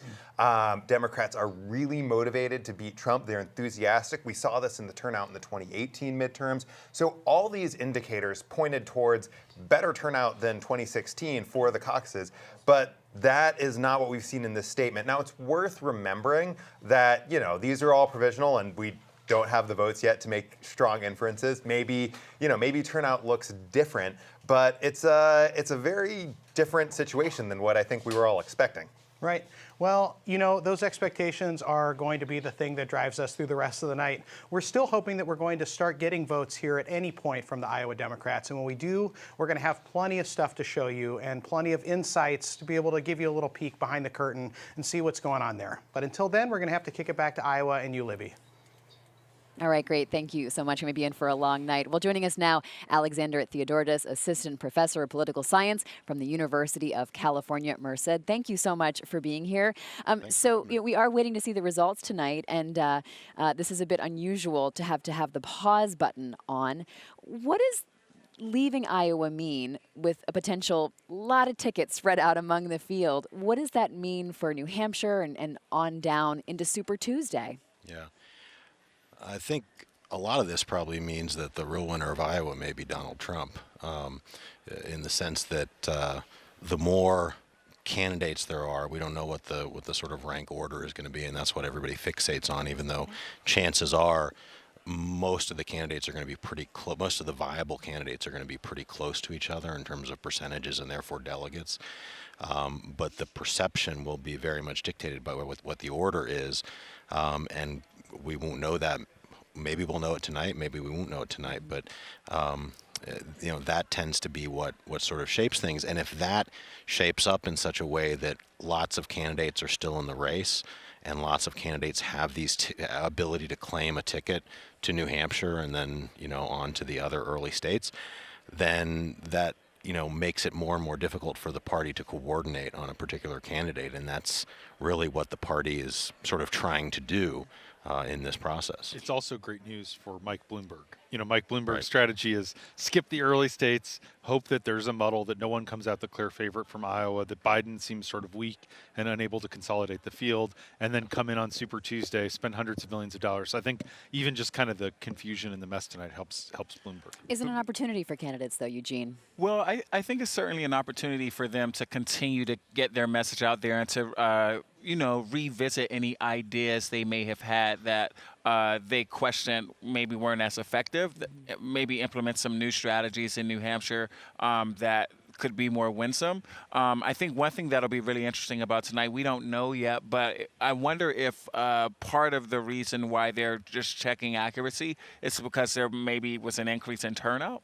And so just making sure that everything was in order, and that could communicate something to people in terms of interest. There's a lot of focus on whether turnout will be as big in November as people feel like it needs to be on the left to defeat Donald Trump.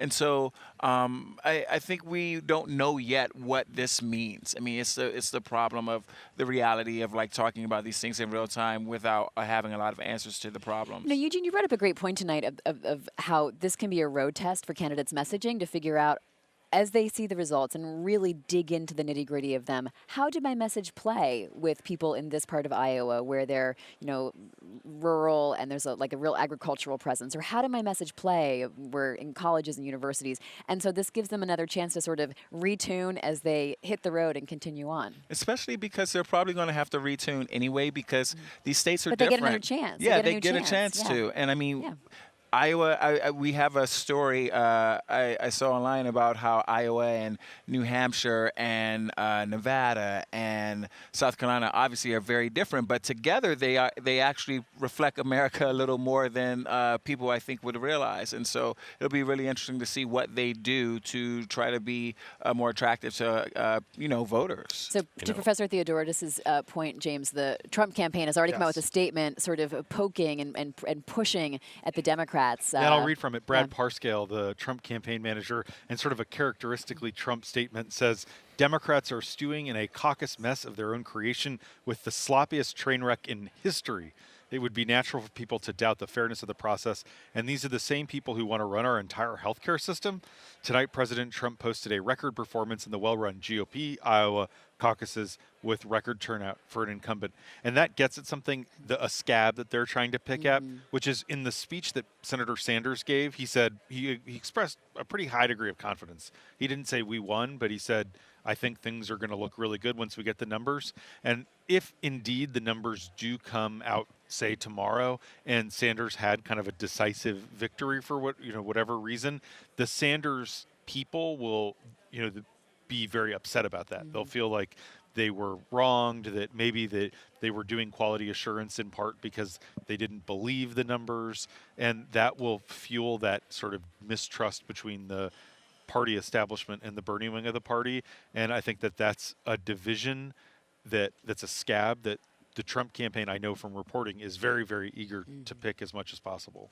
Well, earlier tonight, the former Vice President Joe Biden gave a speech from his watch party in Des Moines, and we missed part of it because there were so many speeches happening at once. It was moments ago. Let's listen to a little bit of this. Hello, everyone.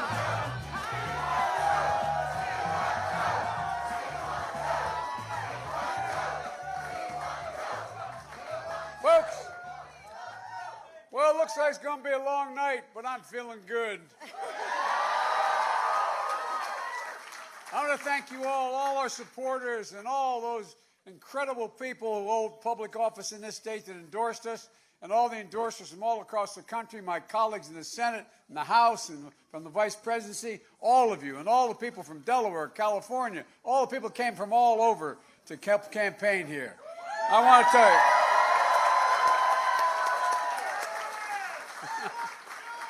And most of all, I want to thank the Iowans that are here.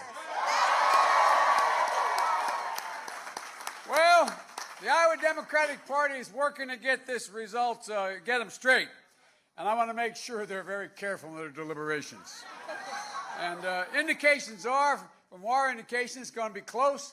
We're going to walk out of here with our share of delegates. We don't know exactly what it is yet, but we feel good about where we are. And look, so it's on to New Hampshire, Nevada, South Carolina, and well beyond. We're in this for the long haul. And I want us to remember, not just tonight, but throughout this campaign, thank you.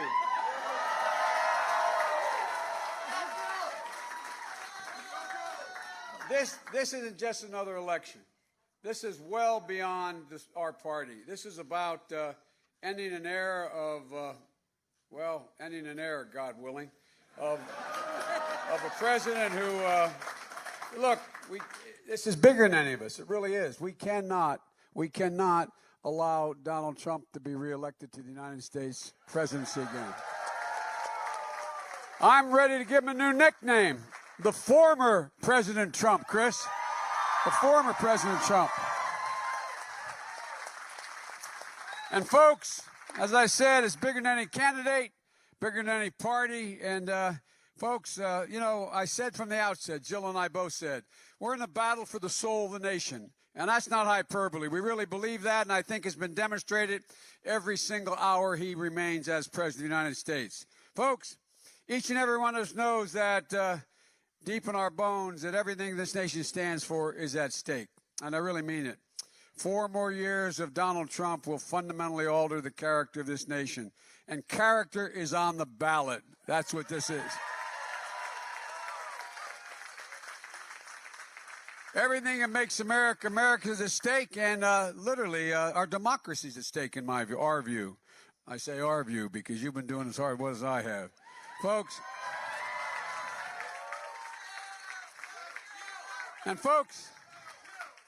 I love her too, man. Well, I tell you what, and the other reason we're running and we're gonna make sure it happens is we got to rebuild the backbone of this country. The working class, the middle class, they've been getting laid out badly by this administration.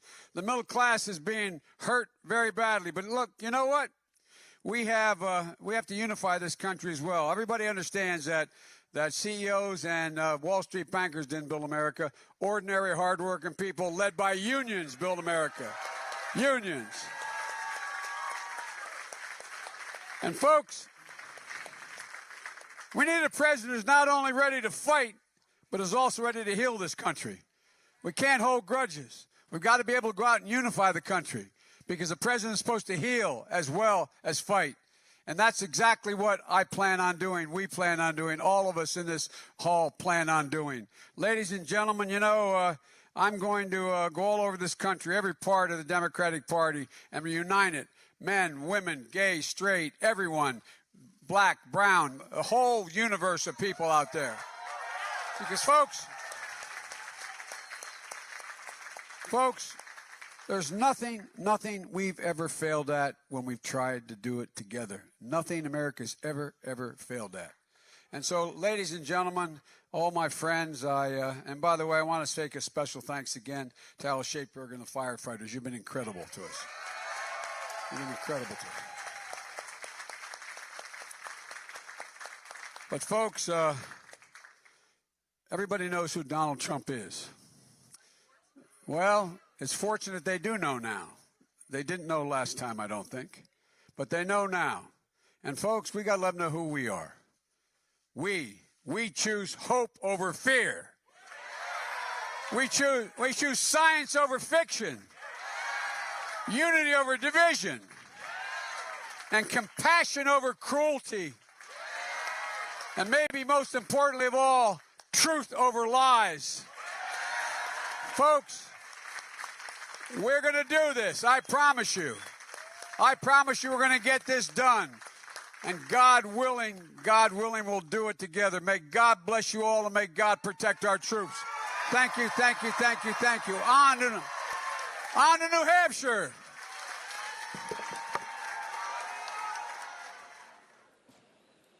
Joe Biden saying on to New Hampshire, just like so many of the other candidates are tonight. Eugene, you've been covering the former vice president on the trail in the last week or so here in Iowa. What did you make of tonight's speech? Well, I thought this speech was the most energetic I've seen the vice president in a few days, Wow. and that could be for a few reasons. It could be because there's so many different rallies that they have, and that it can get to you at times. There could be some other concerns about maybe not feeding off of the crowd and the energy of the folks who came together. When I saw him one time in particular, it was a more rural environment. The crowd was older. It wasn't as energetic as this crowd right here could be. And maybe he just wants to encourage people and let them know that maybe things are better performing than some of his aides thought they were going to be going in. There was some suggestion from people close to Biden moving forward that tonight they were maybe not going to win, but they were going to have a strong showing. And this is about morale building at this point and trying to encourage people to stay on your train. Yeah, and we don't know Yeah. how he's performed, although we'll learn more from the entrance polls, and there are other ways to look at the data, even if we're still waiting for the official party results. Professor Theodoridis, what stood out to you in the former vice president's speech tonight? Well, I agree that he seemed more energized. Now, part of that could just be that, he got his first good night's sleep and had no campaign events today. But it could also be that, the trend line for them has not been great here in Iowa. If you look at the polls, and, there had been a couple of sort of mishaps. One of his chief surrogates, John Kerry, was overheard, suggesting that maybe he should run for the nomination. So, the sense was that this wasn't going to be a great night, maybe for Biden, and they probably feel pretty good about this delay and Iowa results being minimized in terms of importance potentially. If that happens, it sort of feeds into the Biden strategy, which I think in general has focused on a long game of going into the Super Tuesday states and after that and building up a delegate count as opposed to winning these early states. Well, the campaigns are all kind of struggling of what exactly to make of this delay in getting the returns. And just to let you know, if you are tuning in and wanting to find out what the heck happened in Iowa, we are all waiting because the Iowa Democratic Party has said they are not ready to release the data and information, James, because they're trying to tally the results. There's some concerns, though, about making sure they're accurate before they release them publicly. So here's how the Biden campaign is responding to this. Let's look at this, rather. This is a letter obtained by the Washington Post from the Biden campaign's general counsel, Dana Ramos, and she wrote to the Iowa Democratic Party this: I write on behalf of the Biden for President campaign regarding the considerable flaws in tonight's Iowa caucus reporting system. The app that was intended to relay caucus results to the party failed. The party's backup telephonic reporting system likewise has failed. Now, we understand that caucus chairs are attempting to, and in many cases, failing to report results telephonically to the party. She goes on to say, these acute failures are occurring statewide. We appreciate that you plan to brief the campaigns momentarily on these issues, and we plan to participate. However, we believe that the campaigns deserve full explanations and relevant information regarding the methods of quality control you are employing and an opportunity to respond before any official results are released. And again, that is from Biden's counsel. Okay, James, what do you interpret from this? Obviously, concern about the process and making sure that that the people's voices are heard, but this also feels like playing some defense. Yeah, here. Libby, it's defense. I think it's managing expectations. I think it's casting doubt on the process. There's no doubt that Biden wants to kind of moot the results of New Hampshire. He wants this to be With the results of Iowa. Exactly. Yeah. I'm sorry, Yeah, of Iowa. yeah. Thank you. Of the Maybe four New early, Hampshire, all right, too. maybe New Maybe. Hampshire too, We'll with see. Elizabeth Warren and Bernie Sanders, both living next door. He's been saying in recent days it's kind of unusual to be lowering expectations in the days before, but he's been saying while campaigning around Iowa, look, we should look at all four of the first early states, and talking about kind of his firewall and talking about the diversity and the representation of South Carolina and Nevada. So it looks like this letter, this letter was written, that second paragraph, he says, I appreciate that you're going to brief us momentarily. That's about creating a paper trail to say, look, we were raising all these concerns, that they can say their concerns weren't, that they can just kind of, this could be used to cast out tomorrow on whatever the numbers are if they're bad Yeah. for Vice President Biden. And there's a real question mark about performance. And even if we don't have the results tonight, I mean, there'll still be sort of the entrance polling data. And we're saying entrance polls because we often think of exit polls. Right. But here in Iowa, people are checking in, the pollsters are checking in before people go into caucuses. They're heading in to get a read of how they're feeling. And so those change, right? Yeah. So our entrance polls, and we're not reporting kind of the top line. Where it's useful is to understand kind of what issues people cared about and why. What's and motivating them. What motivated those people, and among people that cared about beating Donald Trump, who did they generally support? But because it's an entrance poll, it counts all the people who weren't viable in that basically first of three numbers that they're tracking. And the irony is, if you take the Iowa Democratic Party at its word, the reason they're having trouble is because they're trying to report all three numbers instead of just kind of the two numbers that they've historically put out. And remind us what the three numbers are. The first number is the raw total of who came in for how many candidates, just body numbers. Number two is the state delegate equivalence, which is based on a formula for how many people have turned out at those same precincts in the past, and so that's that it's kind of everyone will get a couple hundred of those, and then the third number is how many delegates they're going to get. There's about 40 some odd delegates up for grabs. That's how many literal representatives they'll have at the Democratic Convention in Milwaukee in July.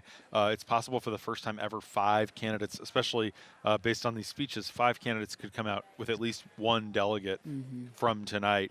And that's interesting because it's also one of the qualification requirements now. The DNC last week changed the qualifications for the debate and said if you get one delegate, that's checks one of the boxes now. So that could mean that we have bigger debates going into Nevada, and again, not win at the field. But we still don't know the numbers. So we see that there's Elizabeth Warren there. Doing the selfie line. Now, of course, let's fact check this. It's not actually a selfie because someone else takes it, right? But the personal photo opportunity has been a hallmark of the Warren campaign, and you can see they're like emotional supporters. Now, Pete Buttigieg about to address supporters. We haven't heard from him yet tonight, so we'll watch as he walks in to this crowd here. This has been an important state potentially for Pete Buttigieg, so let's go now to hear him live as he addresses his supporters.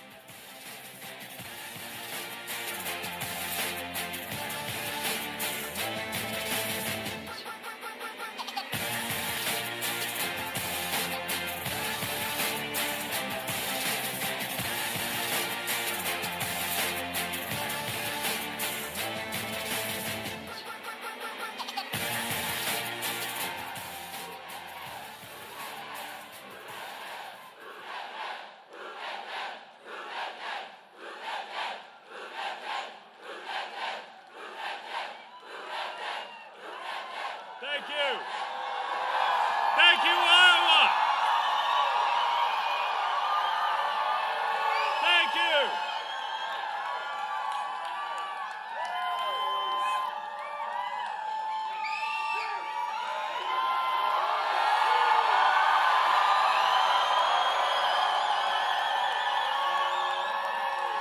Thank you.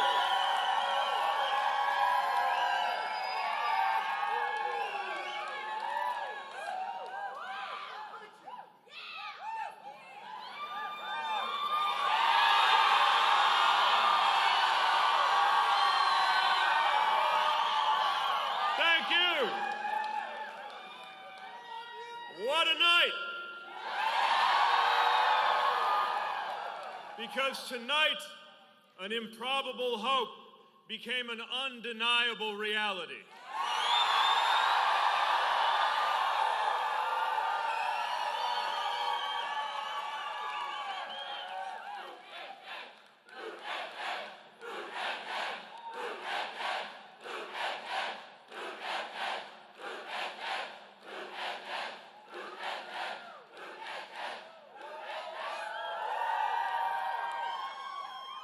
So we don't know all the results.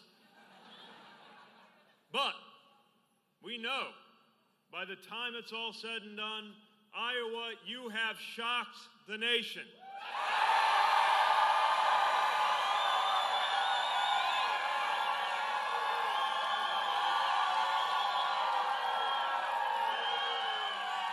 Because by all indications, we are going on to New Hampshire victorious.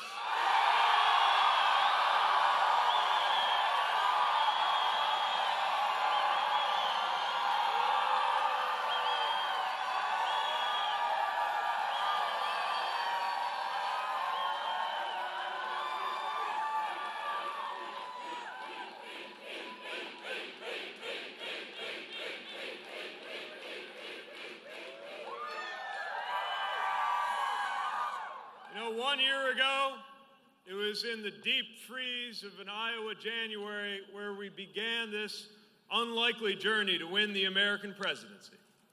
We weren't well known, but we had a new idea. The idea that at this moment when Washington has never felt further from our everyday lives, a middle-class mayor from the American Midwest could carry the voices of the American people all the way to the American Capitol and make sure they're actually heard.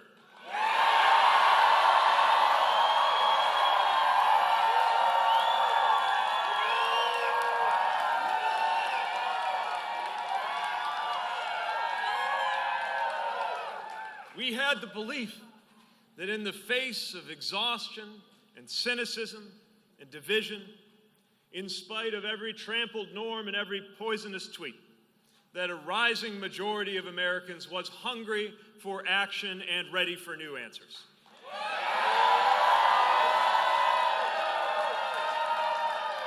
We could see an American majority yearning for leadership to rally us together behind bold ideas to make a difference in our lives. We saw that Americans were ready to come together, but our politics were not. And to seize this moment, we needed a new path forward, a path that welcomed people instead of pushing them away, brought them together instead of driving them apart, because this is our best and maybe our last shot.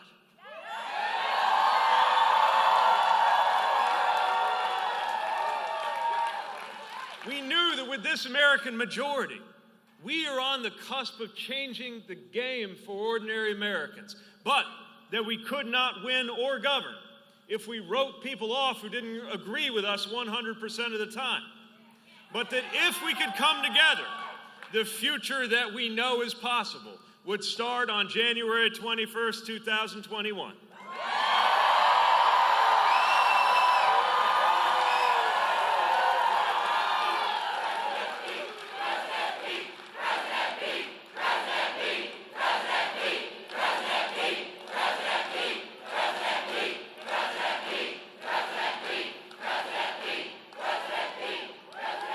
Skeptics, an awful lot of skeptics, who said, not now, not this time.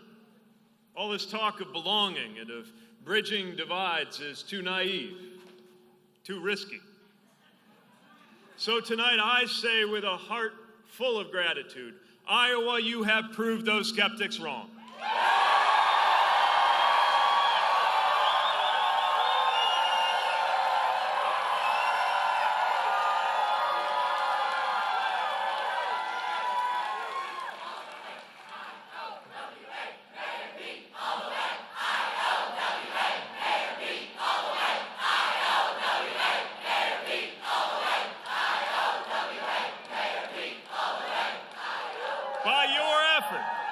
And it was by your effort we brought together an extraordinary coalition of Americans, progressives, moderates, and that good number of what we like to call future former Republicans.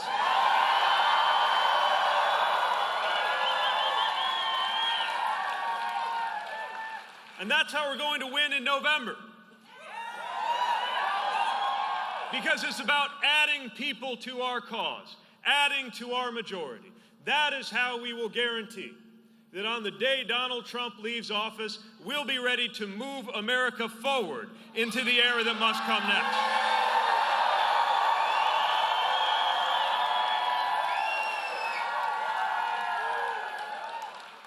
I want to thank every member of our campaign family, every organizer, every volunteer, every caucus goer who talked to a neighbor or a coworker, every staff member and every supporter who believed.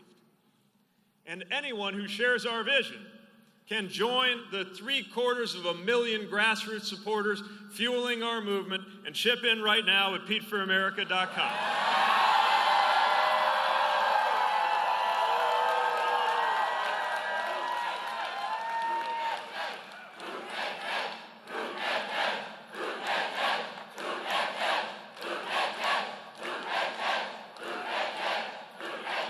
And while we're at it, I want to recognize a few other people who helped us get to this night. my mother, who not only helped raise me, but put her love of language to work answering letters sent to our campaign.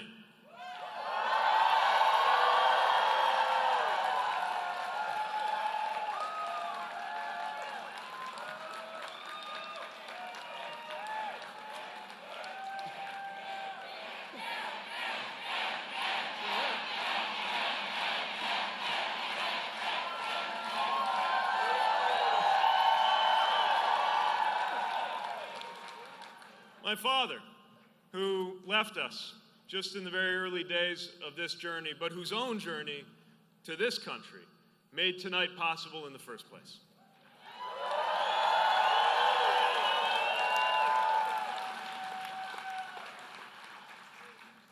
And to the love of my life, keeping my feet on the ground. How about a hand for the future First Gentleman of the United States? Let's hear it for Chasten.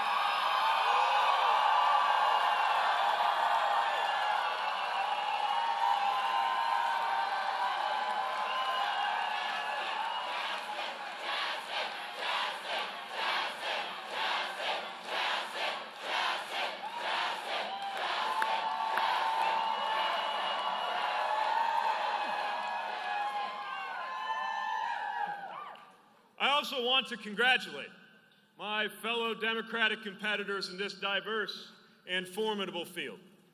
For months, we have been having an honest and respectful but vigorous debate about the course of our party and the future of this nation. And tonight, Iowa chose a new path.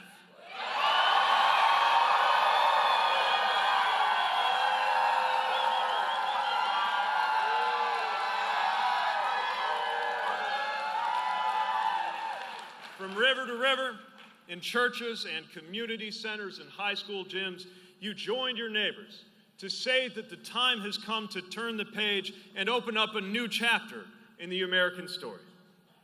You chose to move on not just from the broken policies of these last few years, but the broken politics that got us here. And tomorrow, because of what we did here, the nation will have that choice too. We take our message onward to New Hampshire, which has a way of making up its own mind, to Nevada, to South Carolina, and beyond to every corner of America.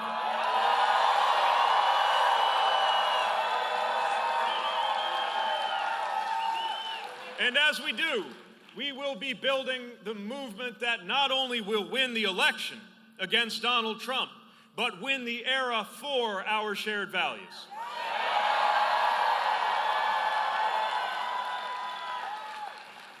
We have exactly one shot to defeat Donald Trump. And we're not going to do it by overreaching. We're not going to do it by division. We're not going to do it by saying it's my way or the highway.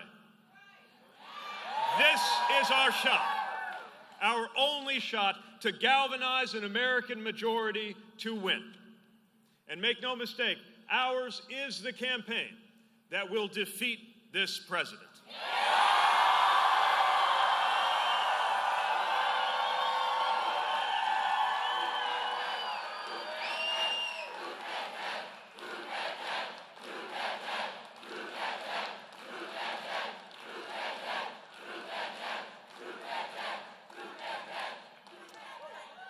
A president who cuts taxes for corporations while crushing the rights of workers to organize ought to have to compete with a middle-class mayor who entered politics fighting for auto workers and actually lives and works in the industrial Midwest.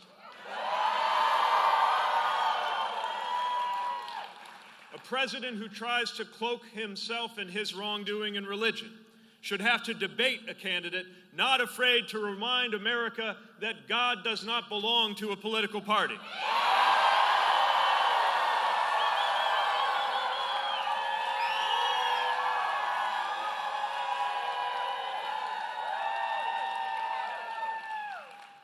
And a president who avoided serving when it was his turn should have to stand next to a veteran ready to show what troops deserve from a real commander-in-chief.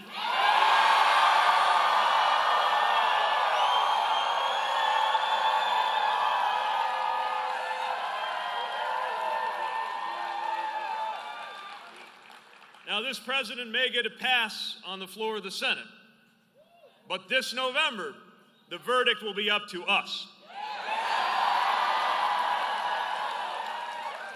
And when I'm your nominee, we will win big enough to send not just Donald Trump's presidency, but Trumpism itself into the dustbin of history where it belongs.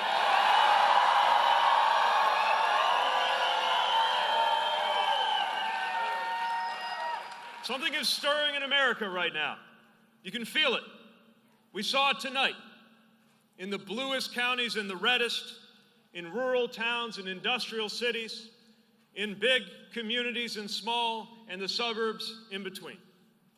We're seeing Democrats hungry to win, independent voters who had been turned off by our politics, Republicans tired of trying to look their kids in the eye and explain this presidency, all standing together. And all standing together to declare that we are defined not by who we voted for in the past, but by what we're voting for in the future.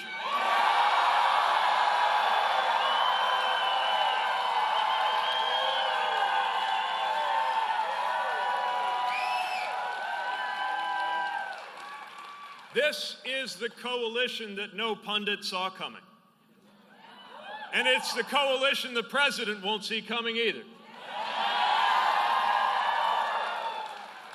It's a majority we're assembling to agree not just on who we're against, but on what we are for.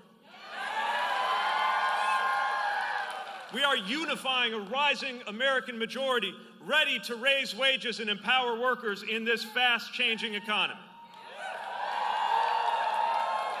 A majority ready and determined to put an end to endless war.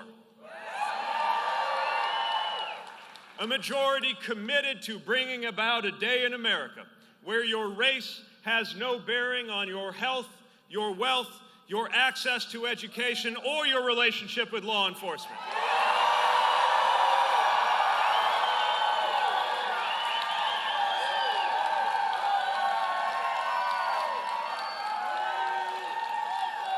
A majority of Americans ready to support our teachers with a president and a Secretary of Education who believe in public education.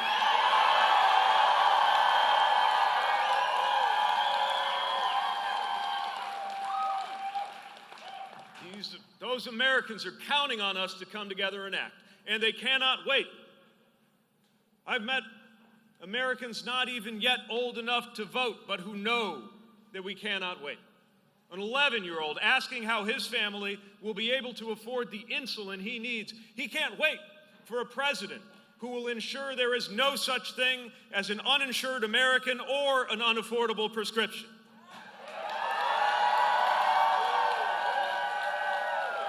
The 14-year-old who let me know she's already written out a basic will because she's terrified the next day in school could be her last. Cannot wait for a president who will see to it that she can walk into her school free of fear.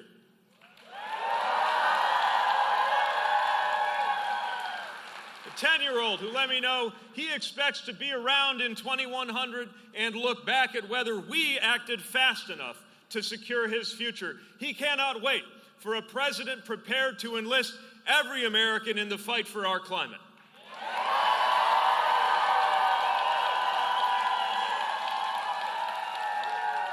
We are running for them.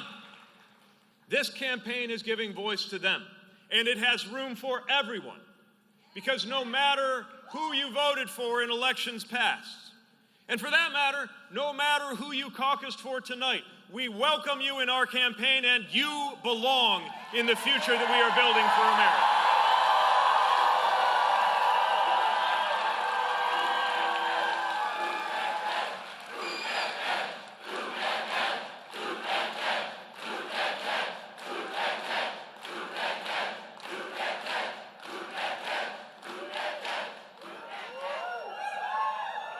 Whether you're a young woman with autism in Muscatine or a veteran battling addiction in Claremont, you belong. Whether you clean hotel rooms in Las Vegas or are getting a new business up and running in Charleston, you belong. I believe the presidency has a purpose, And the purpose of our American presidency is not the glorification of the president. It is the unification and the empowerment of the American people to solve these big problems.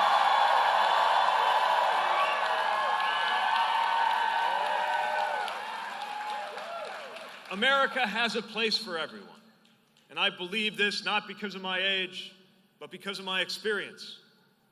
I believe in American unity because of my experience serving, of lacing up my boots in the dust of a war zone alongside Americans so different we hardly had anything in common besides a flag on our shoulders, yet learned to trust each other with our lives.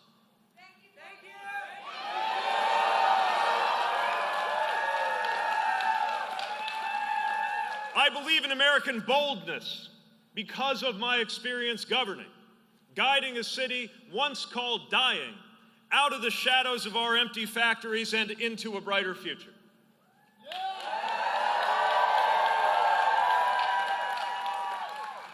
And I believe in American belonging because of an experience you are part of right here tonight. Looking out at you and remembering how it felt to be an Indiana teenager wondering if he would ever belong in this world. Wondering if something deep inside him meant that he would forever be an outsider, that he might never wear the uniform, never be accepted, never even know love. And now that same person is standing in front of you, a mayor, a veteran, happily married, and one step closer to becoming the next president of the United States.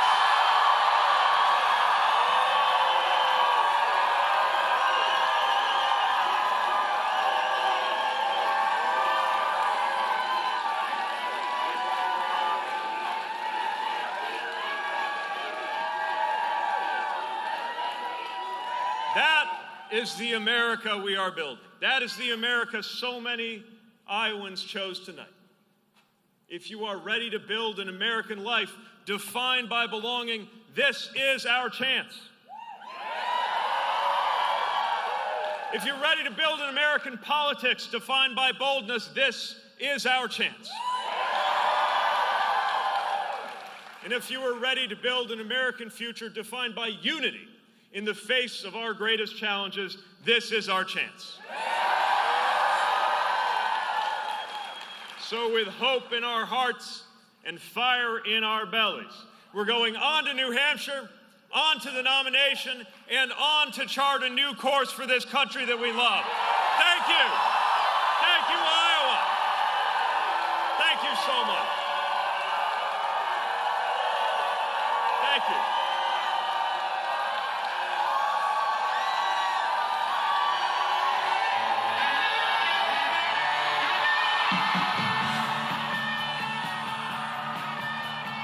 Pete Buttigieg declaring victory in Iowa tonight, even though 0 precincts have reported. So for more explanation of exactly what's going on, let's go to James Hohman here. It sounded like Pete Buttigieg gave his victory speech. I can picture the candidates making like a victory speech, like, okay, let's do better next time speech, but there's no speech in the old toolkit for like, what the heck just happened? That was the speech that clearly had been pre-written, obviously, that was meaty and substantive, and history will remember that. It's if he ends up winning for some reason when all the results do come in, it will be validated. If for whatever reason he falls short or finishes second or third, that will be widely mocked. That will be the Howard Dean scream speech of our time, to stand up and give an all-out declaration of victory. But he put a lot of his eggs on the Iowa basket. He needs momentum coming out of here to raise money, to keep things going, to continue to make inroads in South Carolina. So it's sort of understandable what his calculus is there. Bernie Sanders also said, I feel really good about what the numbers say, and I think we're going to come out on top. But Buttigieg declaring victory, and it is, maybe it's based on something. The entrance polls that are public show that Buttigieg did quite well as sort of everyone's second choice, that he was sort of the silver medalist, as our colleague Dan Keating put it in a post reviewing the data, which is that, like liberals, a lot of liberals saw him as their second choice, a lot of moderates saw him as their second choice, and that's not a bad place to be right now in a field of 5 or 6 serious contenders, to be everyone's second choice candidate. And typically there are it's thought to be there are like 3 tickets out of Iowa, but everybody's grabbing a ticket tonight. And that's one of the things is, you know, if there were problems with the second ballot and the realignment, it really isn't going to play the winnowing field. This New Hampshire will end up playing that role in 8 days' time, and you know, I think it's too early to say, oh, people aren't going to compete in Iowa next time, because people have an incentive to compete in Iowa. But this is definitely going to really undermine the state's credibility. Before we talk more about the overall night, Eugene, I'd like you to react to Pete Buttigieg's speech.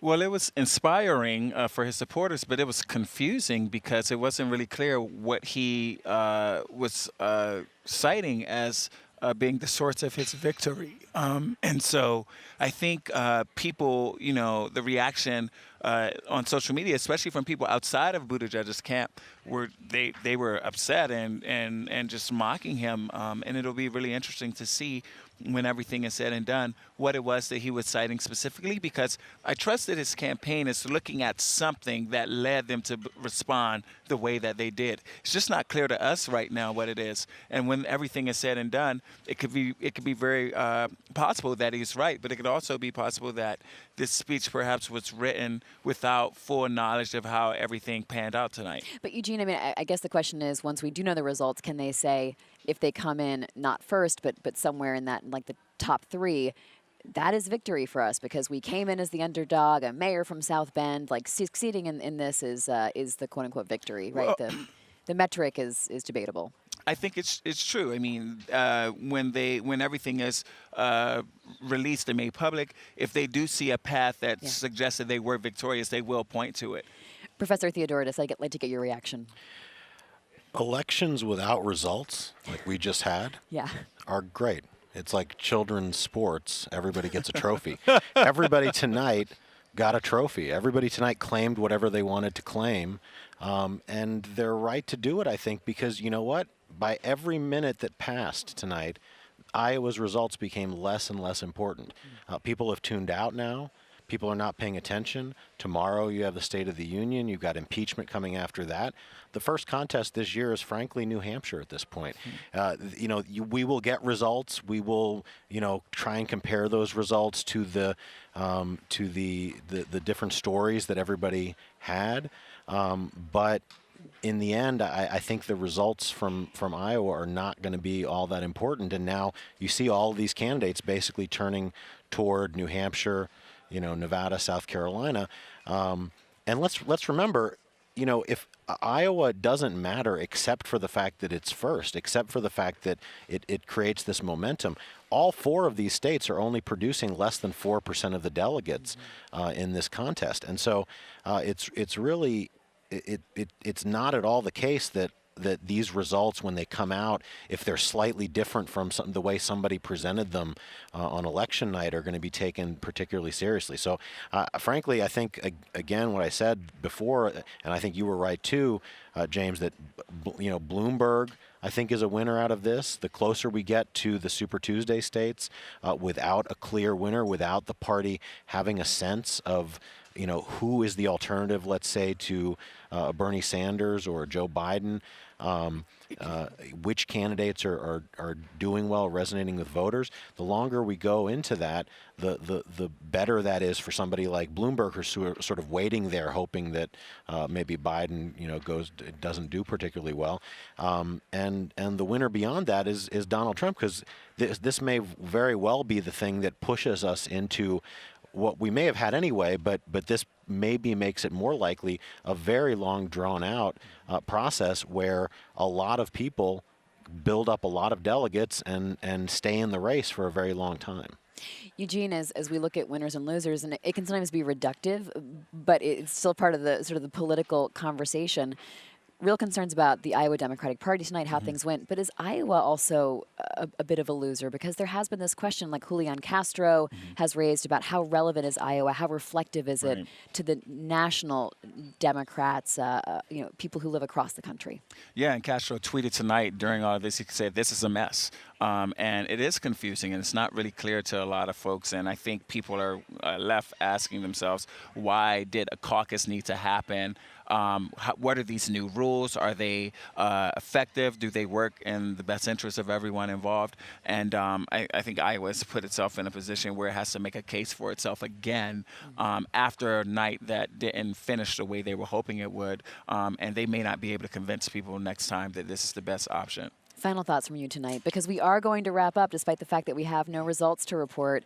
We're gonna call it a night pretty soon. What are your final thoughts, Eugene? Yeah, I think, we are going into the next day with a lot of the same questions we had starting this show unanswered. But I will say some of the people who were fearing that things could be close to over tonight, clearly that hasn't been the case for them. And so we'll see what happens in New Hampshire. Professor Theodoridis, final thoughts from you? Yeah, I think that I don't know that this will cheapen the Iowa caucus going forward.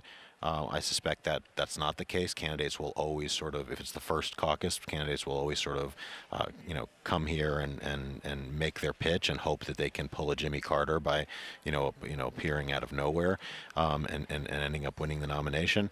But I do think this is likely bad for hopes of quick unity in the Democratic Party. I think that's something that's very much threatened right now, and tonight's lack of results certainly haven't pushed us in a direction that's going to lead to that unity.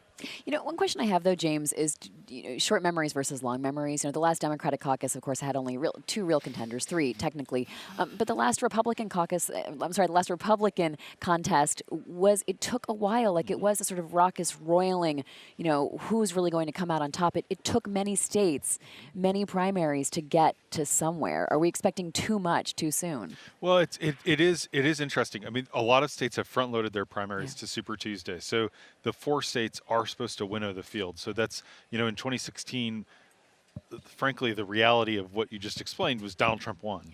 That the kind of a majority of the Republican Party didn't want Trump to be the nominee until he was, and until after he was.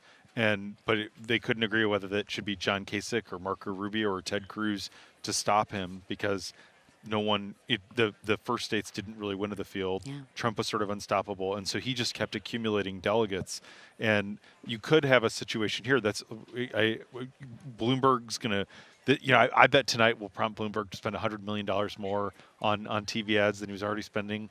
I think that if the first 4 states don't winnow it, it does increase the odds, and maybe tomorrow morning we'll have clear results and it will have a big impact. We can't predict that, but this tonight unquestionably raises the odds, whatever those odds are, of going into the Milwaukee convention in July not knowing for sure who the nominee is. Final thoughts from you. It means that someone got really harmed tonight, and we won't know for a while who that person is.